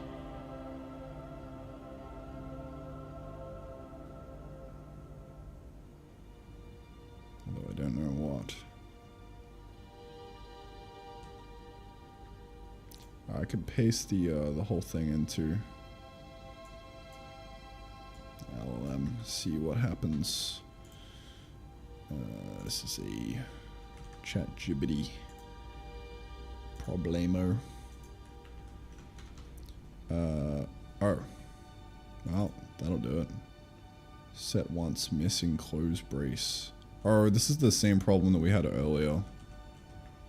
a while back, I think, because of the braces. If I had to guess.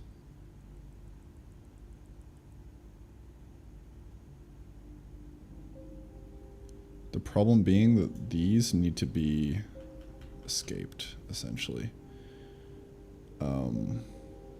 If we're doing a tprintf.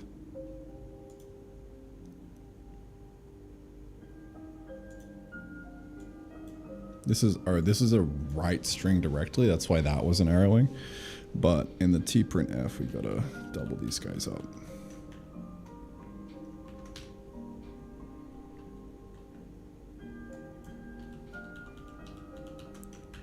It's kind of an annoying problem, but glad I spotted that. That would have completely fucking just undone all the work.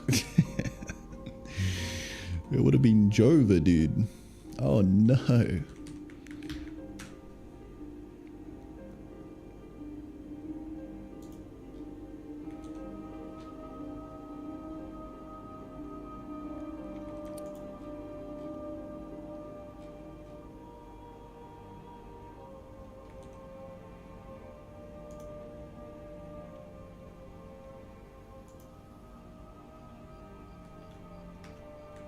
Ready when you are. Nice. I'm always ready, bro. Always on, man. Leaked? Leaked what, dude? Oh no, bro. Oh shit, I leaked my API key. Fuck. Oh no. It's a public key, guys. Alright, chill. Don't worry about it. Don't worry, bro. It's public. It says API key, but it's actually just a public key. There you go. Have at it, bro.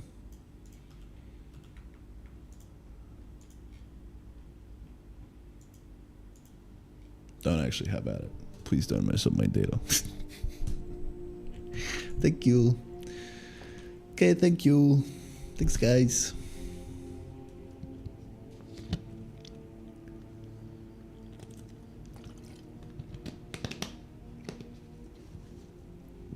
Mini, hello.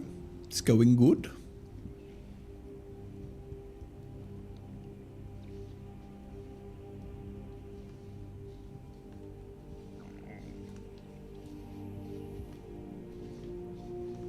Yes, a recalibration of how much it actually costs to live day by day happened. That, on top of, I just took out some cash to set aside for paying off debts.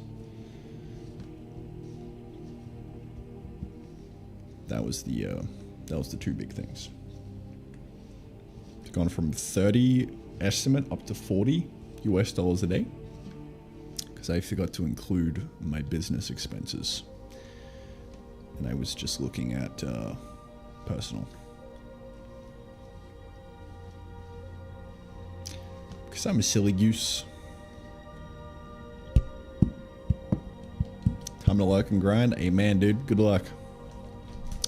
Shout out to all my lurk and grinders out there, sitting here tapping away.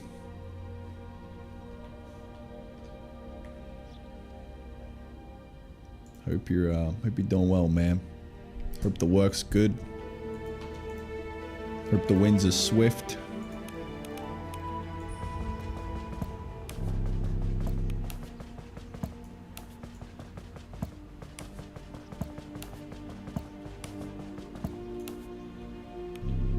Bonk. Your first sale, quest complete. Alright. Do we got some stuff this time? I think we do. I think we are chill, bro.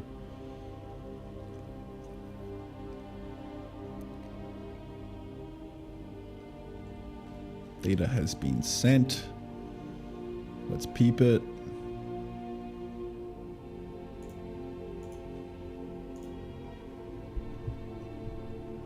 Game, exit, game, enter. Oh yeah, there we go, dude.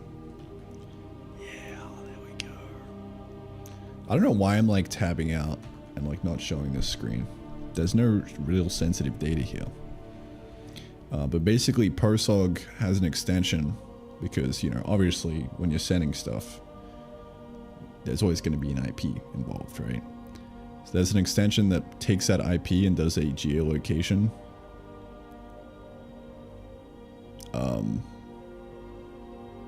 But kind of these numbers here, this isn't my exact house. It scrubs the, it just does it to the nearest, like, thing, you know? I don't know how it works. But the location accuracy is just to the nearest city. In general. I don't know, like, do some IPs have, like, dead-on accuracy? Or is everything just to the nearest, like, I don't even know, but I don't know how the internet works. But in theory, could you have an IP that would be very accurate? I don't know.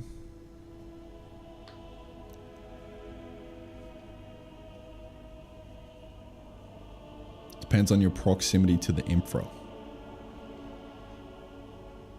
Nearest provider, yeah.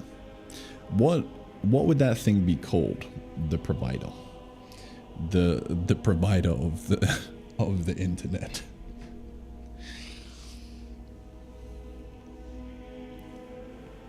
Like, I'm like really curious where this location actually points to.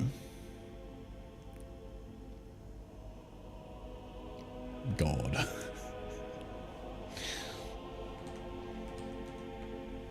But yeah, I think this is looking good. Should be able to, in theory. So on the event, we got the major, minor, and patch. So 18. We should also have the person properties. Latest version patch. We should have more than that. Kind of wild, dude. Why is it just patch?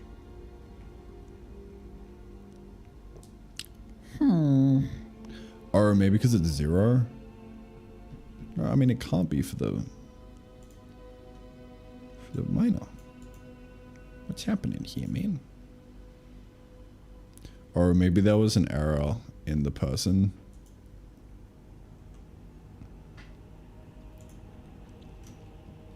Thing. Hold up. Sending data. Sent okay. I mean, that was an error. But maybe there's a, maybe we're running into that problem of just too much shit, you know?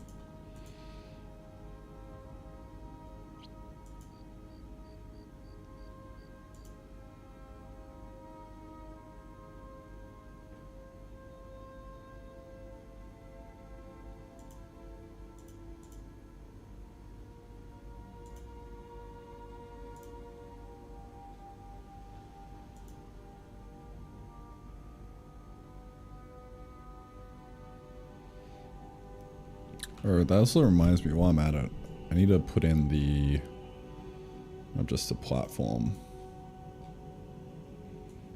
but also the game kind.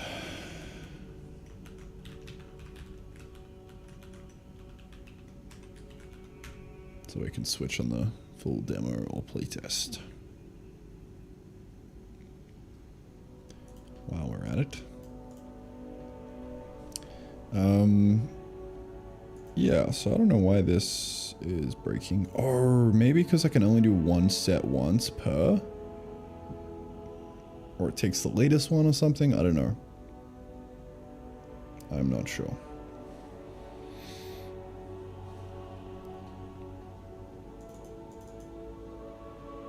That would, yeah, that would probably make sense. I'm just fucking this up. That would make sense. Alright, well, let's be a bit smarter about this and do something like that.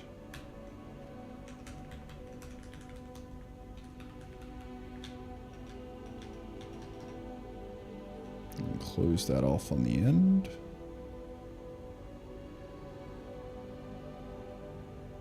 Okay, and then on the inside, you just kind of go to town. So instead of saying set once,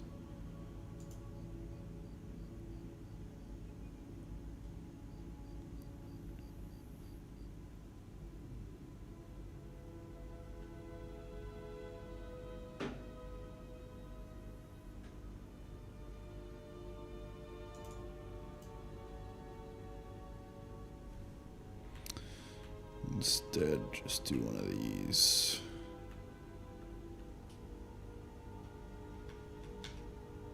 First version, like so.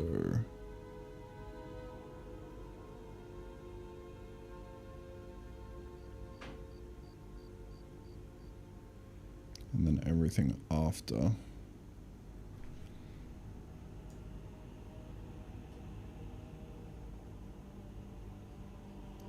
Or this is in brackets. It actually doesn't need to be in brackets anymore.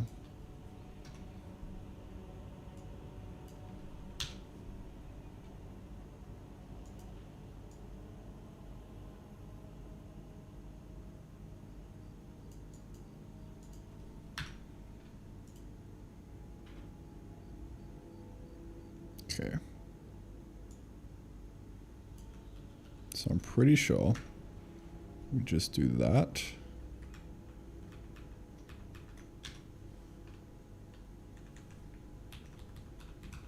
And I think that's how you would do it.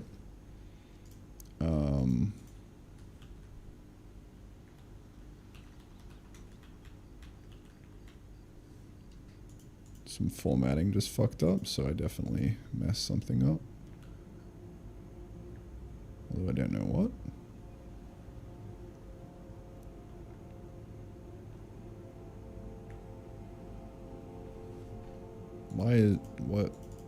What's happened? What's happened here, man? I don't know.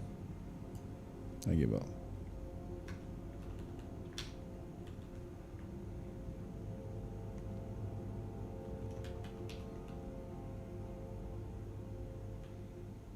Alright, so that will be the set. Wait, is that set once? Is dev true? Yes. That should always just inject the dev. Okay. And then the bracket gets closed off. And then we chuck another lovely comma. Or really, we just do this again. But this time it's a set. And we do latest version, like so.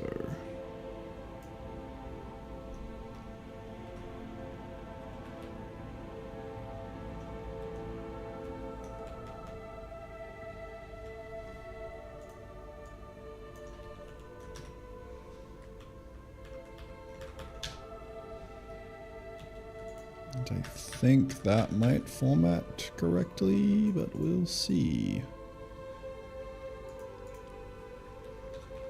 Set every time.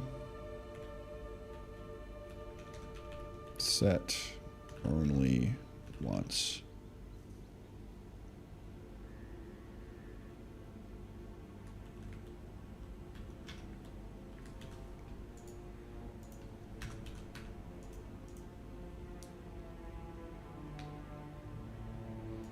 Alright, we'll see if that works. We shall see.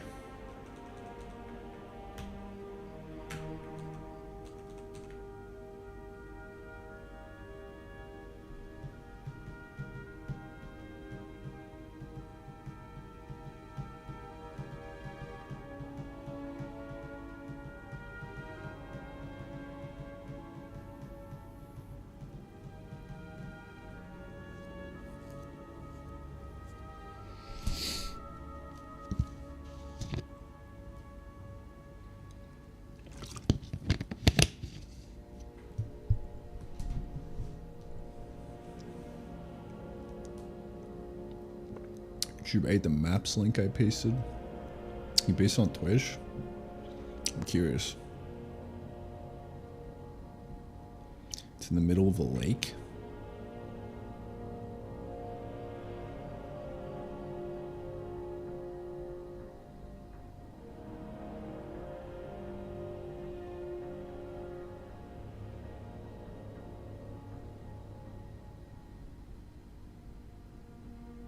I'm sweating. I live in the middle of that lake, dude.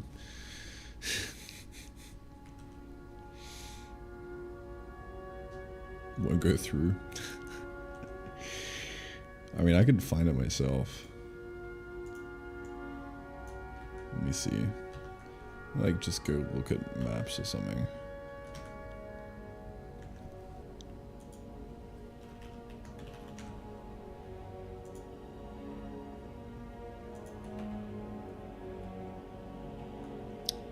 How do you search for a specific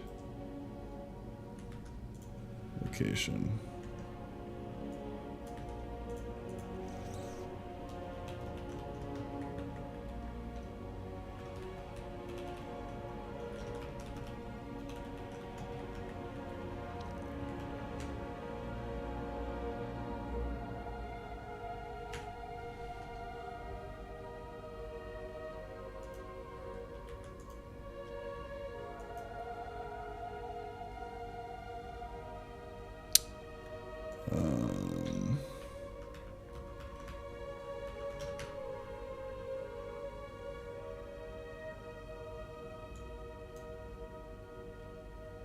Oh, I think that's it.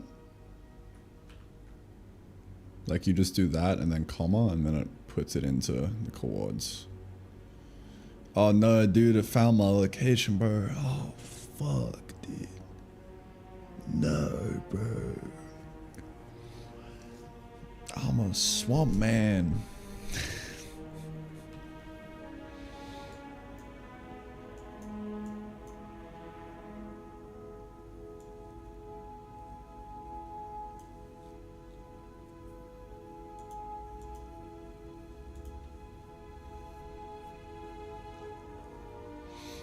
Don't pull up, guys.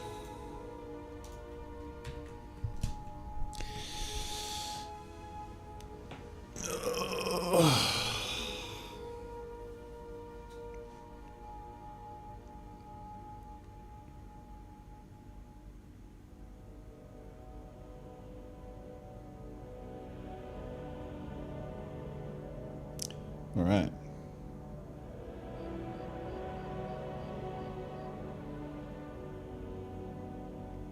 Well, I think we might be good to go now. Let's get back to it.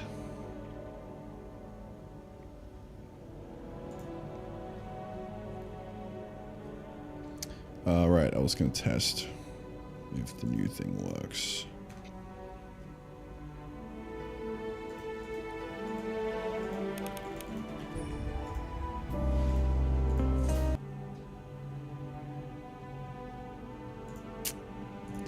Let us see.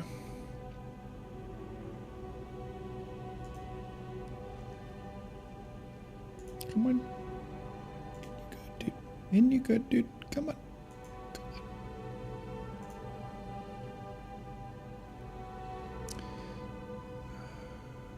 Didn't give me a game answer. I'm sweating, dude. I'm sweating. Failed to pass. Alright, I fucked something up.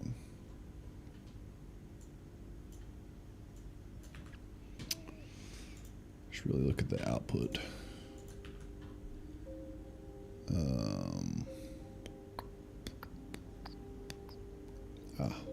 That looks bad.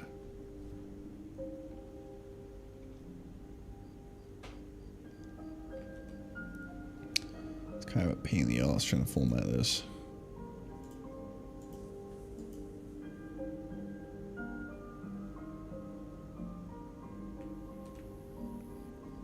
Set once, comma first version, yeah.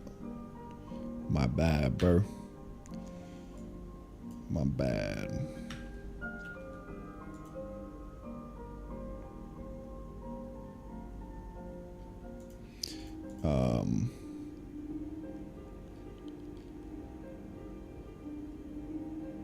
wonder if it would be easier to like put this into a struct and then marshal the whole thing to JSON. I don't really know because it's so like volatile of things. I don't know. I'm sure there's an easier way of doing this that doesn't break as much though. It's just one of those things, dude.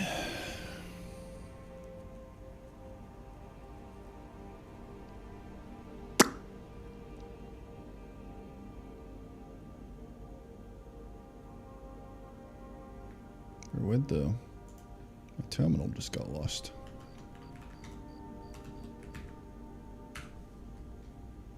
Very sad.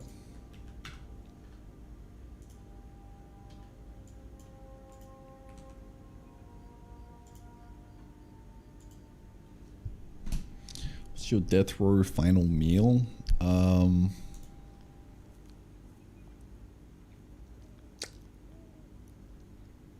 Beans on toast.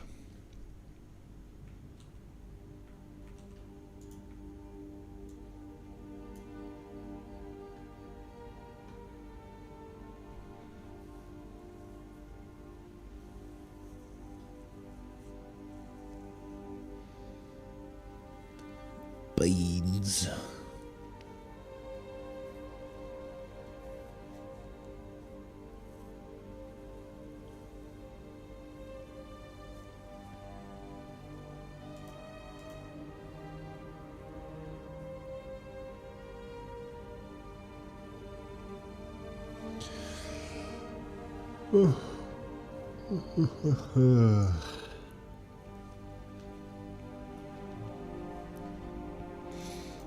Well, are we going to be good now?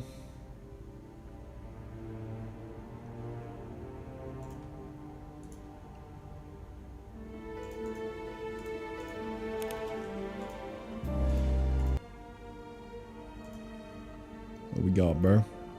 Hit me with it. Sending data. Okay. Alright, man. Moment of truth. I've spent, especially when starting getting Proslog integrated, dude, I spent so long just fucking doing this exact thing, trying to debug shit. It was kind of nutty.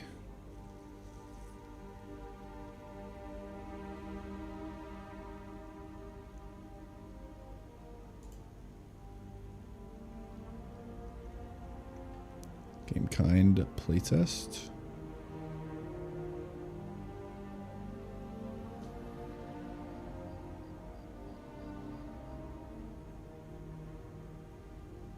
Person. There we go. Latest version 0.8. Latest minor patch major. Yep. And then set once. We have got our first version done and dusted. Huge.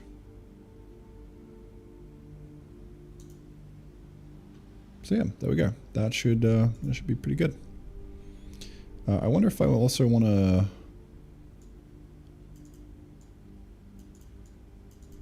I kind of want to do.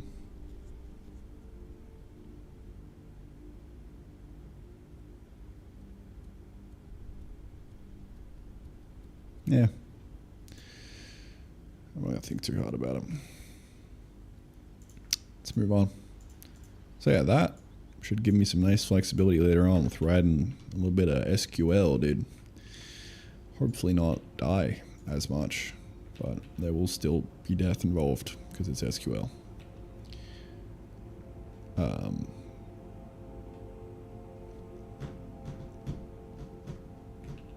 So I'm gonna cross that off the to-do. Dunskies.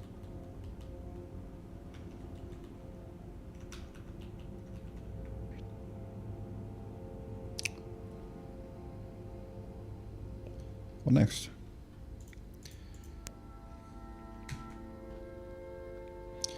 All right, quick vid update. Just did some house cleaning with the version, you know, split it out into major, minor, and patch. as God intended. Next up,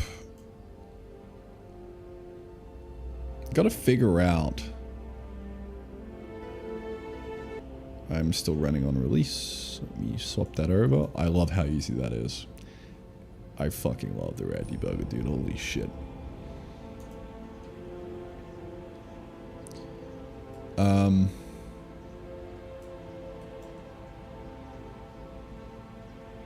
So we're coming into a design issue. Design question. How do we stop monsters from spawning inside the player base? My go-to is just, yo, place a torch and now it can't spawn in radius of torch or campfire or whatever. And maybe call that problem fix. But then the player could go around placing torches down everywhere. And essentially turn the game into peaceful mode. Which also probably not bad. Like if you do that, sure. You can play and build your factory in peace, man. And you can create certain pockets of areas where you just farm mobs. That could probably be doable. I don't know. I would have to think about this a little bit more. I'm not too sure what the answer here is.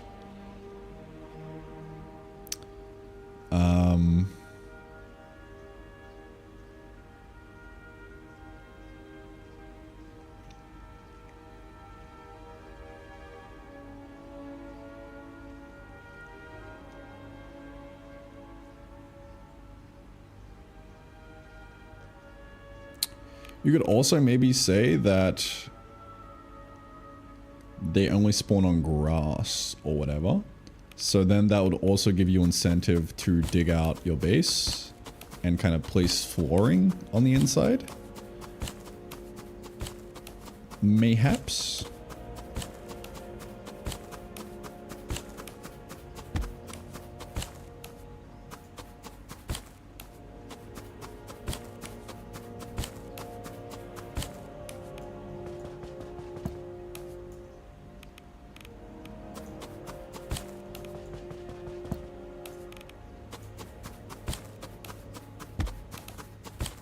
Like so. Or you could just live in a hole. That works as well. There's no real early game flooring right now, so I would have to bring that in if that's the case. Like some wood floors. I'm not really too sure. What do you think, chat? What should we do?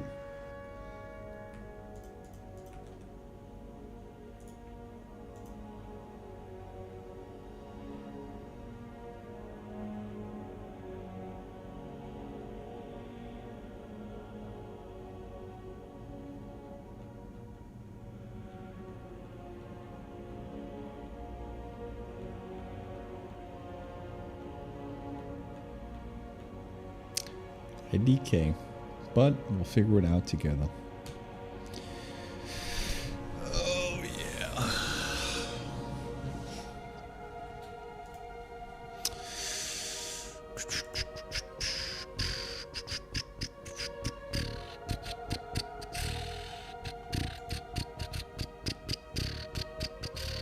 Weird the runway thing doesn't work on YouTube.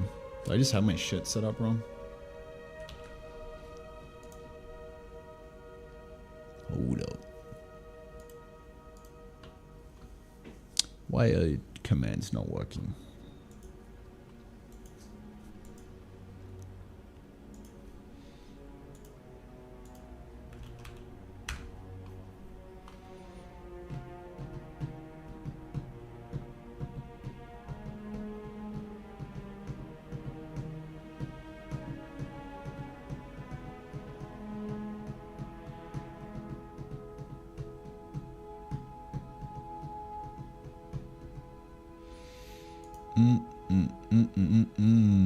I totally have the wrong YouTube account set up, maybe. Yeah. Wow, it's been broken for like weeks then.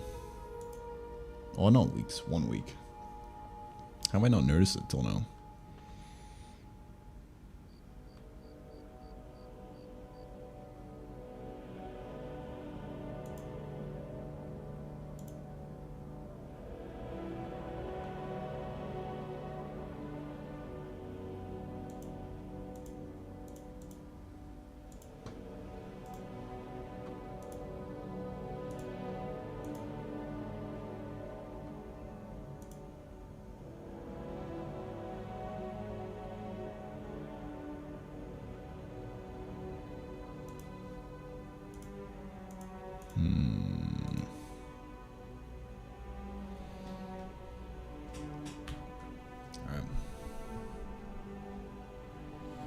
As it is, seems sketchy could allow making spawners. Yeah, I mean, that's totally fine. I want players to be able to make whatever they want to make. If they want to automate a mob farm, they can run for it, dude.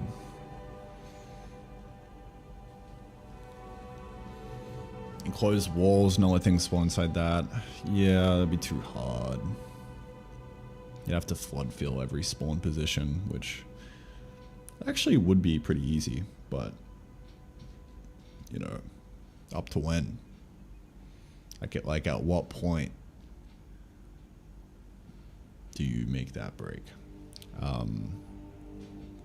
Yeah, I think like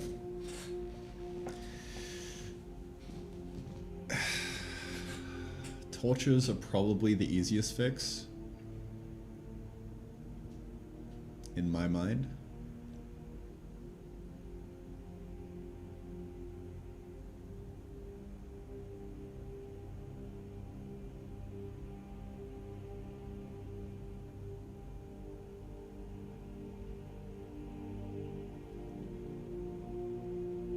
Oh yeah, torches plus you could always make them come from the edges. And then that solves the problem, I think. Maybe. Like, you'd essentially allow them to get spawned just on the edge in the void.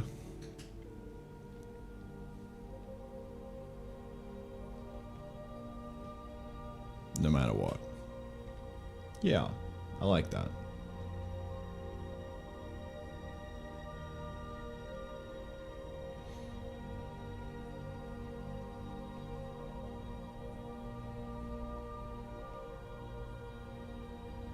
I do like that.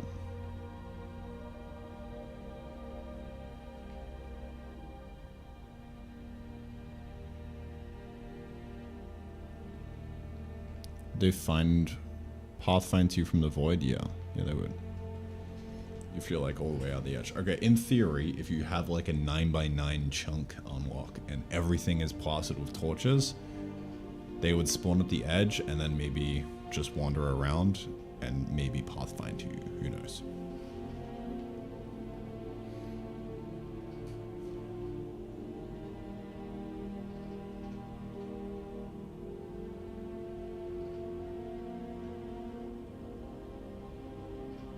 But yeah, that works.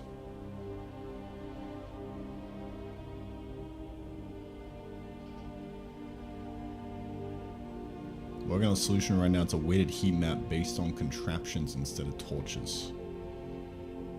Maybe.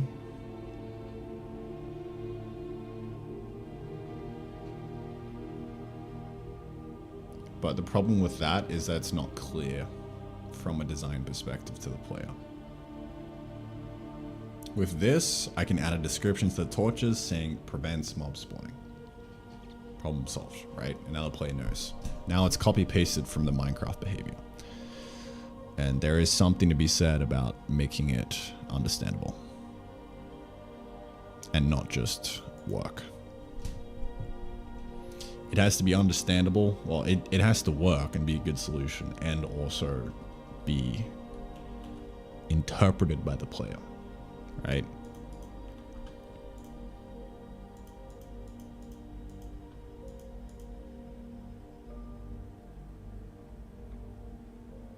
That is game design. So yeah, that'll do, dude. So light torches stop mobs from spawning, and also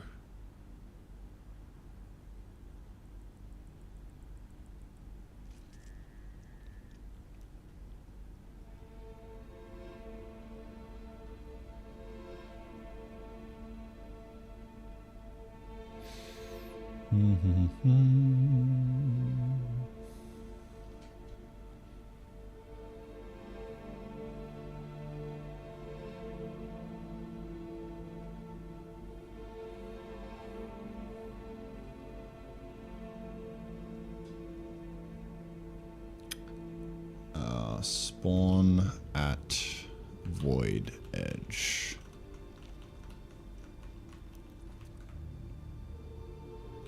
Spawn allowance at void edge.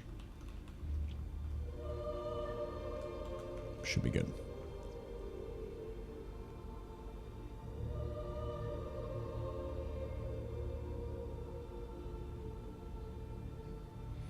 Still based on machines, the monsters will just spawn away from classes of machines, and it's not need to be explained to the player.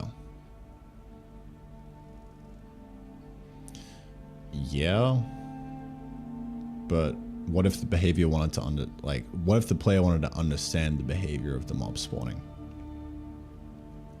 Then it would be like a 2-sentence explanation. You'd have to like communicate that algorithm to the player, right?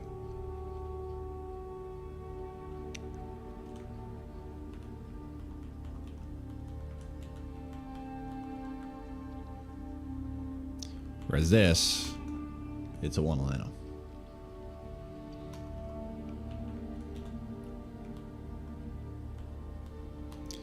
I've noticed a lot that the simpler the code, also the better it is from game design perspective, because the player can understand what it's doing.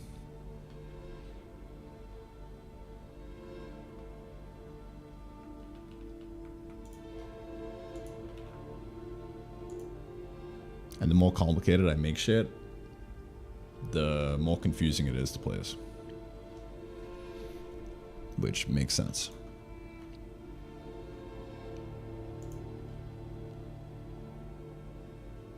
But I do like the heat map idea.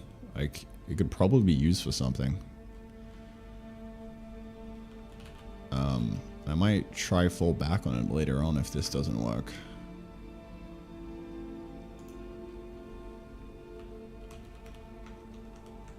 But I do see this working because it worked for Minecraft.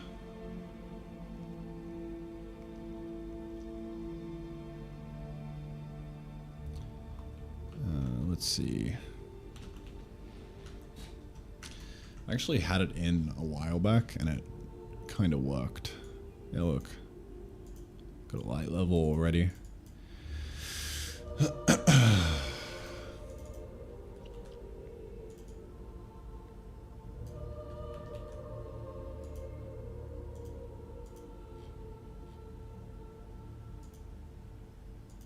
The spawn should happen after.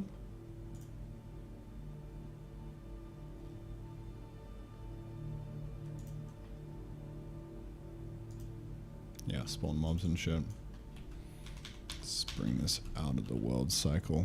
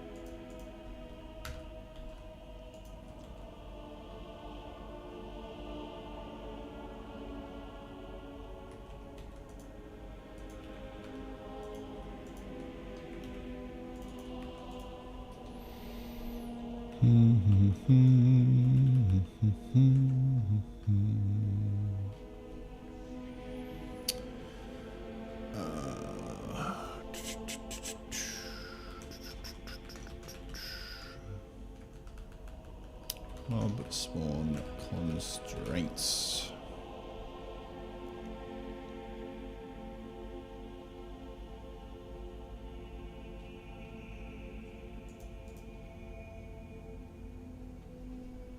So we just do if tile light level is greater than 0.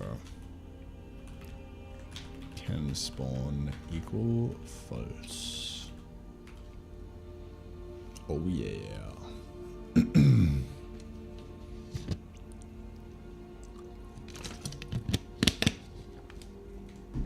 Problem solved. GG.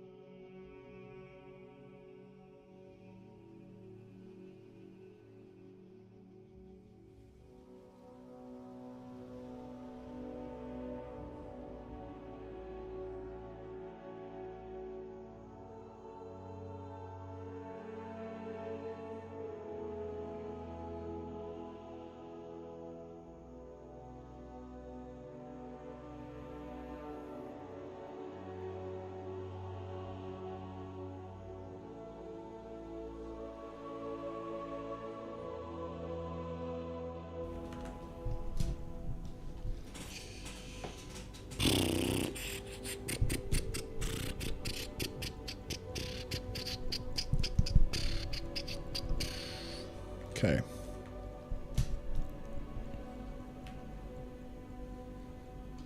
Let's go.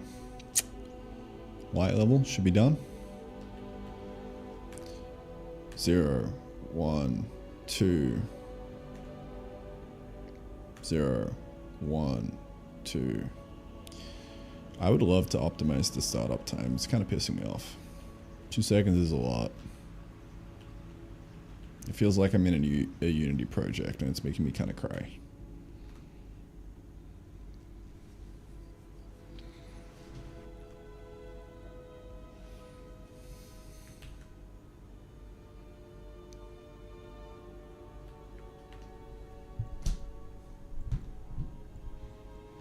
Well, one day.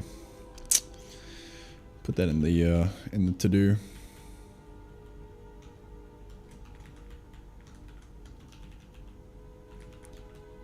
Make startup time instant.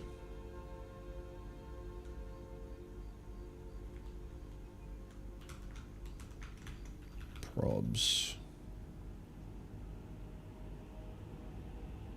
caused by the Atlas gen.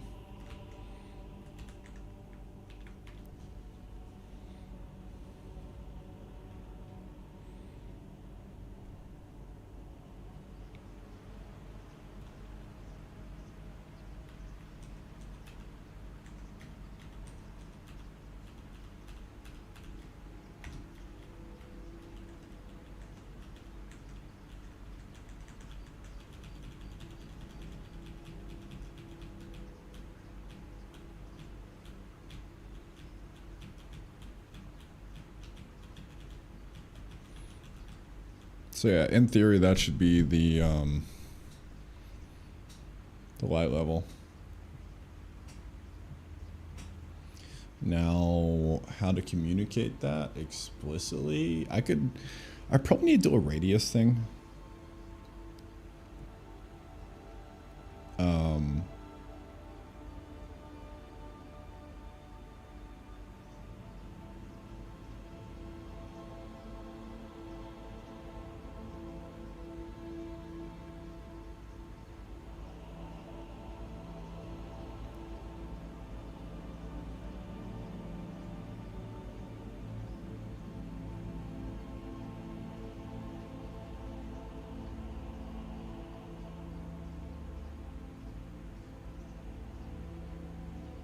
I don't think it really needs to be communicated, but yeah, it's just the 3 outwards.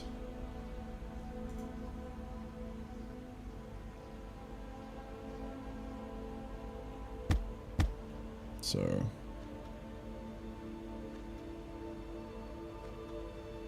like this would technically be not good. But yeah, what if I actually put the campfire behind that?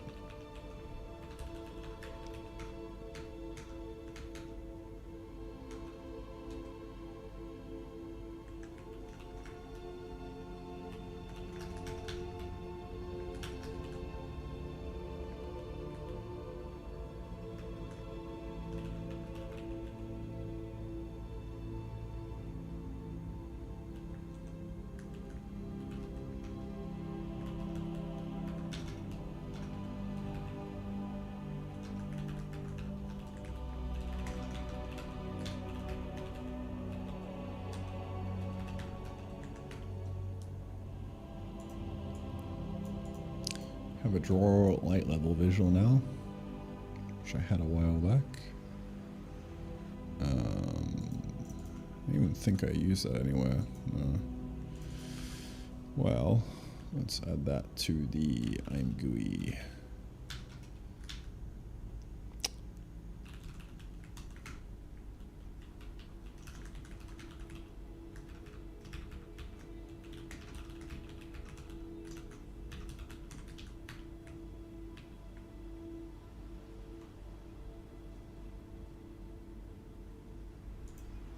There you go. So let's get that working for the campfire.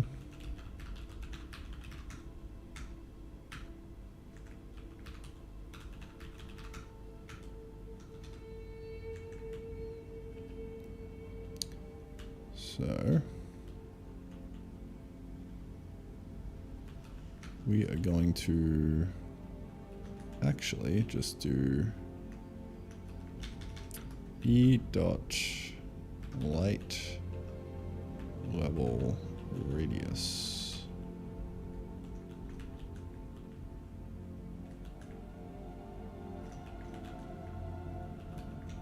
If light radius equals 0, not equal to 0, do this. Yes.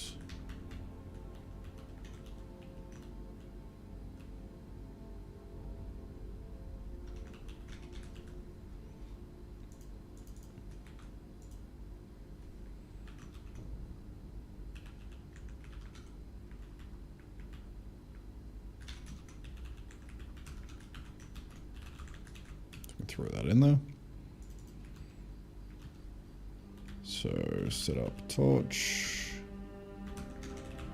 Light radius is 3, and then we can kind of do the same thing for the campfire.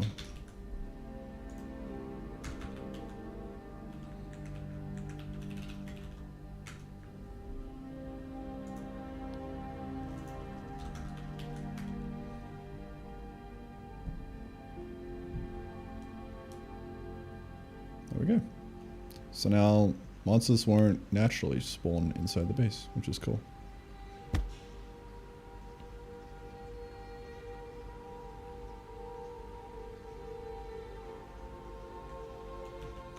Very epic.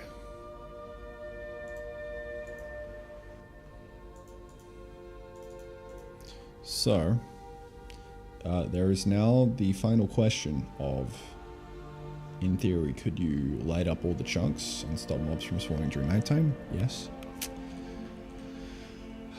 So, let me see if I can get this fixed in practice.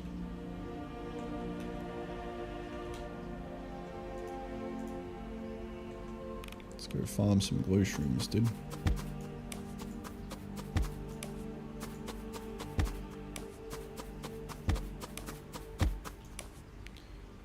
Why is that doing a destroy?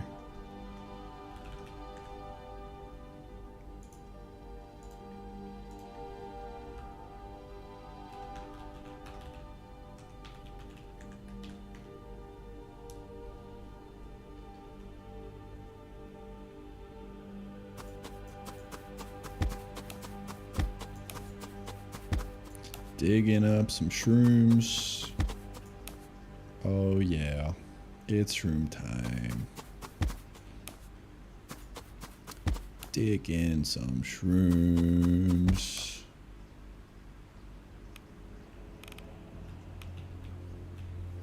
Now I can make the torch. Mini torch.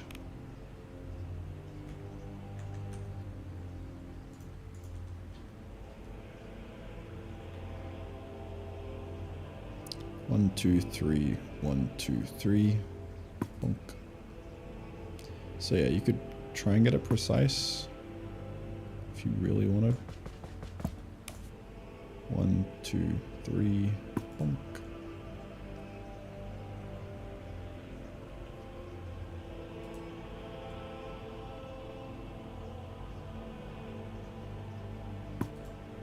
One, two, three. 1, 2, 3.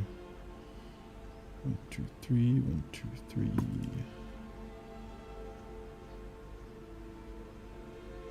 1, 2, 3. 1, 2, 3.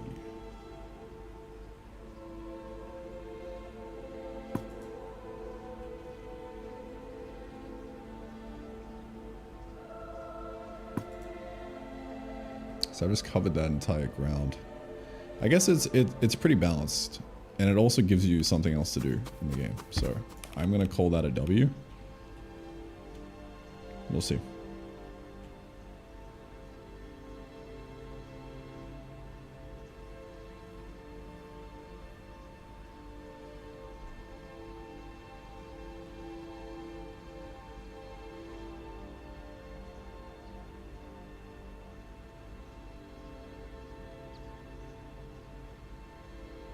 I kind of want to display a radius helper, because it's been on the docket for a while, because you need to understand what the harvester range is and what the suckatron range is in order to effectively use them. So it would be cool if we show a radius visual.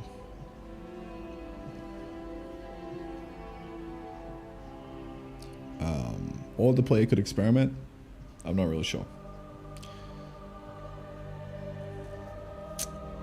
It's not a problem that's completely blocking play, I don't think.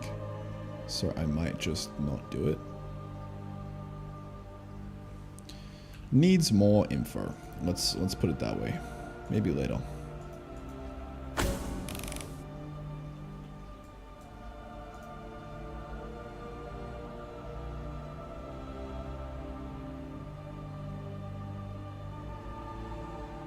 Needs more info.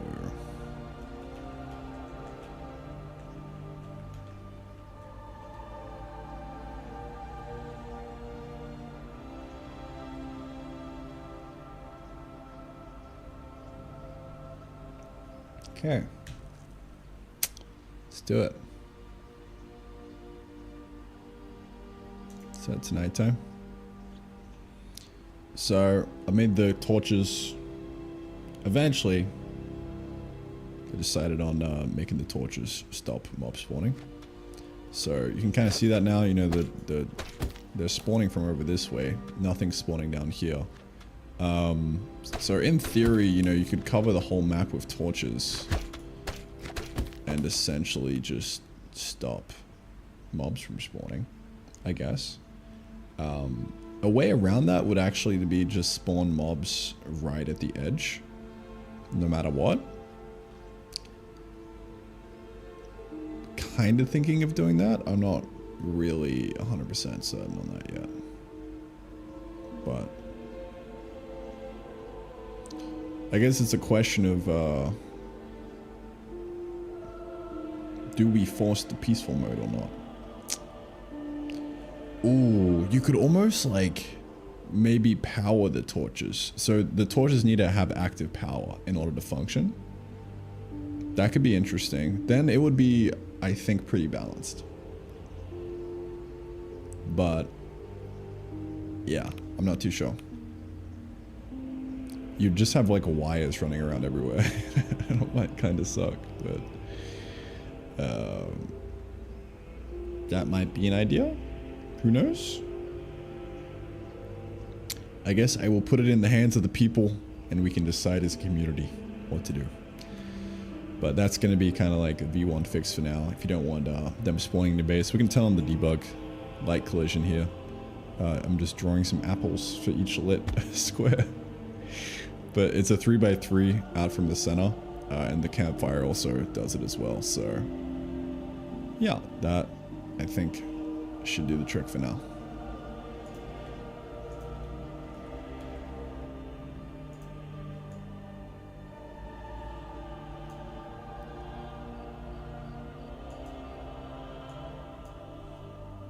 Spawn mobs at edge, yes or no?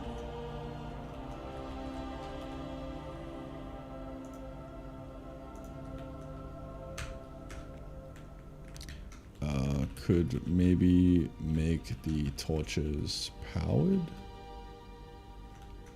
Or require power in order to function properly? IDK.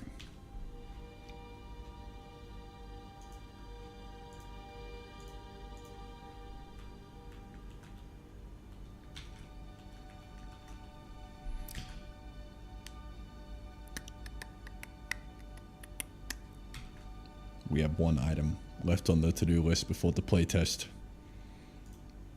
One thing left. Oh man.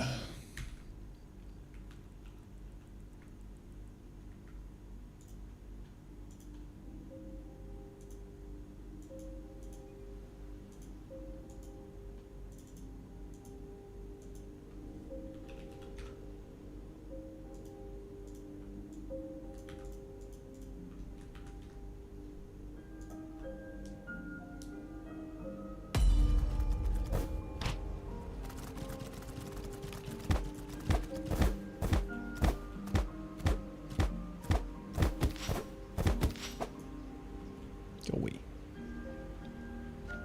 Dumbass, looking ass. The only thing left on the docket is to prevent this monstrosity from happening.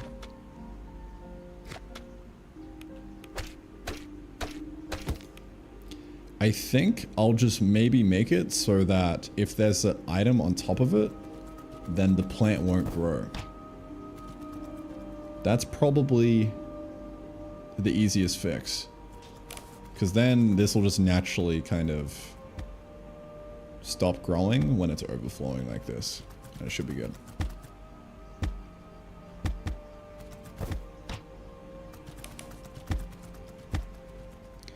And then I should finally be able to AFK in a factory in peace without it crashing the game.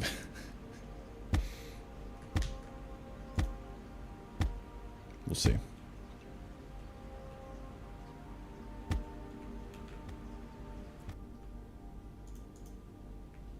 So I need a concept. So instead of this, don't grow. I need an idea of... We got the grow to next stage system here.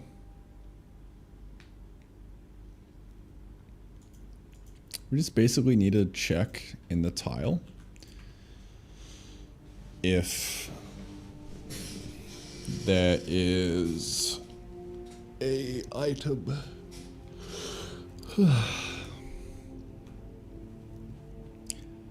So I'm not really too sure what to do here. I think, okay, I take it back. I think I am pretty sure what to do here. Let's go look at the tile. Inside the scratch, I could totally just do a... Excusez-moi. Items. Yes. Which will be a dynamic array of handles.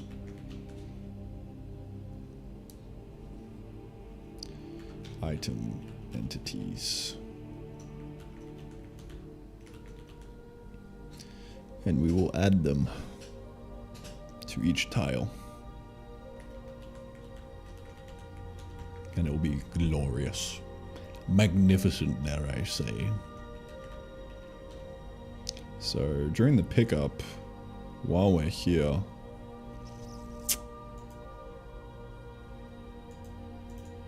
if entity can be picked up,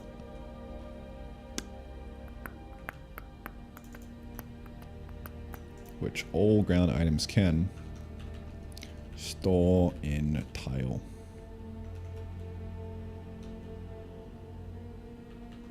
Pickup functionality.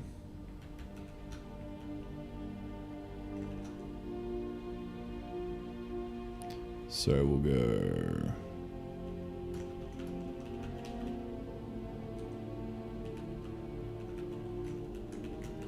world pause to tile, and then t.scratch items, append ourself into that bad boy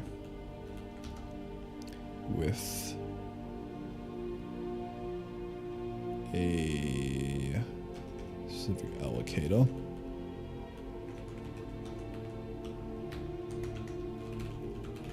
The temp.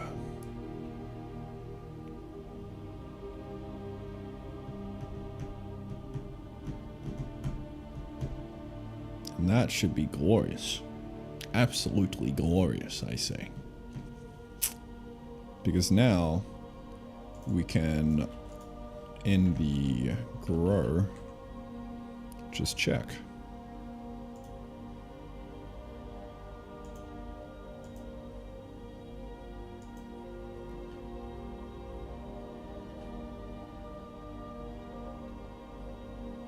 The growth stage is less than the growth stage. Can grow if tile dot really.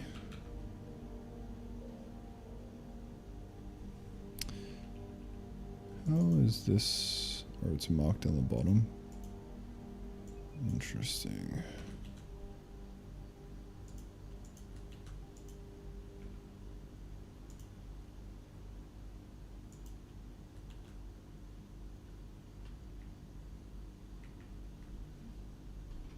Hello? It's so Jova, dude. It's so Jova. Oh no, dude. The Odin OSP. Bail. Bail.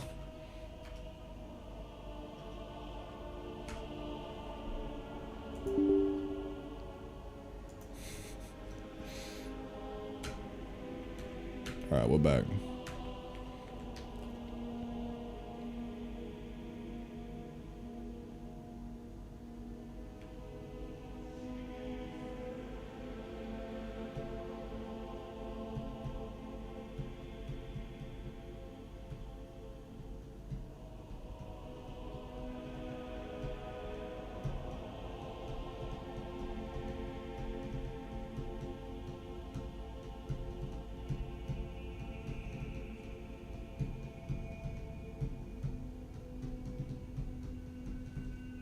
So yeah, what do we just say?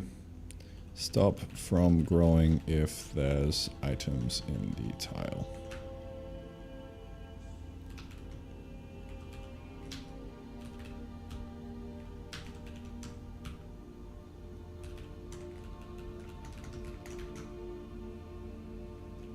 Oh, really?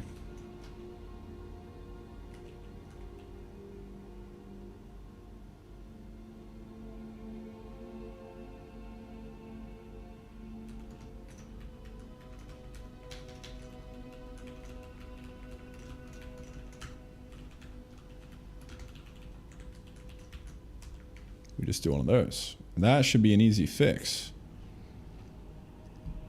The problem should be solved at this stage. I guess let me just store a bunch of shit in here.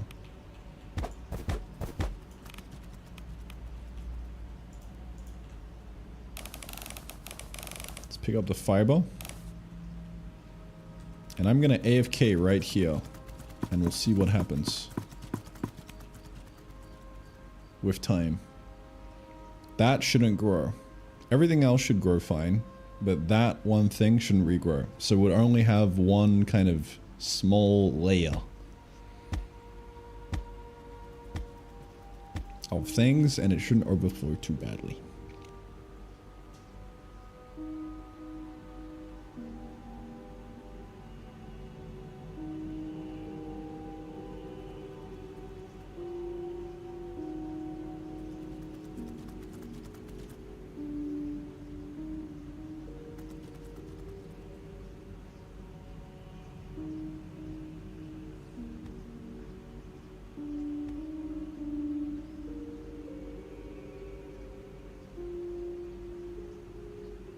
I mean, other farms might suffer a different fate, like over here, for example. Like, that's gonna get backed up. Oops.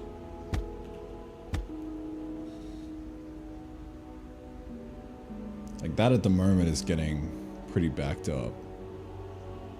Like, once this Suckertron is empty, the whole thing's gonna just back up. But I mean, I guess I could do a similar thing with the growth here, like only grow if there's a tile. Let me see if I can find that.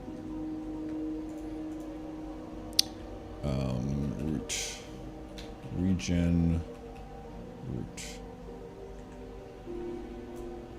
So try spawn root. Is tile empty?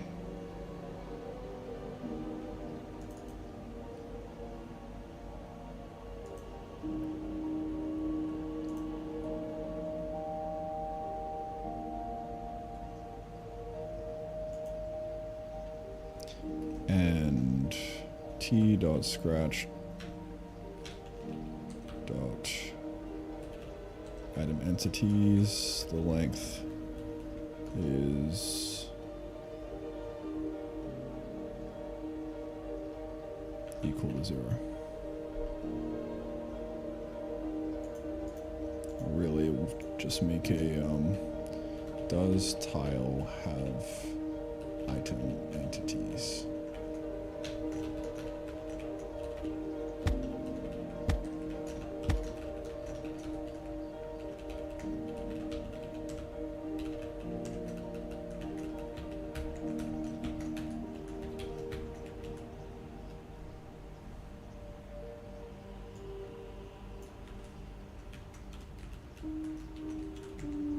So that should fix it for this one as well. So that it just doesn't regen the root if there's something on it.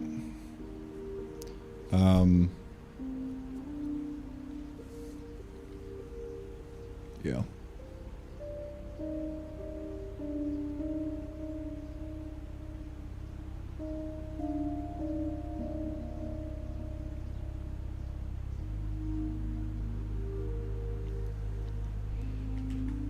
So yeah, that's looking like it's working. Hopefully that should be a nice, easy patch for late game factories if people want to sit here in AFK. No doubt there'll be some other problems, and we still haven't solved the fundamental problem of a lot of items equal lag, but hopefully that should be good enough fix to move on to bigger and better things.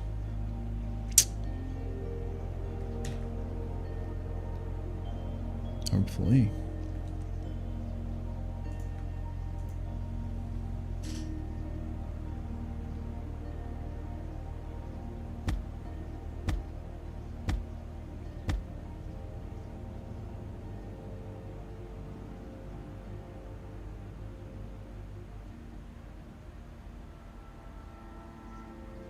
Rewriting in Rust when?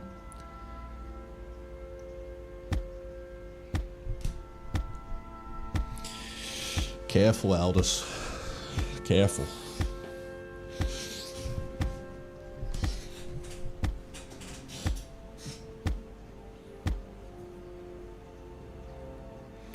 Good morning, dude. How you doing? Want to play some Greg Tech later on? Actually, I don't think I'll be able to today. Maybe on the weekend though.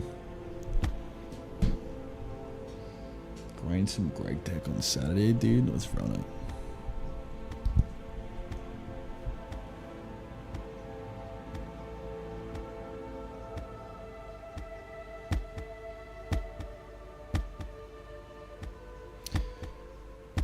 Do you plan on adding curved belts?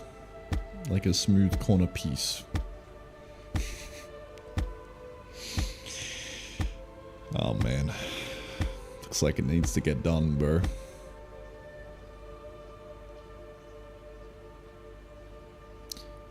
Oh, that looks like it's working, which is good.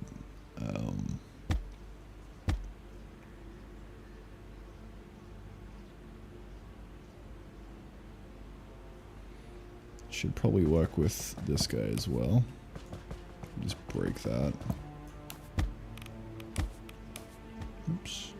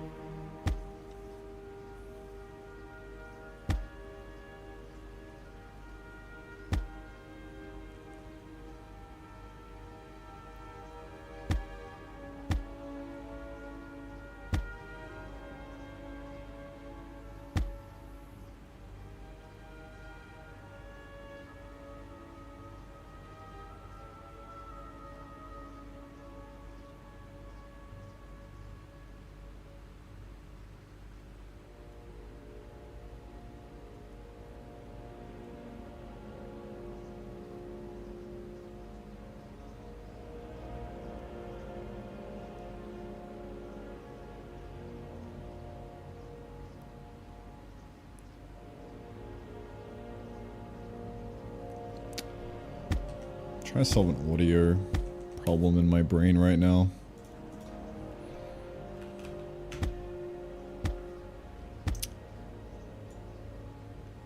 So there's a problem with audio where it's dropping sometimes, and it's just because like it's being played in other spots in the world and thinking that it doesn't have priority.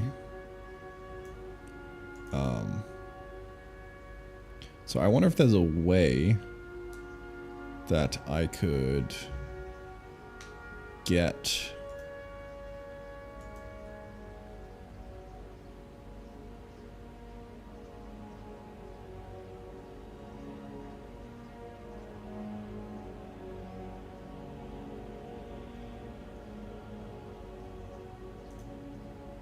something.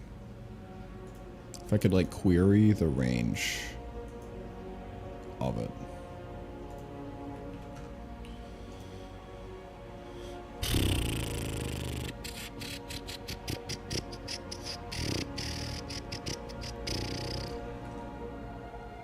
Where are we? Fmod Studio. .odin.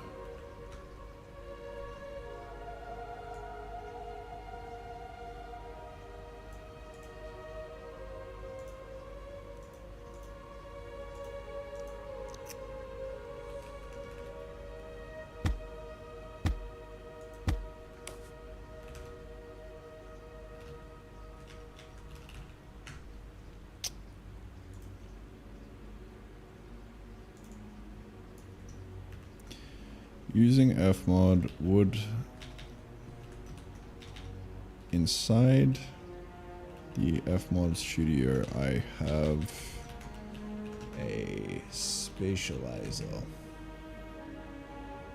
that has a range that it can be heard.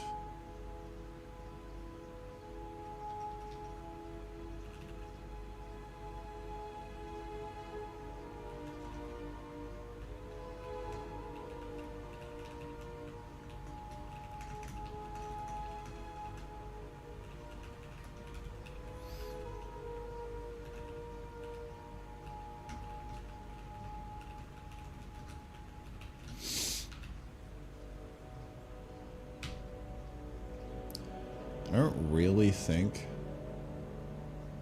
that there is.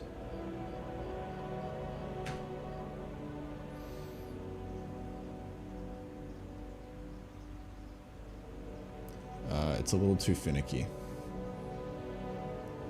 A little too finicky, because the range is kind of being defined here. Let's see. Like in the spatializer, distance override, and that's here. So it's kind of fucked up a bit.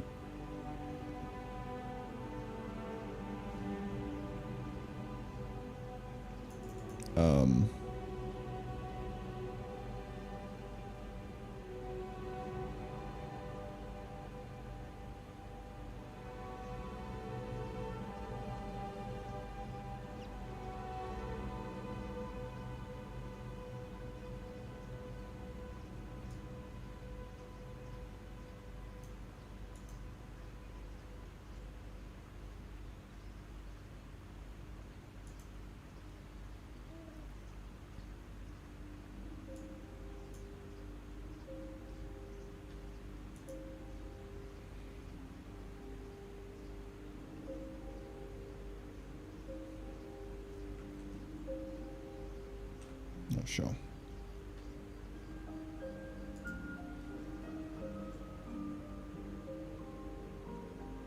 Get min-max distance. Retrieve the spatialized max range from the event description. Oh shit, really? Wow. Would you look at that?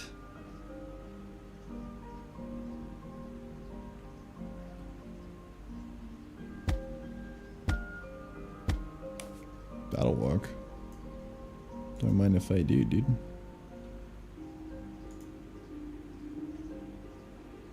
Oh, yoink.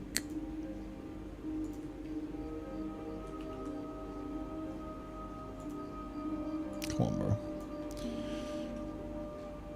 Step up your game.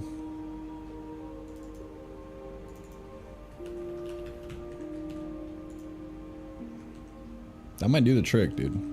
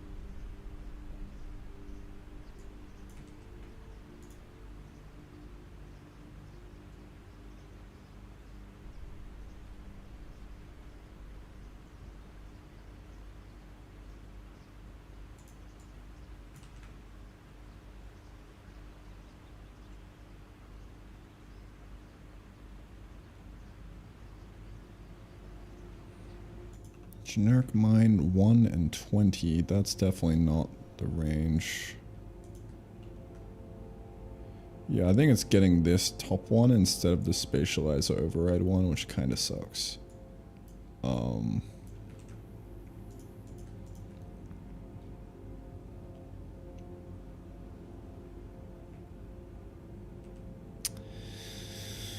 Yeah, I might need to redesign all my sounds if I want to make that work, or try and find an alternative.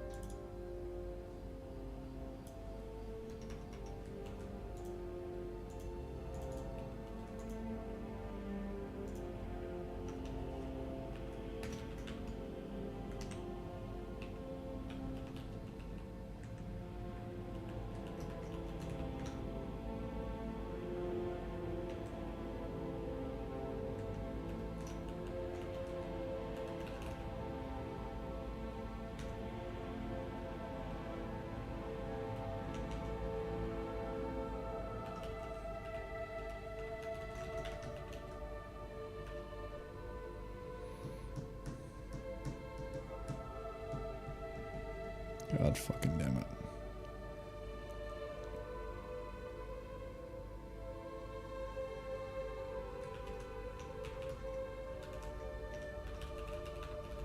Well, that's the reason why it actually wasn't working. Maybe a little bit. But yeah, we need to update this to not be a module, because it's fucking a pain in the ass, dude. Alright.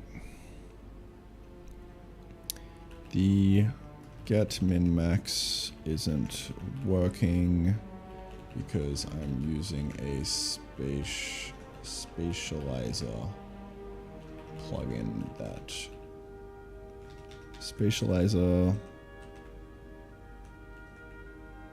what would you call this? Spatializer effect that overrides the range. Is there a way I can get this?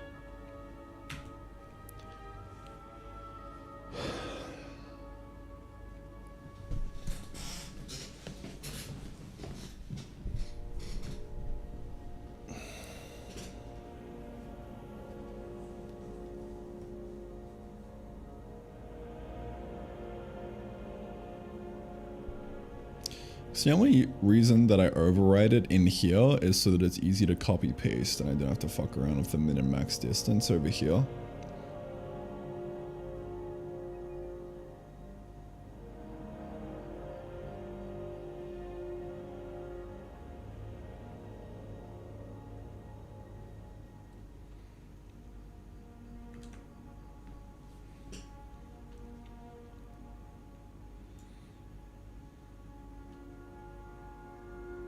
Custom user property for each event.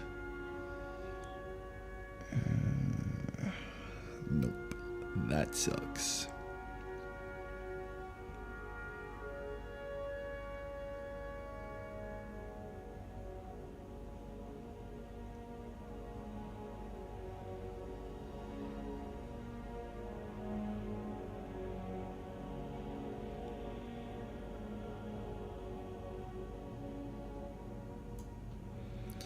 And find range related parameters by querying it.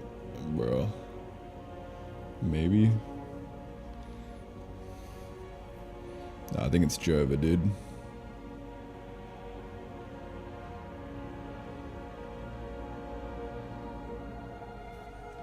I think it's Java.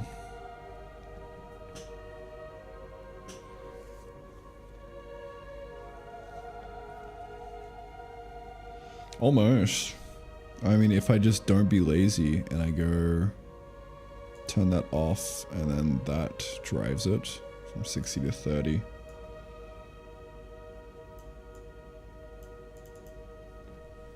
$60 to 300. Then that would solve the problem.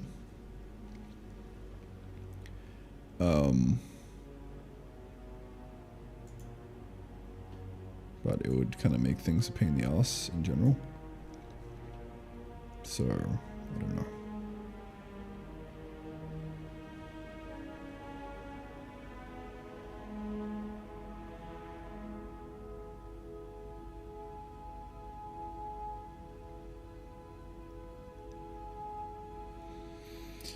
I mean, it's a pretty easy fix because it's just client side. I just go through and I fix this shit up, and that's kind of it.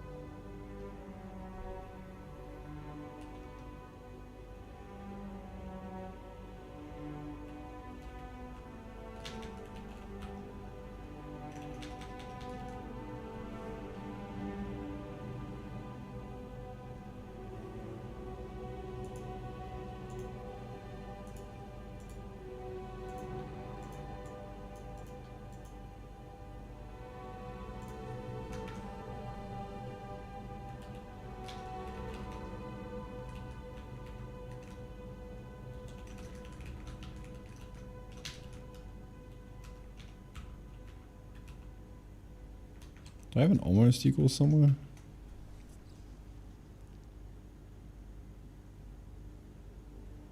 Utils.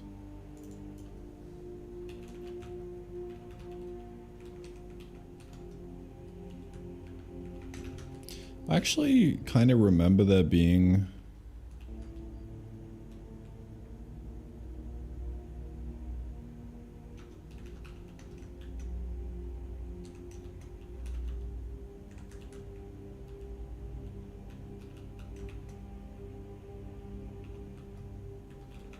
a package for this in Odin somewhere.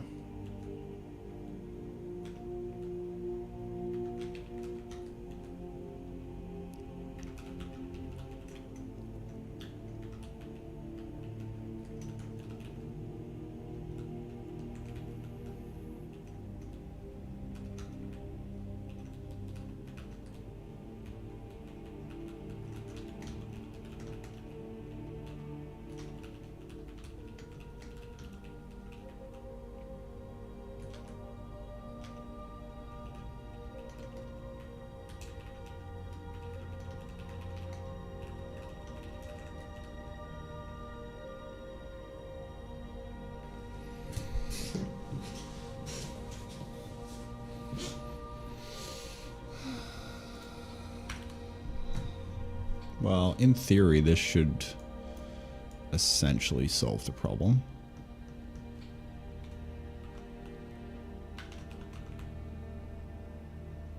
I would just need to not be lazy.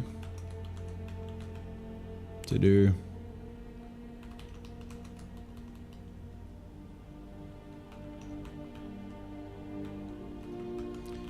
Make this work. The only thing it needs is for the sound system to not be a module so we can access the game state listener.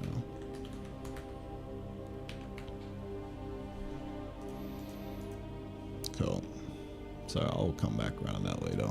It's good enough for now, but it will kind of suck long term.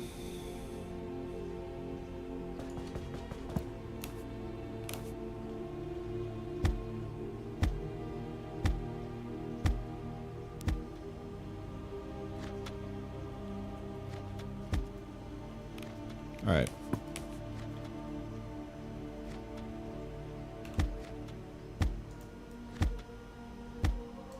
Well,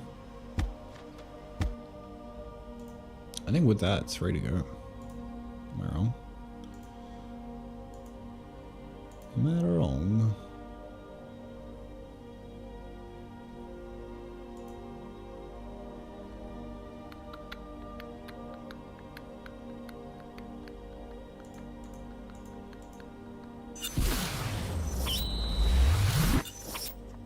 Schlager. Thank you for the prime, my brother.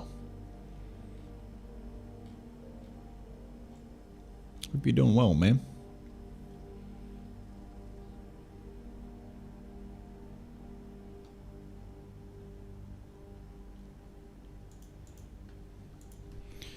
Light. Spawning constraints.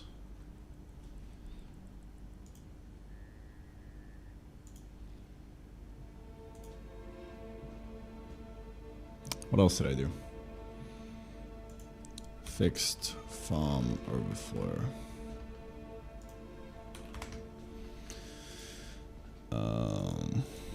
Yes.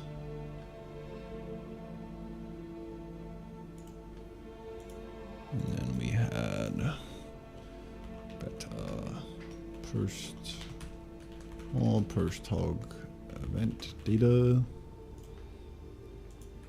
And then sketch for improving sound, spatialized sound dropping. Sweet. All right. Yeah, I was just I was staring at the screen and daydreaming about that, and I guess I've got a fix planned on the roadmap for it, which is good. It's good to know that's possible. So, I mean, I think it's ready to go. I think the next version's ready. I've no doubt forgotten some things, but I think that's version 0.19, dude.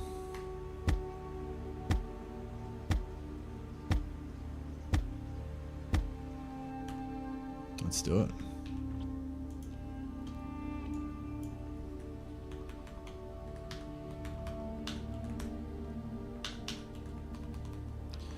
It is time to ship.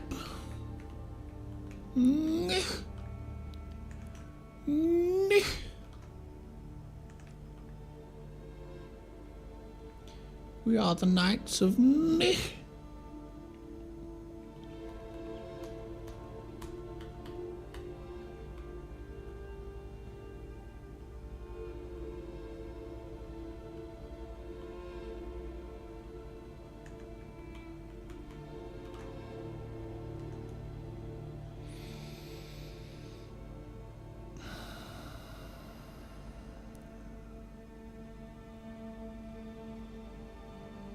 Where am I going?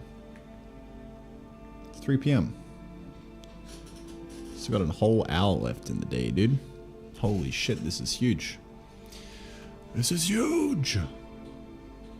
Dude, what am I doing? I was like right in the middle trying to find something, but my brain is blanked hard. Oh, yeah, okay. Debug settings. So I basically want to do one of these. When not dev, debug settings equal, I'll just leave them on default, return.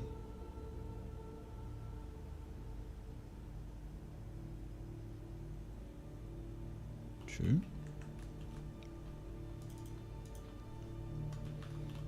Sneaky exit.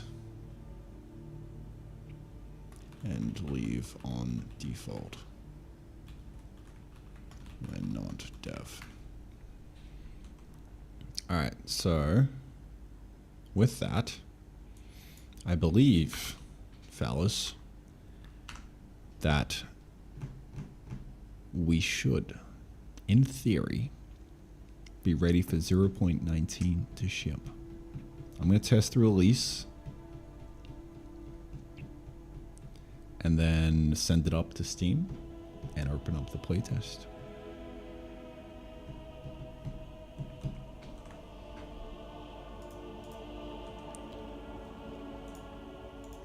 And now, for everyone who wants to playtest and isn't in the playtest already, check out the Steam page. Click the request access. You should be let in very shortly.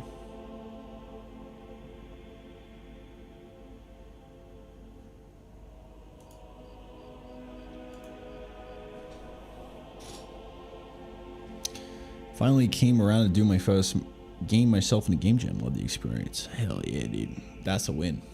That's a big W right there. First game? Holy shit.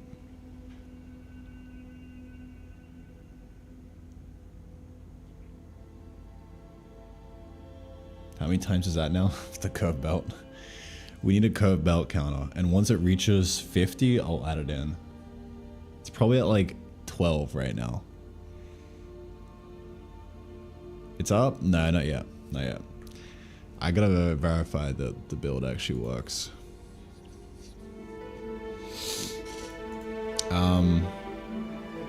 Alright, I've also got to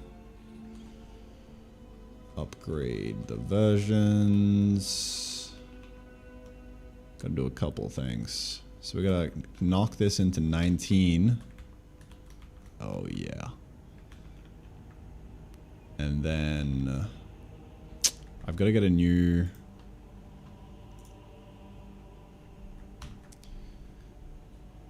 survey, Google Forms survey.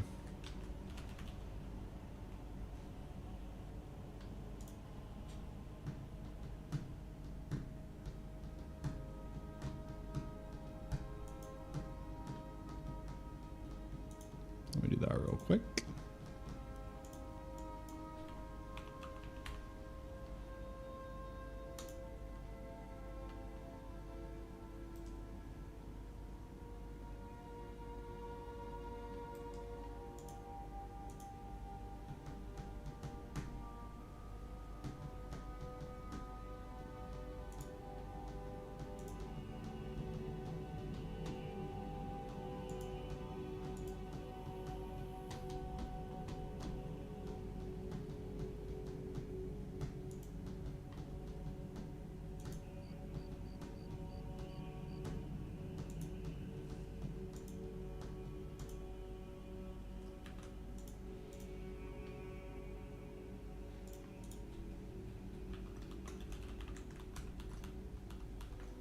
There we go, got a new link in there.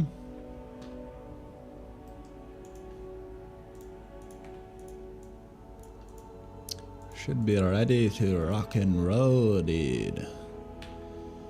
Alright. Well. I mean, I'm pretty sure that is good. Hold on. Let me do a rebuild real quick of the release. Test that puppy out.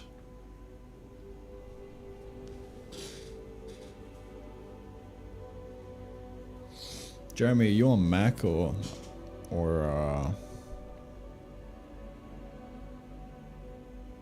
Linux?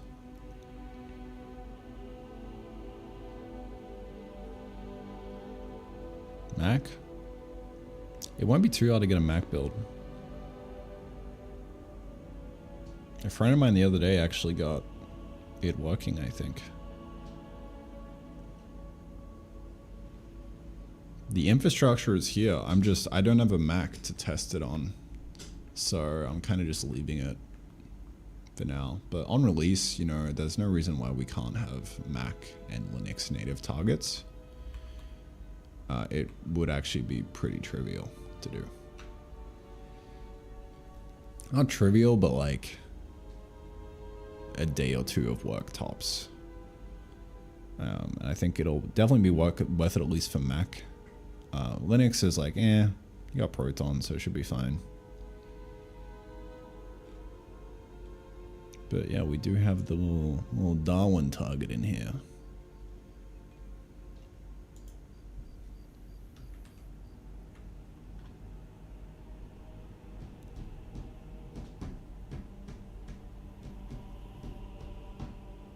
Gonna make a demo for the October Next Fest? Yes, sir. That's the plan.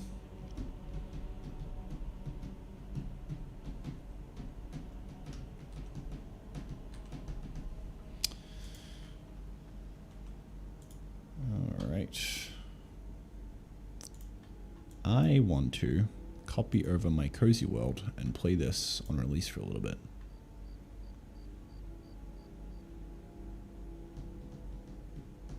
I almost want to put the worlds folder inside app data. Am I crazy?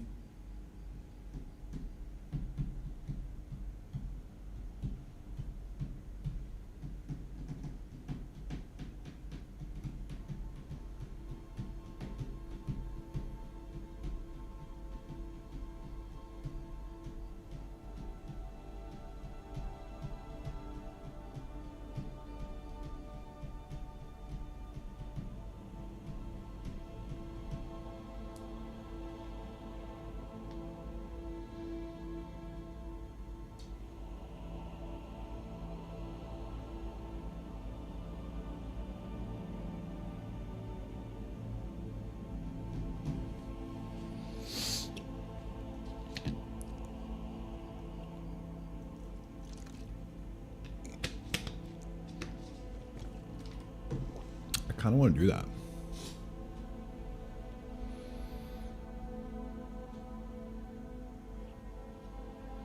Maybe one day. I don't see why I can't do that. Aside from just making it more confusing for players who are used to opening up the Steam and seeing all the data there.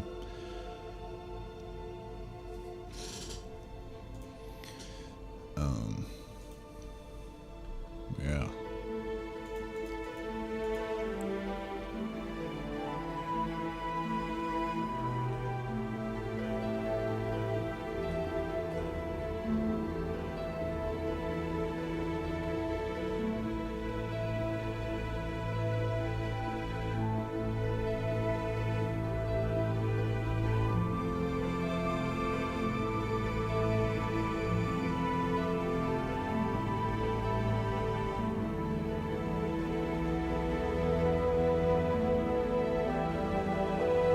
These debug logs shouldn't be getting let through on release. Let me fix that.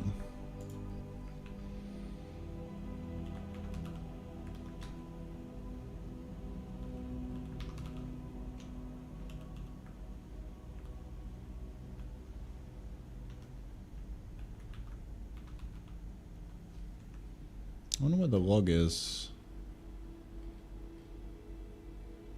Log. There we go.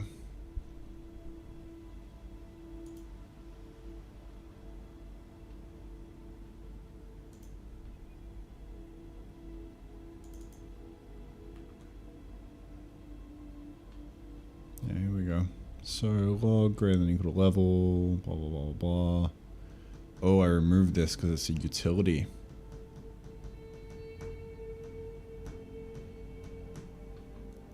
Interesting. Interesting.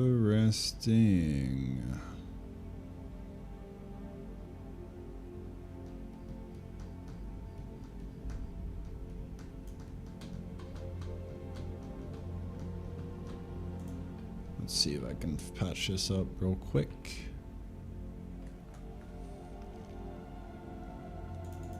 Yeah, because this log level doesn't get used anywhere.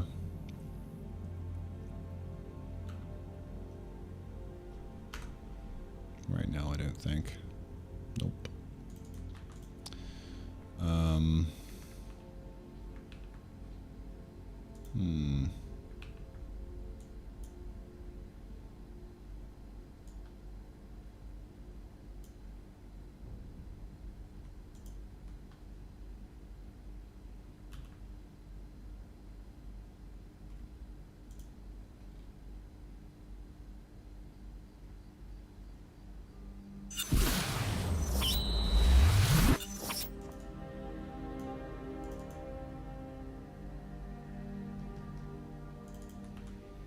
So I think it should be in the options. Yeah.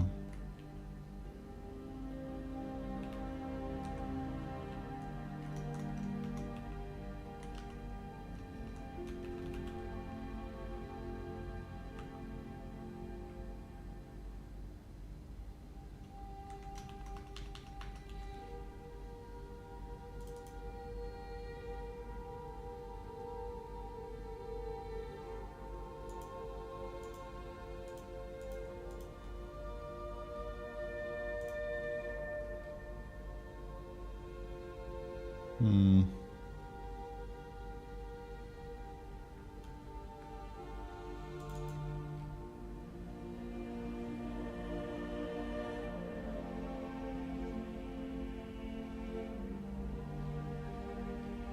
I don't know. Scumblock. Thanks for the prime, dude.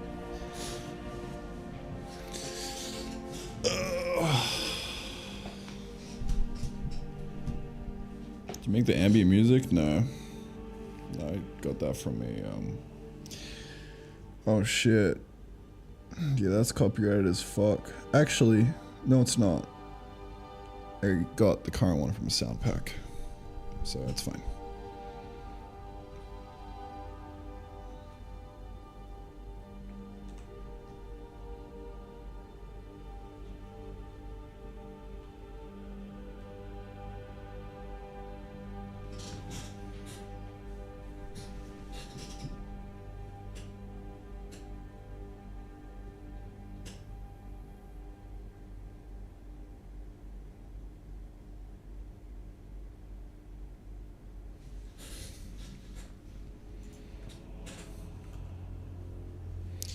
Lowest level debug.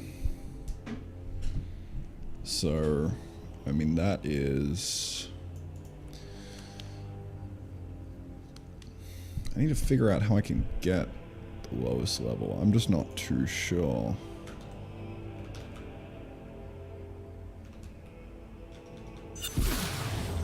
I'm not too sure how I can get that.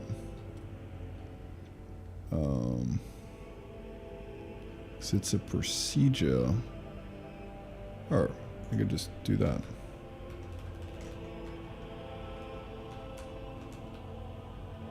We'll go like that. And then underscore logo.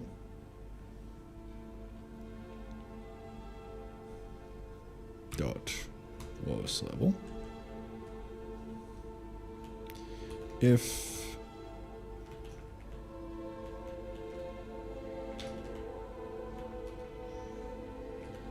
the level is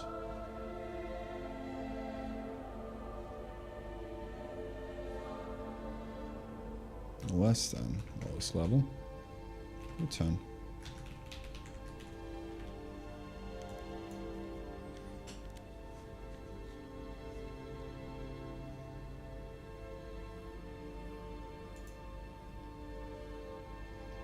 So that would at least let you drive whatever the level.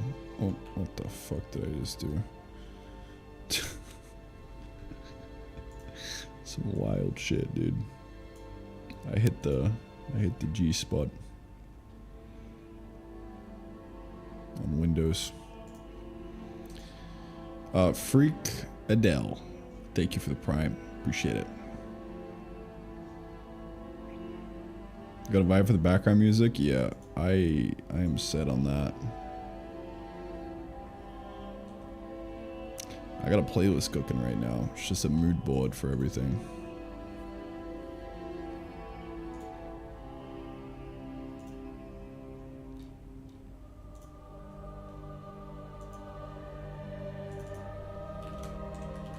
So I think I could do that, and in theory that should stop the debug logs.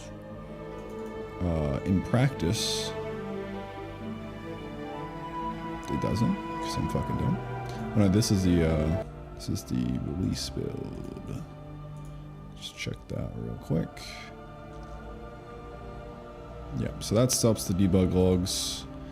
Now I've just got to figure out how to define the level here.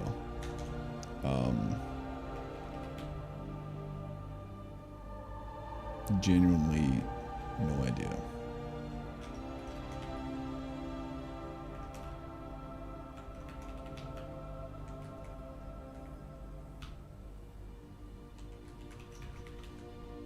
But you could probably just do that and then set that manually. On startup, if I had to guess.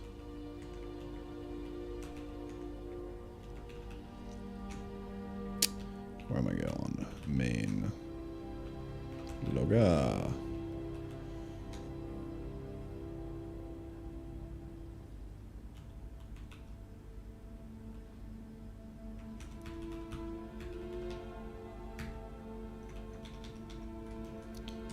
Logger dot level equal log level.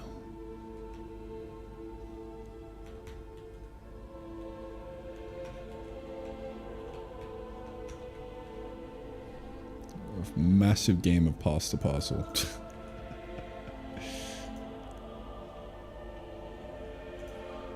Global log level.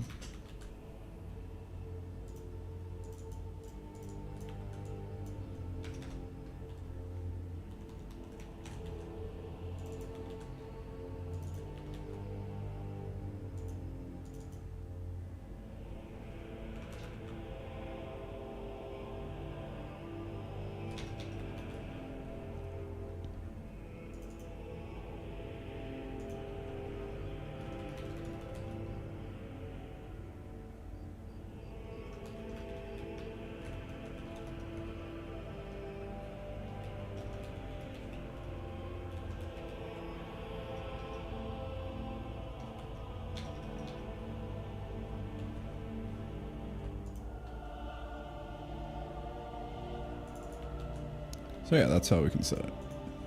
Huge. Huge, did. Oh yes, did. In fact, I feel like I've just unlocked something profound.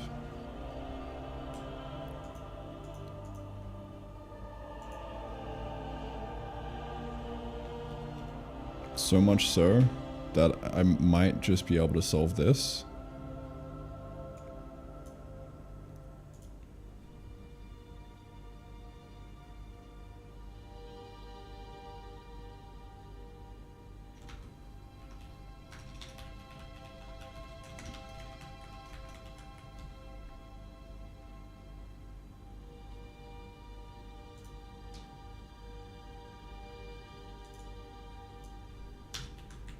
By doing one of these.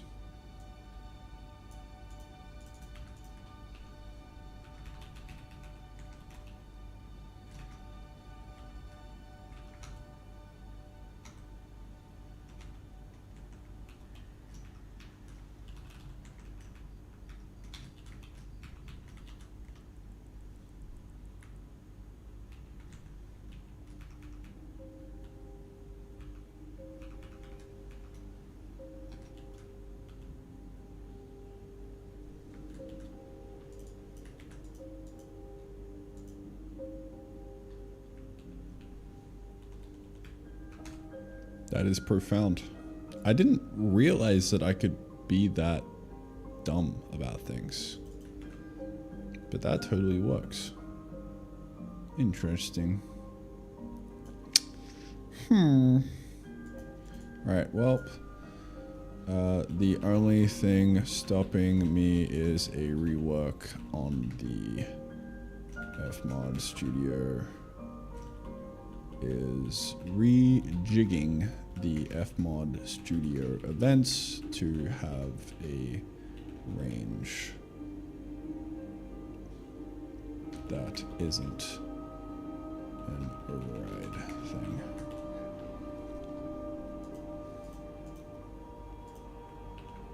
Cool.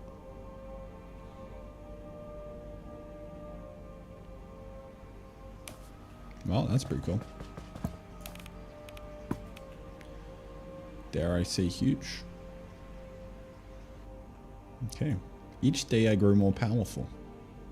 I am unstoppable.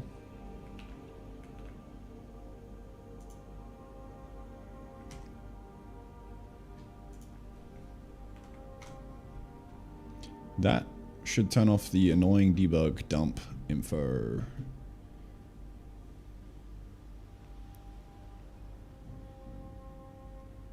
On release.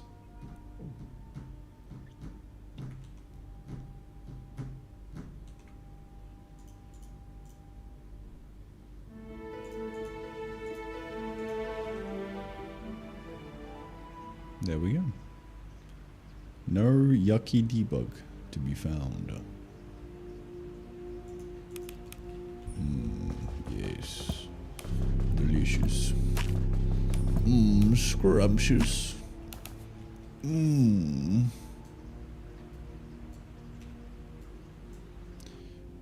Okay, so the next thing that I wanted to do was copy the world over and do a self-play test. So I can play the game.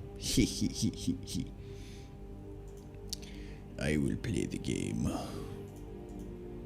Before any of you play the game, I get priority on the playtest. I get to have fun first.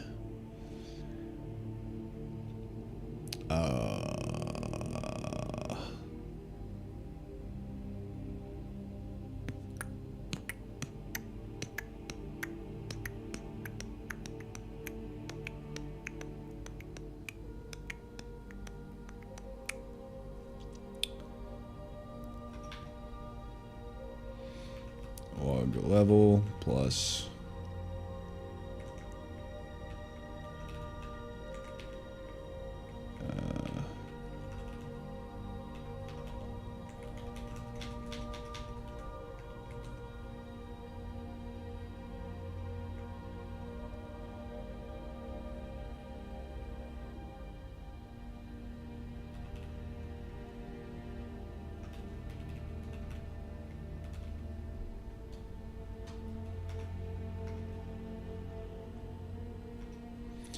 well, how about I just divide this up?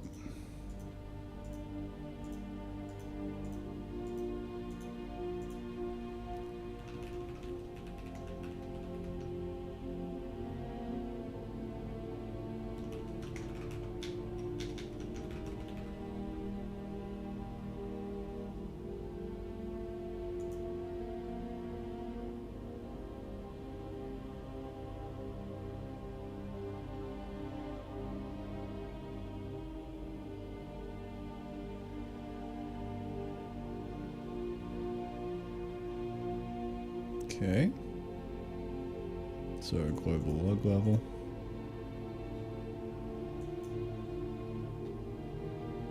Should be good.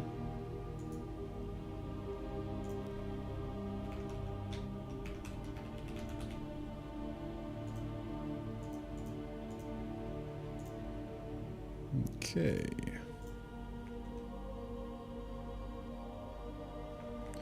Well, now let me paste this into... Okay, yeah, so the problem I'm running into here is that I'm doing a debug build, or sorry, release build. Every time I do this, it zeroes out the thing, so I'm totally gonna play the world and then forget about this and then accidentally kill all my progress. And it's gonna make me cry.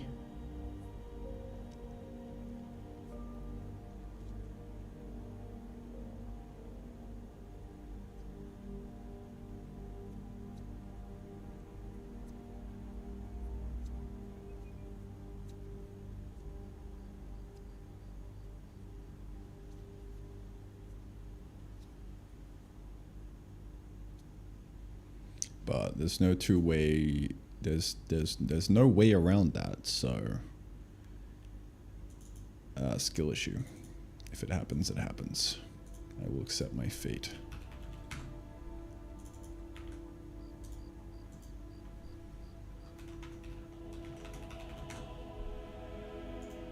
Onwards we march. Alright, I'm gonna sit here and play the game.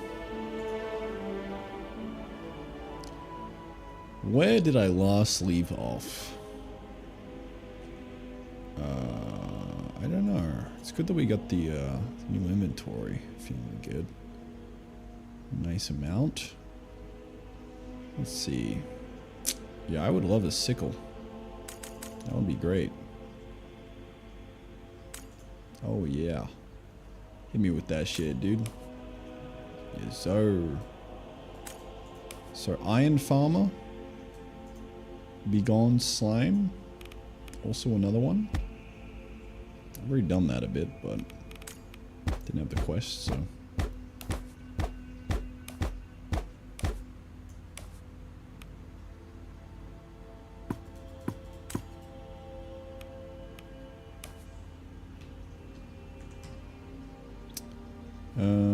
definitely sell them carrots, dude. Oh yeah. That hits the spot. Oh yeah. Boink. Wait. What just happened there?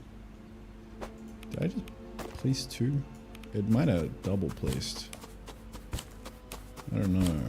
I don't understand what the fuck happened there. Oh yeah, maybe I just held left click.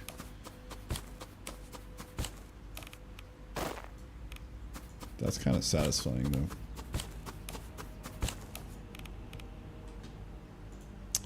Kind of like that.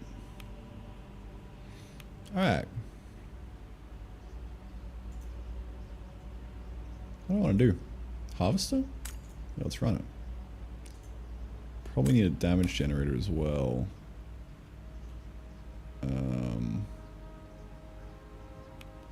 Let me chuck this here.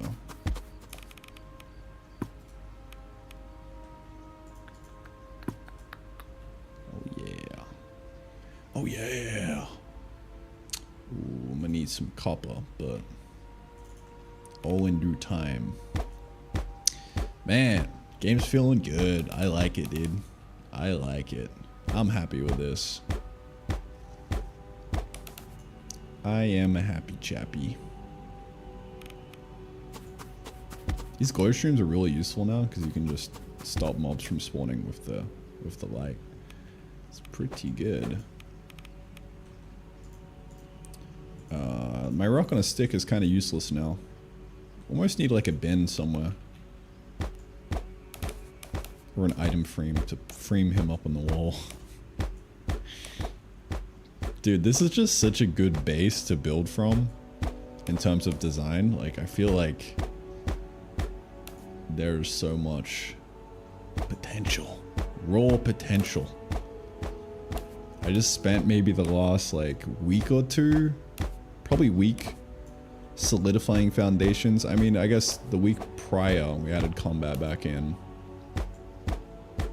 So yeah, I mean, I would say all in all, been solidifying foundations recently. But man, from here on out, it's gonna be back to adding in new content and figuring out what to do next. I'm really excited for it, dude. I think it's gonna be fun.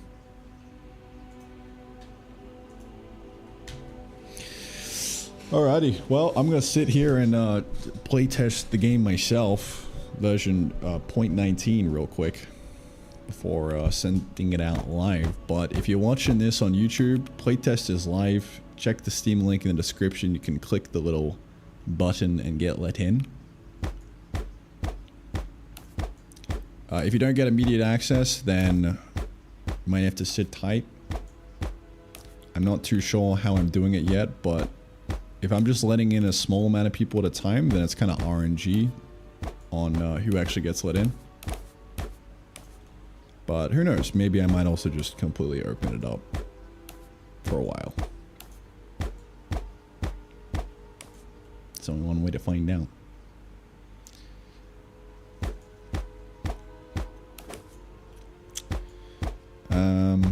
Yeah. Like, I kind of want to only do waves of 200 people at a time, because it's kind of a waste if there's a massive bug or like a big issue that I need to fix. I found 200 people is like a pretty good sample size, I guess, for like how fun the current version of the game is. Oh, I just completed my Iron Farmer quest. Oh man. 10 gold. Yeah, hit me with that. What was I saying? Yeah, 200 people is like a pretty decent enough sample size I've found in the past whenever I do push updates to, you know, get feedback on the version and see kind of the playtime and if it's good and all that kind of stuff. So, yeah.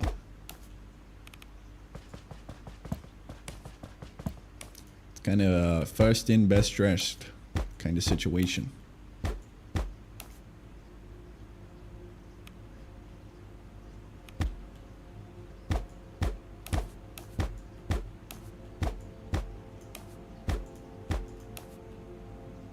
Eventually, I'm gonna take the current version of the game and just put it up as a demo. We've got Next Fest coming up in, I think, October. Something.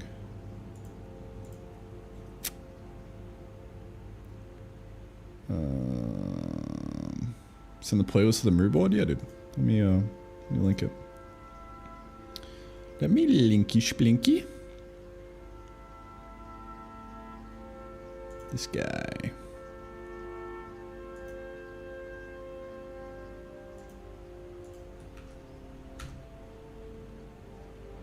I plan on doing a couple things. One, making some chill lo-fi beats. But in terms of like actual good atmospheric vibes, I feel like, yeah, a lot of just inspo from Minecraft.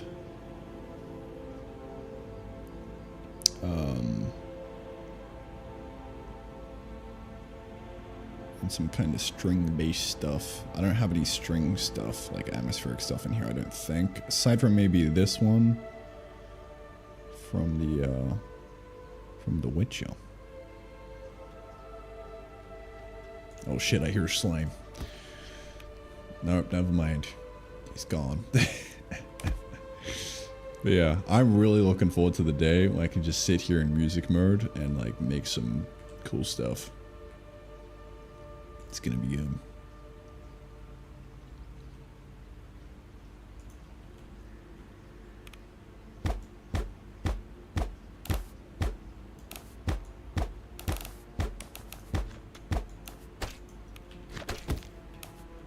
Yeah. Holy shit, that's a lot of slimes.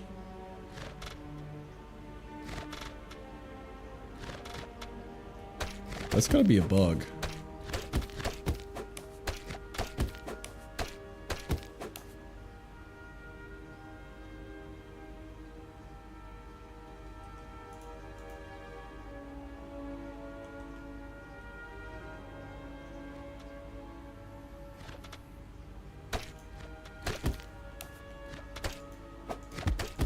Might have been just because they were like chilling there and they're already spawned in. I don't know.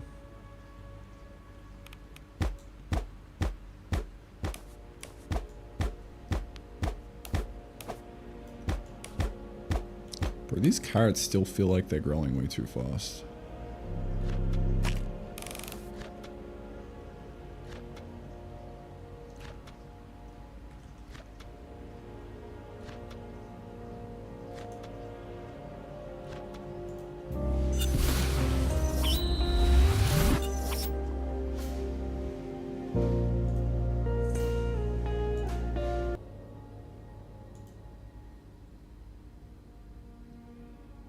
Skelix, thank you for the prime, dude. Appreciate it.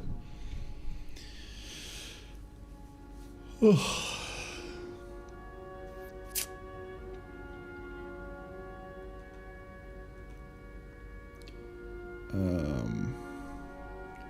gotta remember that the world is here. I can also just not play test on release. That would be preferable.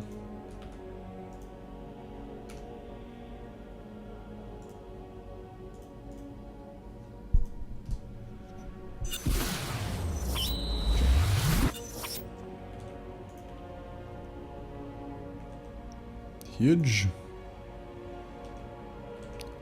Swanson. Swanson Dev. Thank you for the prime. Appreciate it.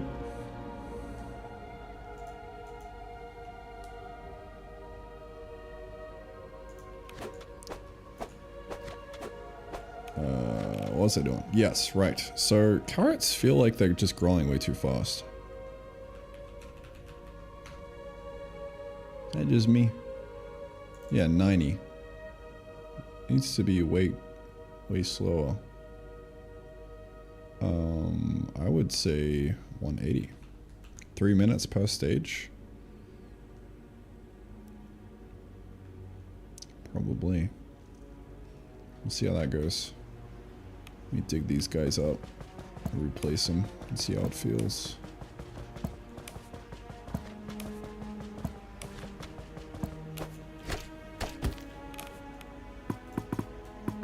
Oh man, that new planting, so good.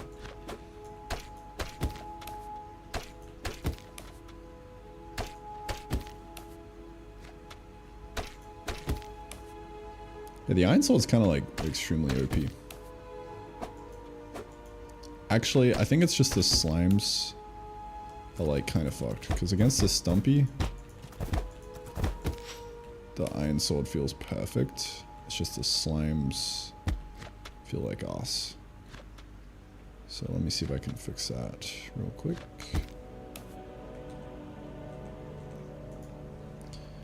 Set up slime. Health at 10. Yeah, if we just double the health, I think that's probably problem solved.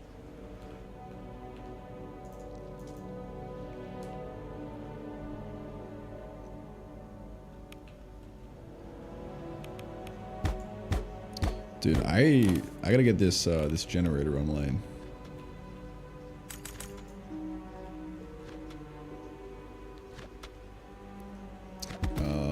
I guess I can make a click generator real quick. Just need a bit more iron. Hit me with that shit, dude. Let's go. Let me skip the music because I've got Skyrim running. Alright. Oh, click generator is totally broken, dude.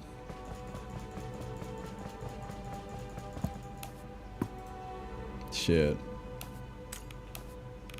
Oh, glad I tested that.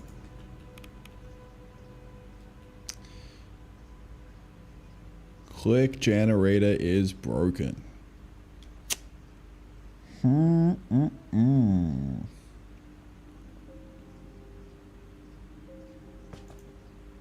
Well, I guess I gotta fixie real quick. You should rename this to the carpal tunnel generator.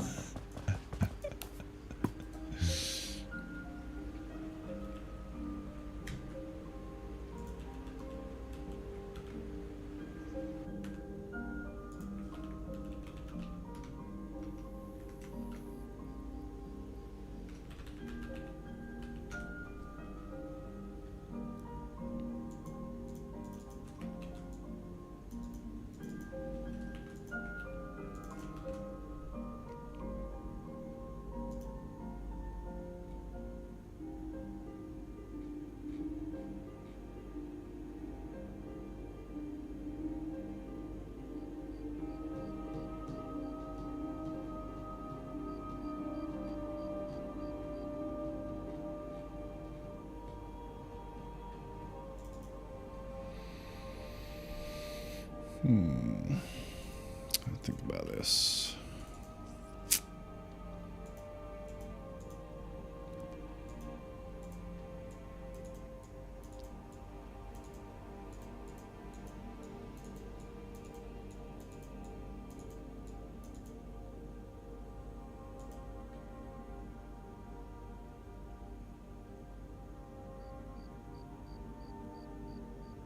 Could make it right click.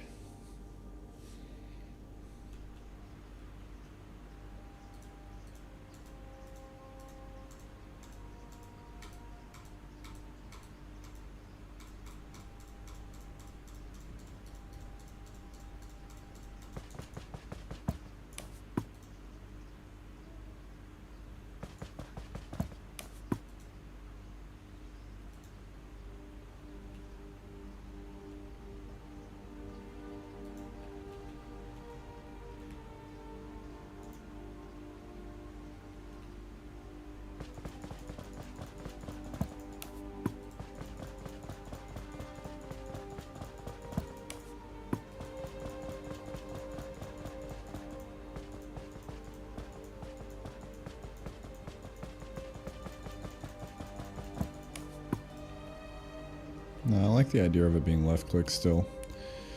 I just gotta update it to the new system.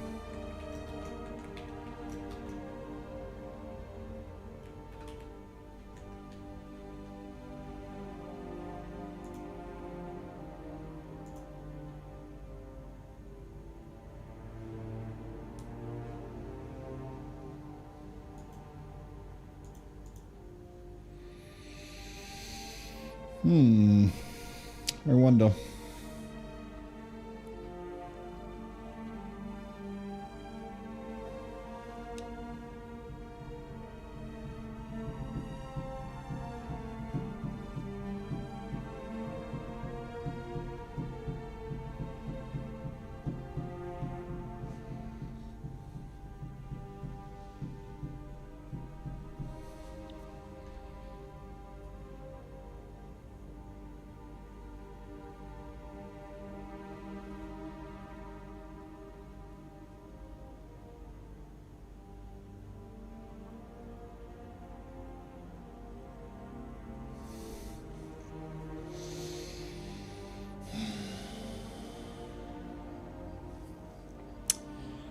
It would be easiest to change it to right click.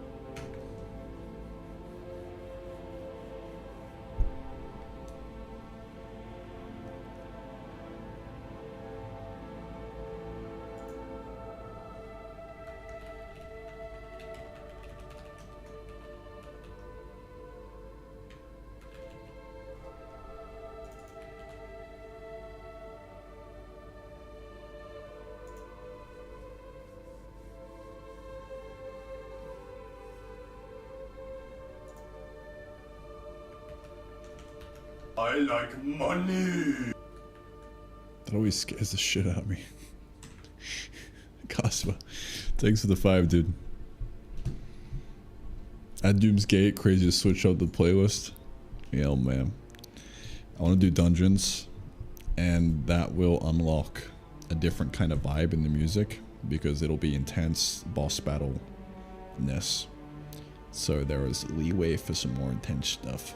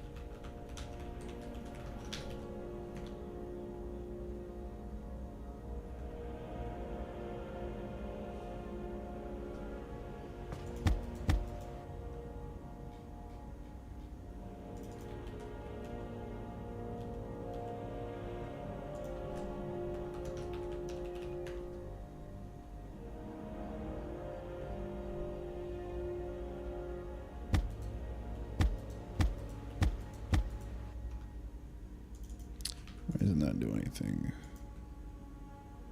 Infer attack vector.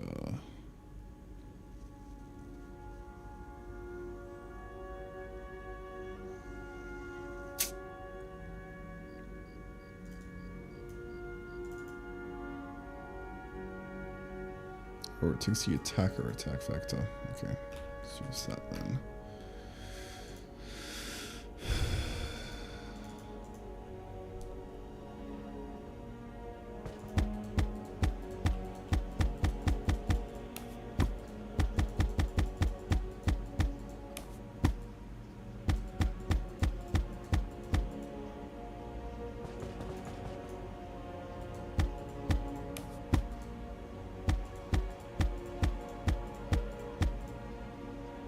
Alright, that should do the trick, I think.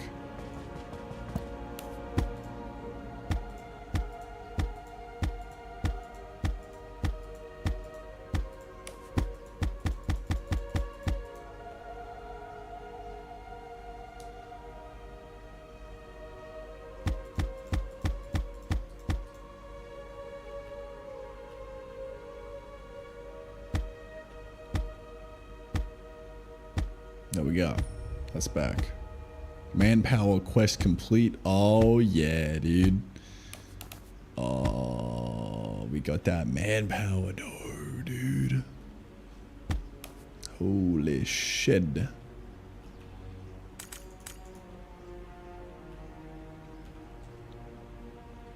Dude, what kind of stacked on iron now?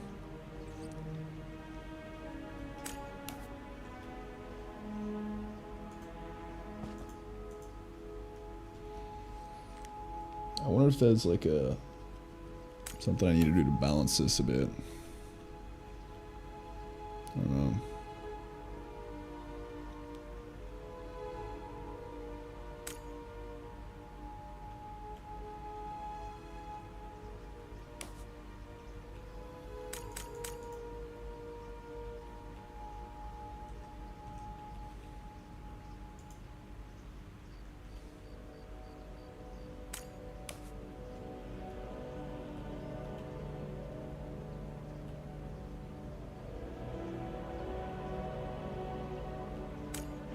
I should probably go out in this direction.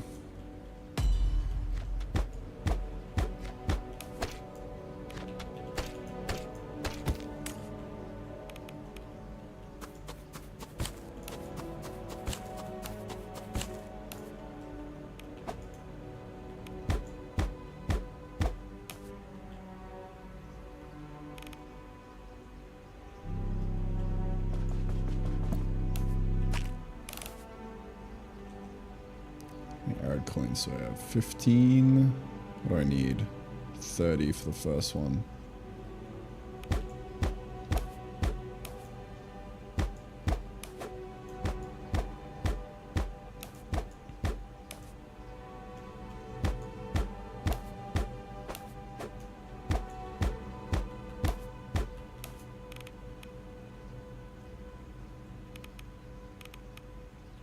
Okay, yeah, the carrots are taking a long ass time to grow now. I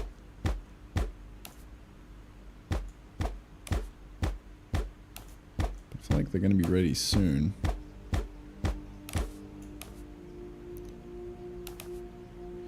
Okay, I kind of want to rework the iron gathering. Not right now, but at some point, I basically want to turn this into the Minecraft style. Or you can't grow it until the late game. Because this, like, completely fucks things up in terms of balance early game.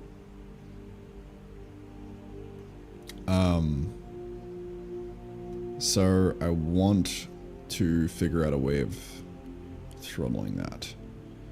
I don't know. Maybe just basically make it so that you can't move iron in the early game. Like, you can't have an iron seed. And that everything you destroy, it kind of destroys out in the world. And so that way you need to kind of keep going around the world finding iron. Maybe, I'm not sure. I have no idea.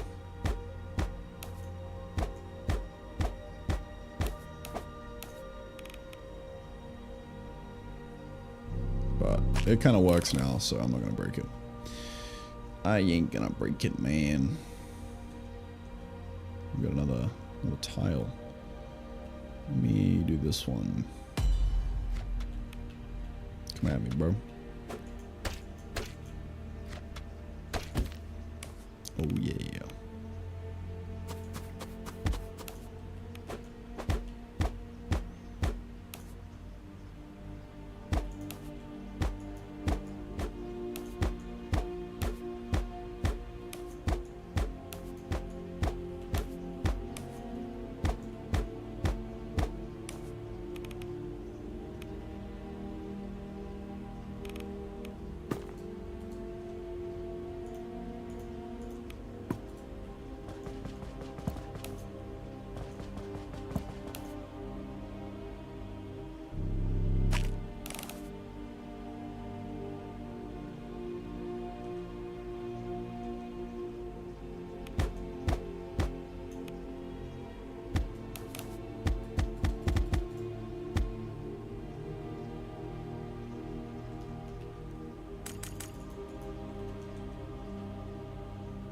Because I want this to be a bit more scarce. And I want to do some kind of like forge in the mid game that lets you get double the efficiency. Like, you know, all the Minecraft mods, you got the macerator that lets you kind of double that. There's just something really satisfying about the limited resource. And then having more, like scaling up into more efficient ways of getting it later.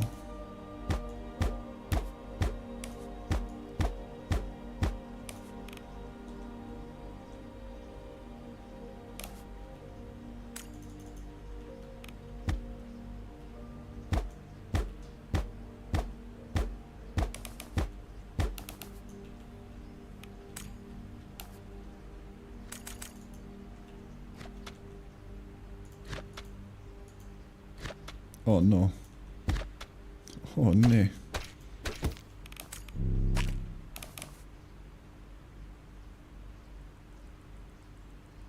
I'm close to the cactus. Can I move these around? It's not letting me pick it up. That's strange. That's probably a bug. That is definitely a bug. Cactus.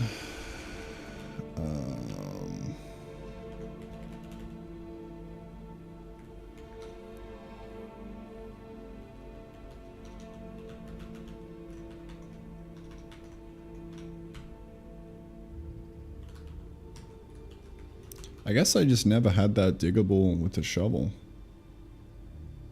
Huh. That's weird.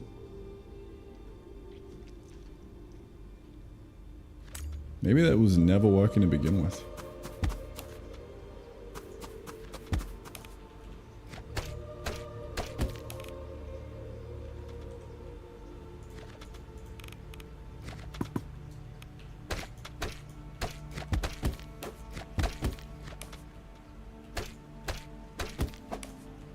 Still taking 3 hits to kill these guys. Shouldn't be the case.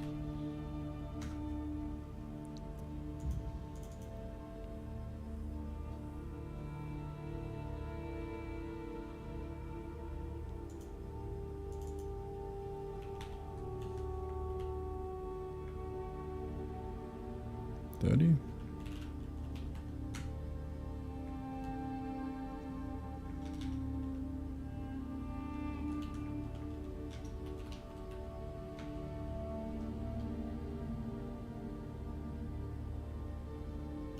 $7, $20 through 3, yeah.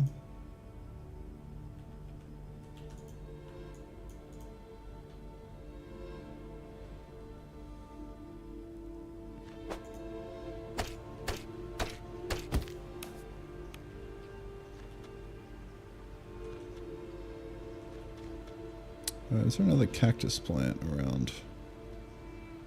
I think there should be one more. Oh, yeah, it's over here.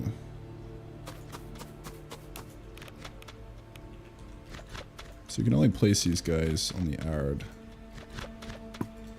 That's good.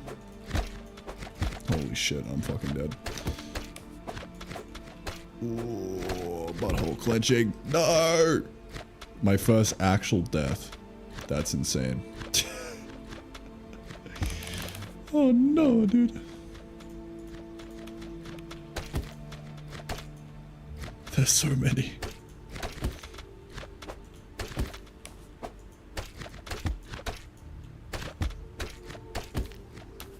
Attack of the slimes.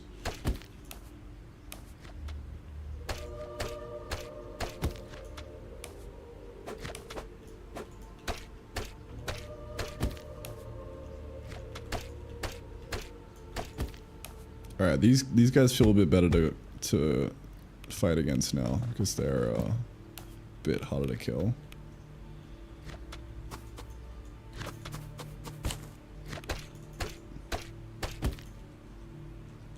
Which is good.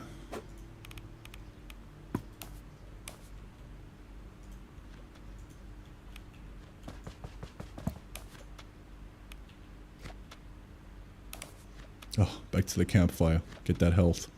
Health potion that you eat would be sick. One day, dude, one day. Yeah, this game's feeling fun. I'm like, there's just so many things for me to do right now.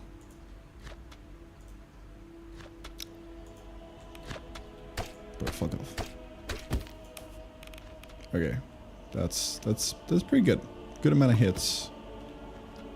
Still insta-clapped on the fucking spikes. 1, 2, 3, 4, 5. Maybe 1, 2, 3, 4. 1, 2, 3, 4. Yep. Oh, there's a slime block up here, dude. Of course. That's why there's been so many. Be gone, slime! Yeah! That's hype. Making them destroy harvesters and stuff would actually be pretty cool as well. At some point, once defense is a bit better. Dude, let's go. $100? That's a W.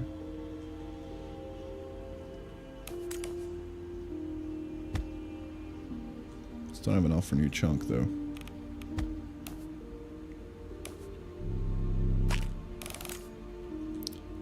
Should get, yeah, my first arid chunk. Oh yeah, dude. Huge. My first piece of copper. Copper ingot. Let's go. Oh yeah, it's gamer time. I kind of want to think of a better way to automate the campfire stuff.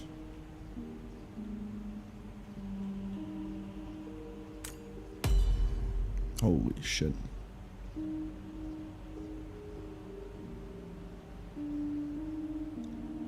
Do do do do.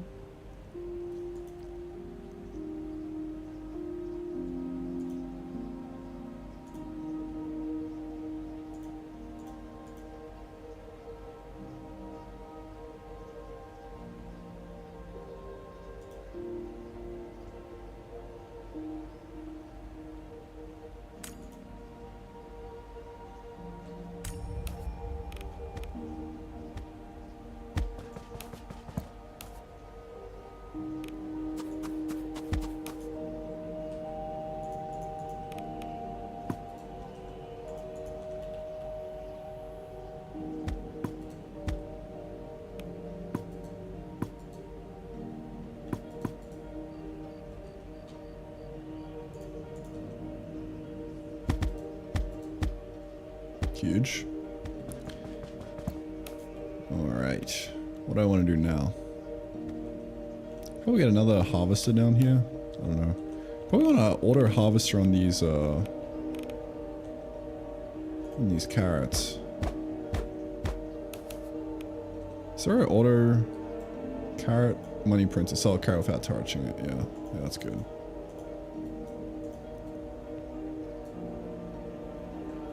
Oh, I still have this unclaimed. Oh yeah.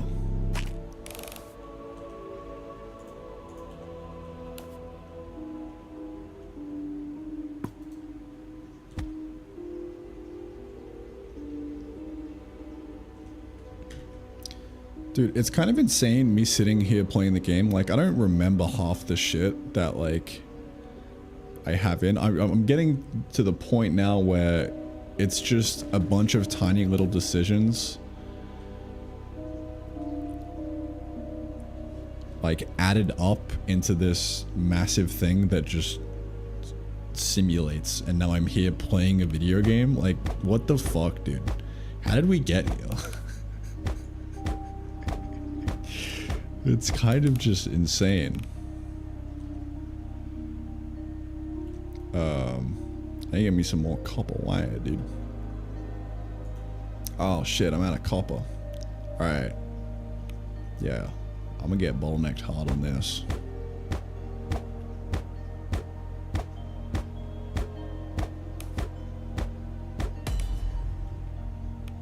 Valentium ingot. Oh shit, bro. Yeah, because I've killed a bunch of stumpies already. But stumpies should start spawning during the night here. It should be good. 84 for the next one. Alright. I kind of need to make a cactus farm. That's almost the bottleneck right now.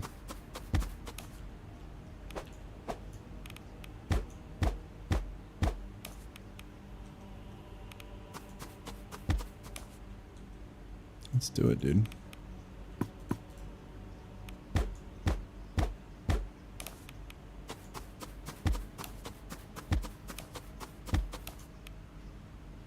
But yeah, man, this is fucking sick. I love this. I am very happy. Look at our first Violentium ingot.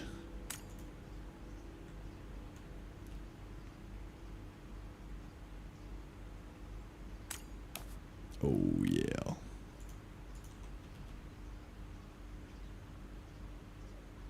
Oh, okay. We totally have room for one more quest.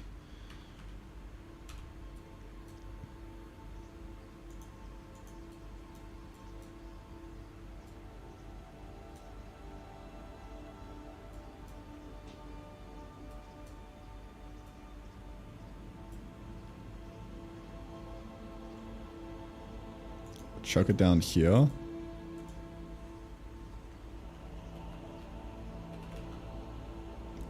I'm just gonna call it violence. Craft a Violentium. Great sword.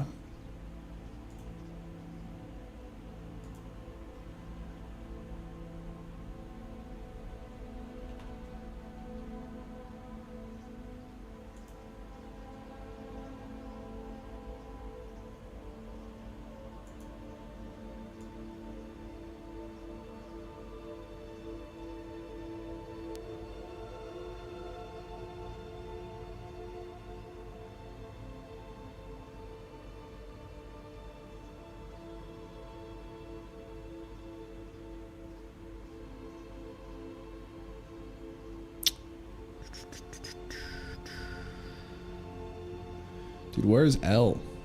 A, B, C, D, E, F, G, H, I, J, K, L is right here. Okay.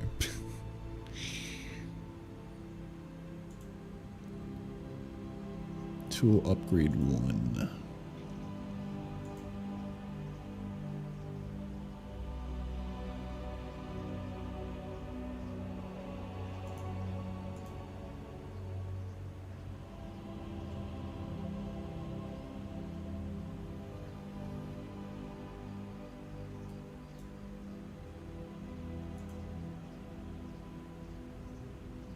Let me actually move this over here. I'm gonna make it a...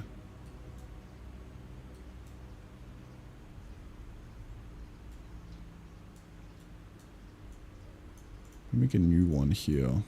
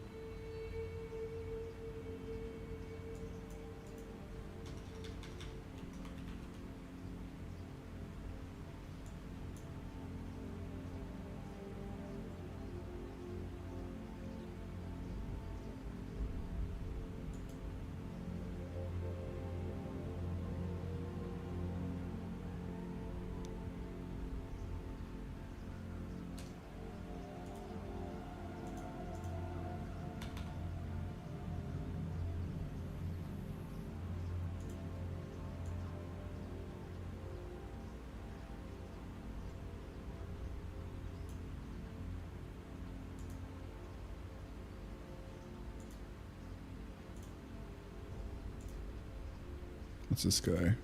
Auto smelter. Alright, I'm gonna chuck a quest in there for crafting 100 violentium ingots.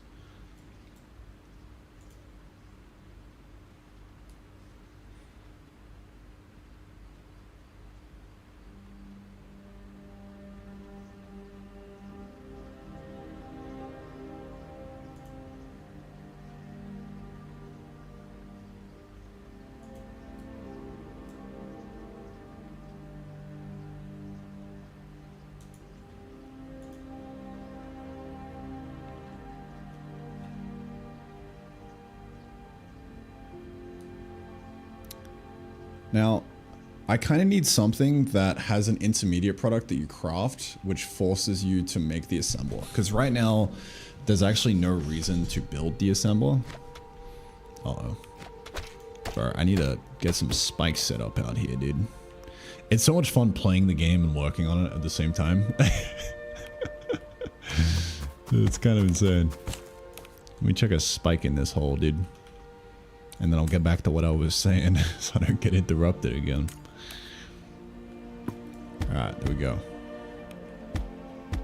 Should be able to thread the needle now. Kinda. I'm just gonna keep dying on my front lawn. What was I saying? Yeah, we kinda need like a...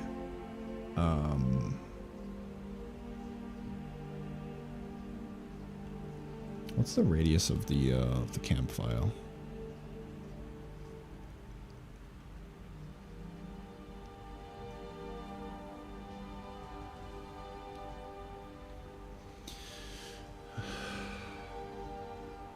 You need a reason to auto-craft some like intermediate product thing. Because you don't actually unlock the Violentium Greatsword until you place down an open assembler. So you need a reason to actually do that if you're gonna go discover that. So I wonder, because we got the auto smelter quest, which is cool.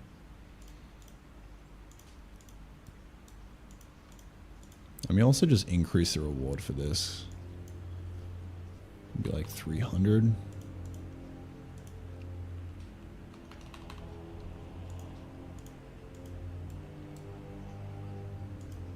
And we'll save this guy.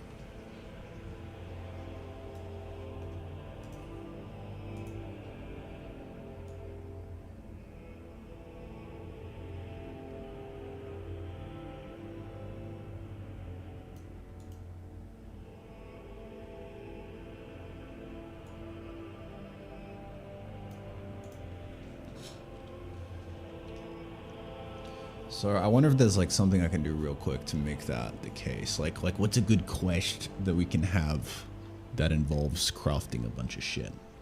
I wonder.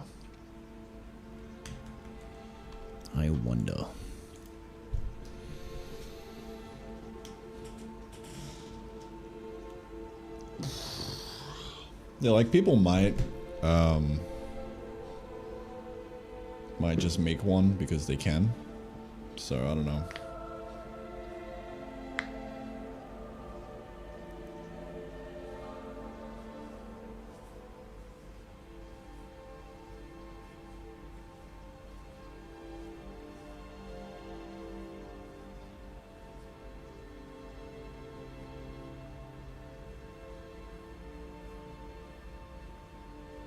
Help me find a video with the game template. Yeah. Also, Nucosia, this is the same problem. I have put my old content on my main channel inside a playlist.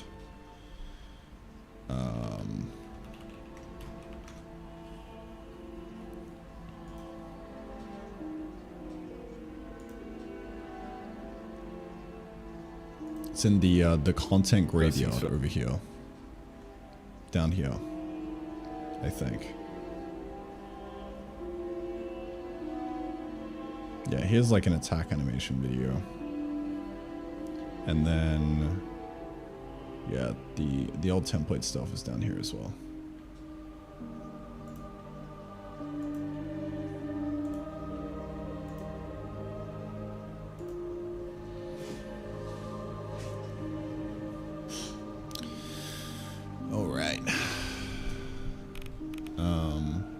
far as I can tell, Stumpy didn't spawn at night.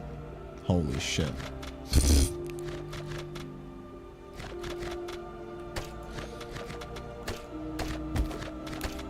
Okay, the slimes need a wandering state. That's actually the problem we're running into though.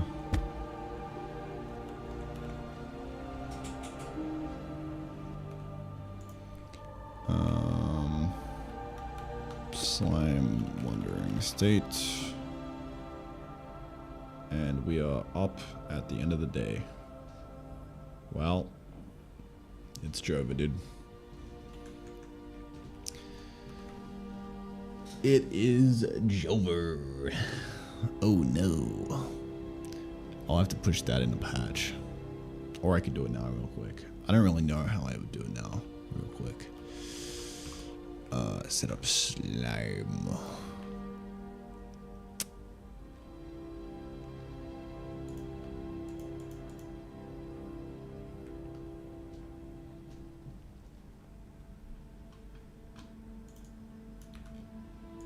Well, let me just put this this thing in real quick. Entity stats dot Valentium ingot dot crafted amount.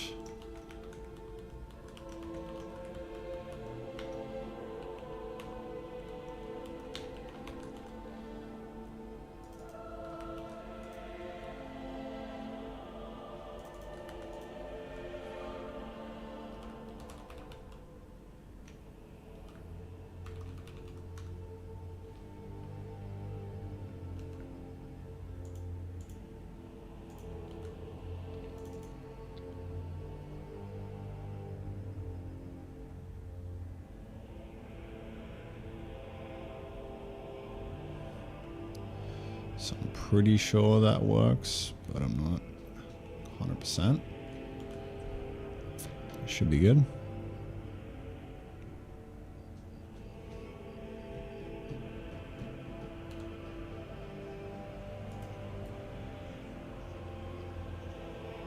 Yeah, 2 out of 100.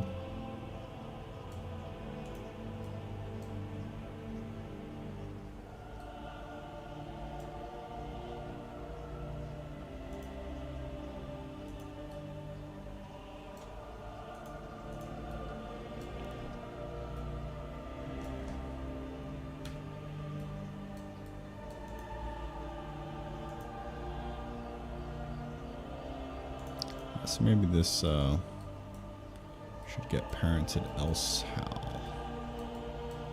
I think what I want to do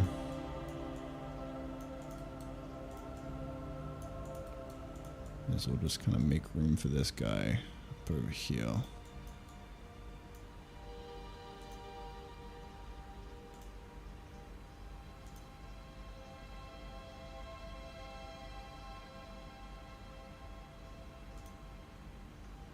Is now manpower parent.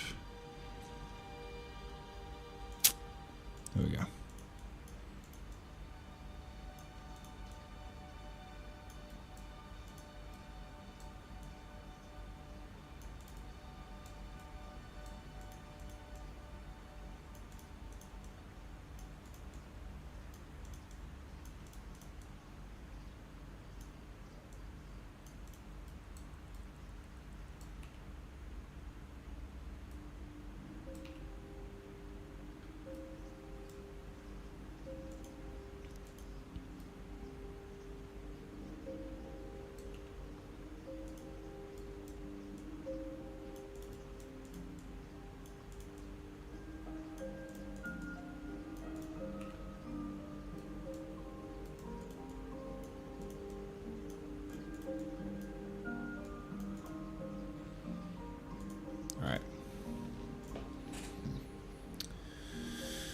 Yeah, so I don't really know what the play is there.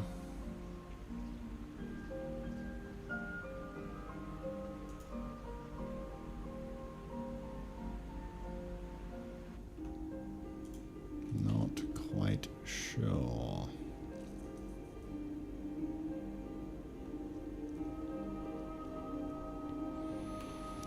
But anyway, I was trying to think if there was a quick and easy way that I can do the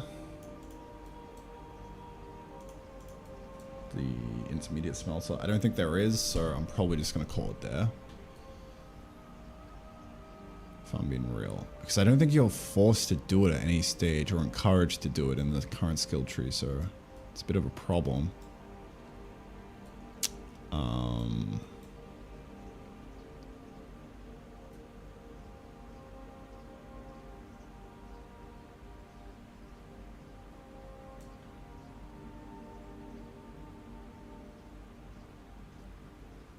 Yeah, bit of a problem.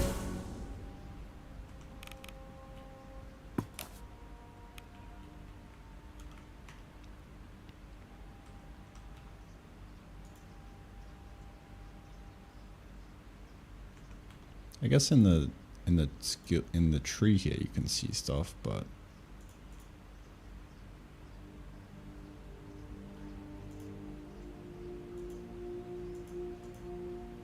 yeah, I don't know. We'll see. Not the end of the world. We are gonna have to leave it there because I've just ran out of time in the day. I gotta go get this video edited, so managed to squeeze in one cheeky little quest though for the Violentium. But yeah, this is shaping up well. It's gonna be really sick, essentially having like a whole area of like late game objectives that you need to get towards. You know, this is where the singularity will come into play, the ultimate late game. And yeah, dude, it's just super cool seeing all this stuff kind of come together. I'm really hyped. So I'm gonna go shape the playtest now. In fact, I'm gonna run the command right now.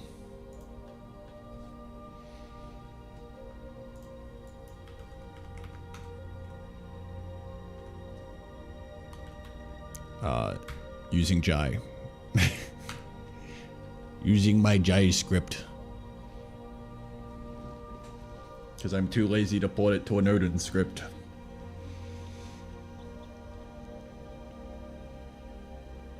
It would be so funny if that just deleted my world, but I ported it. So we should be fine, dude.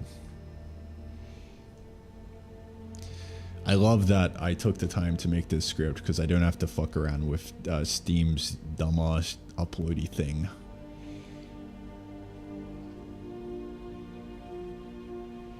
Look at that. Build finished.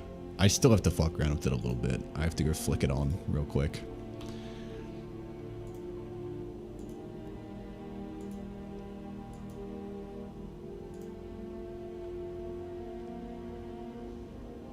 Let me see. Let us go flick on the Steamworks somewhere.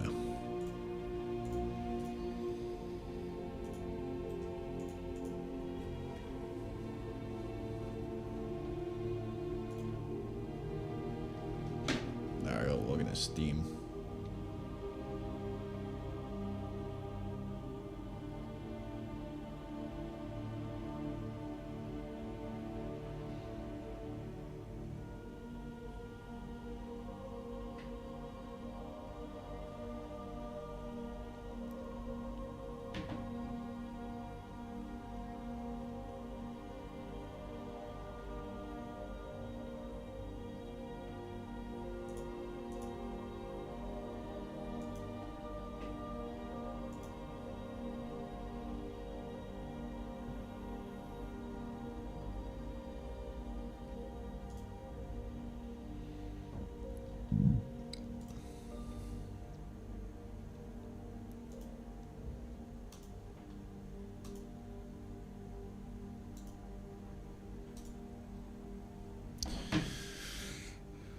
Flip on the confirmation. Whenever you're uploading to a public Steam thing, it forces you to do Steam guards. So you got to go into your phone. And you can see here, we just got a confirmation. Confirm app build change.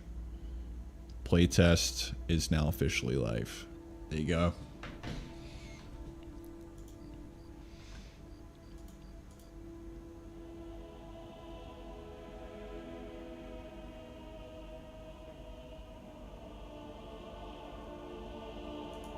right.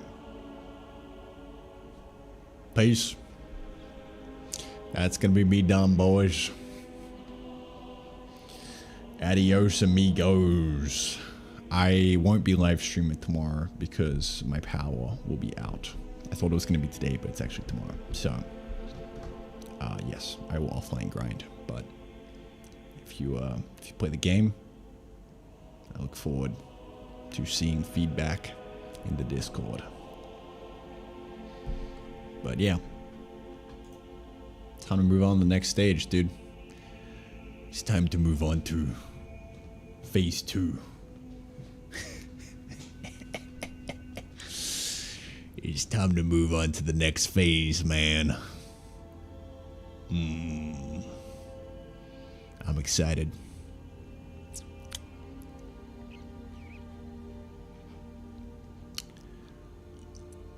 All right. Peace. Adios, amigos.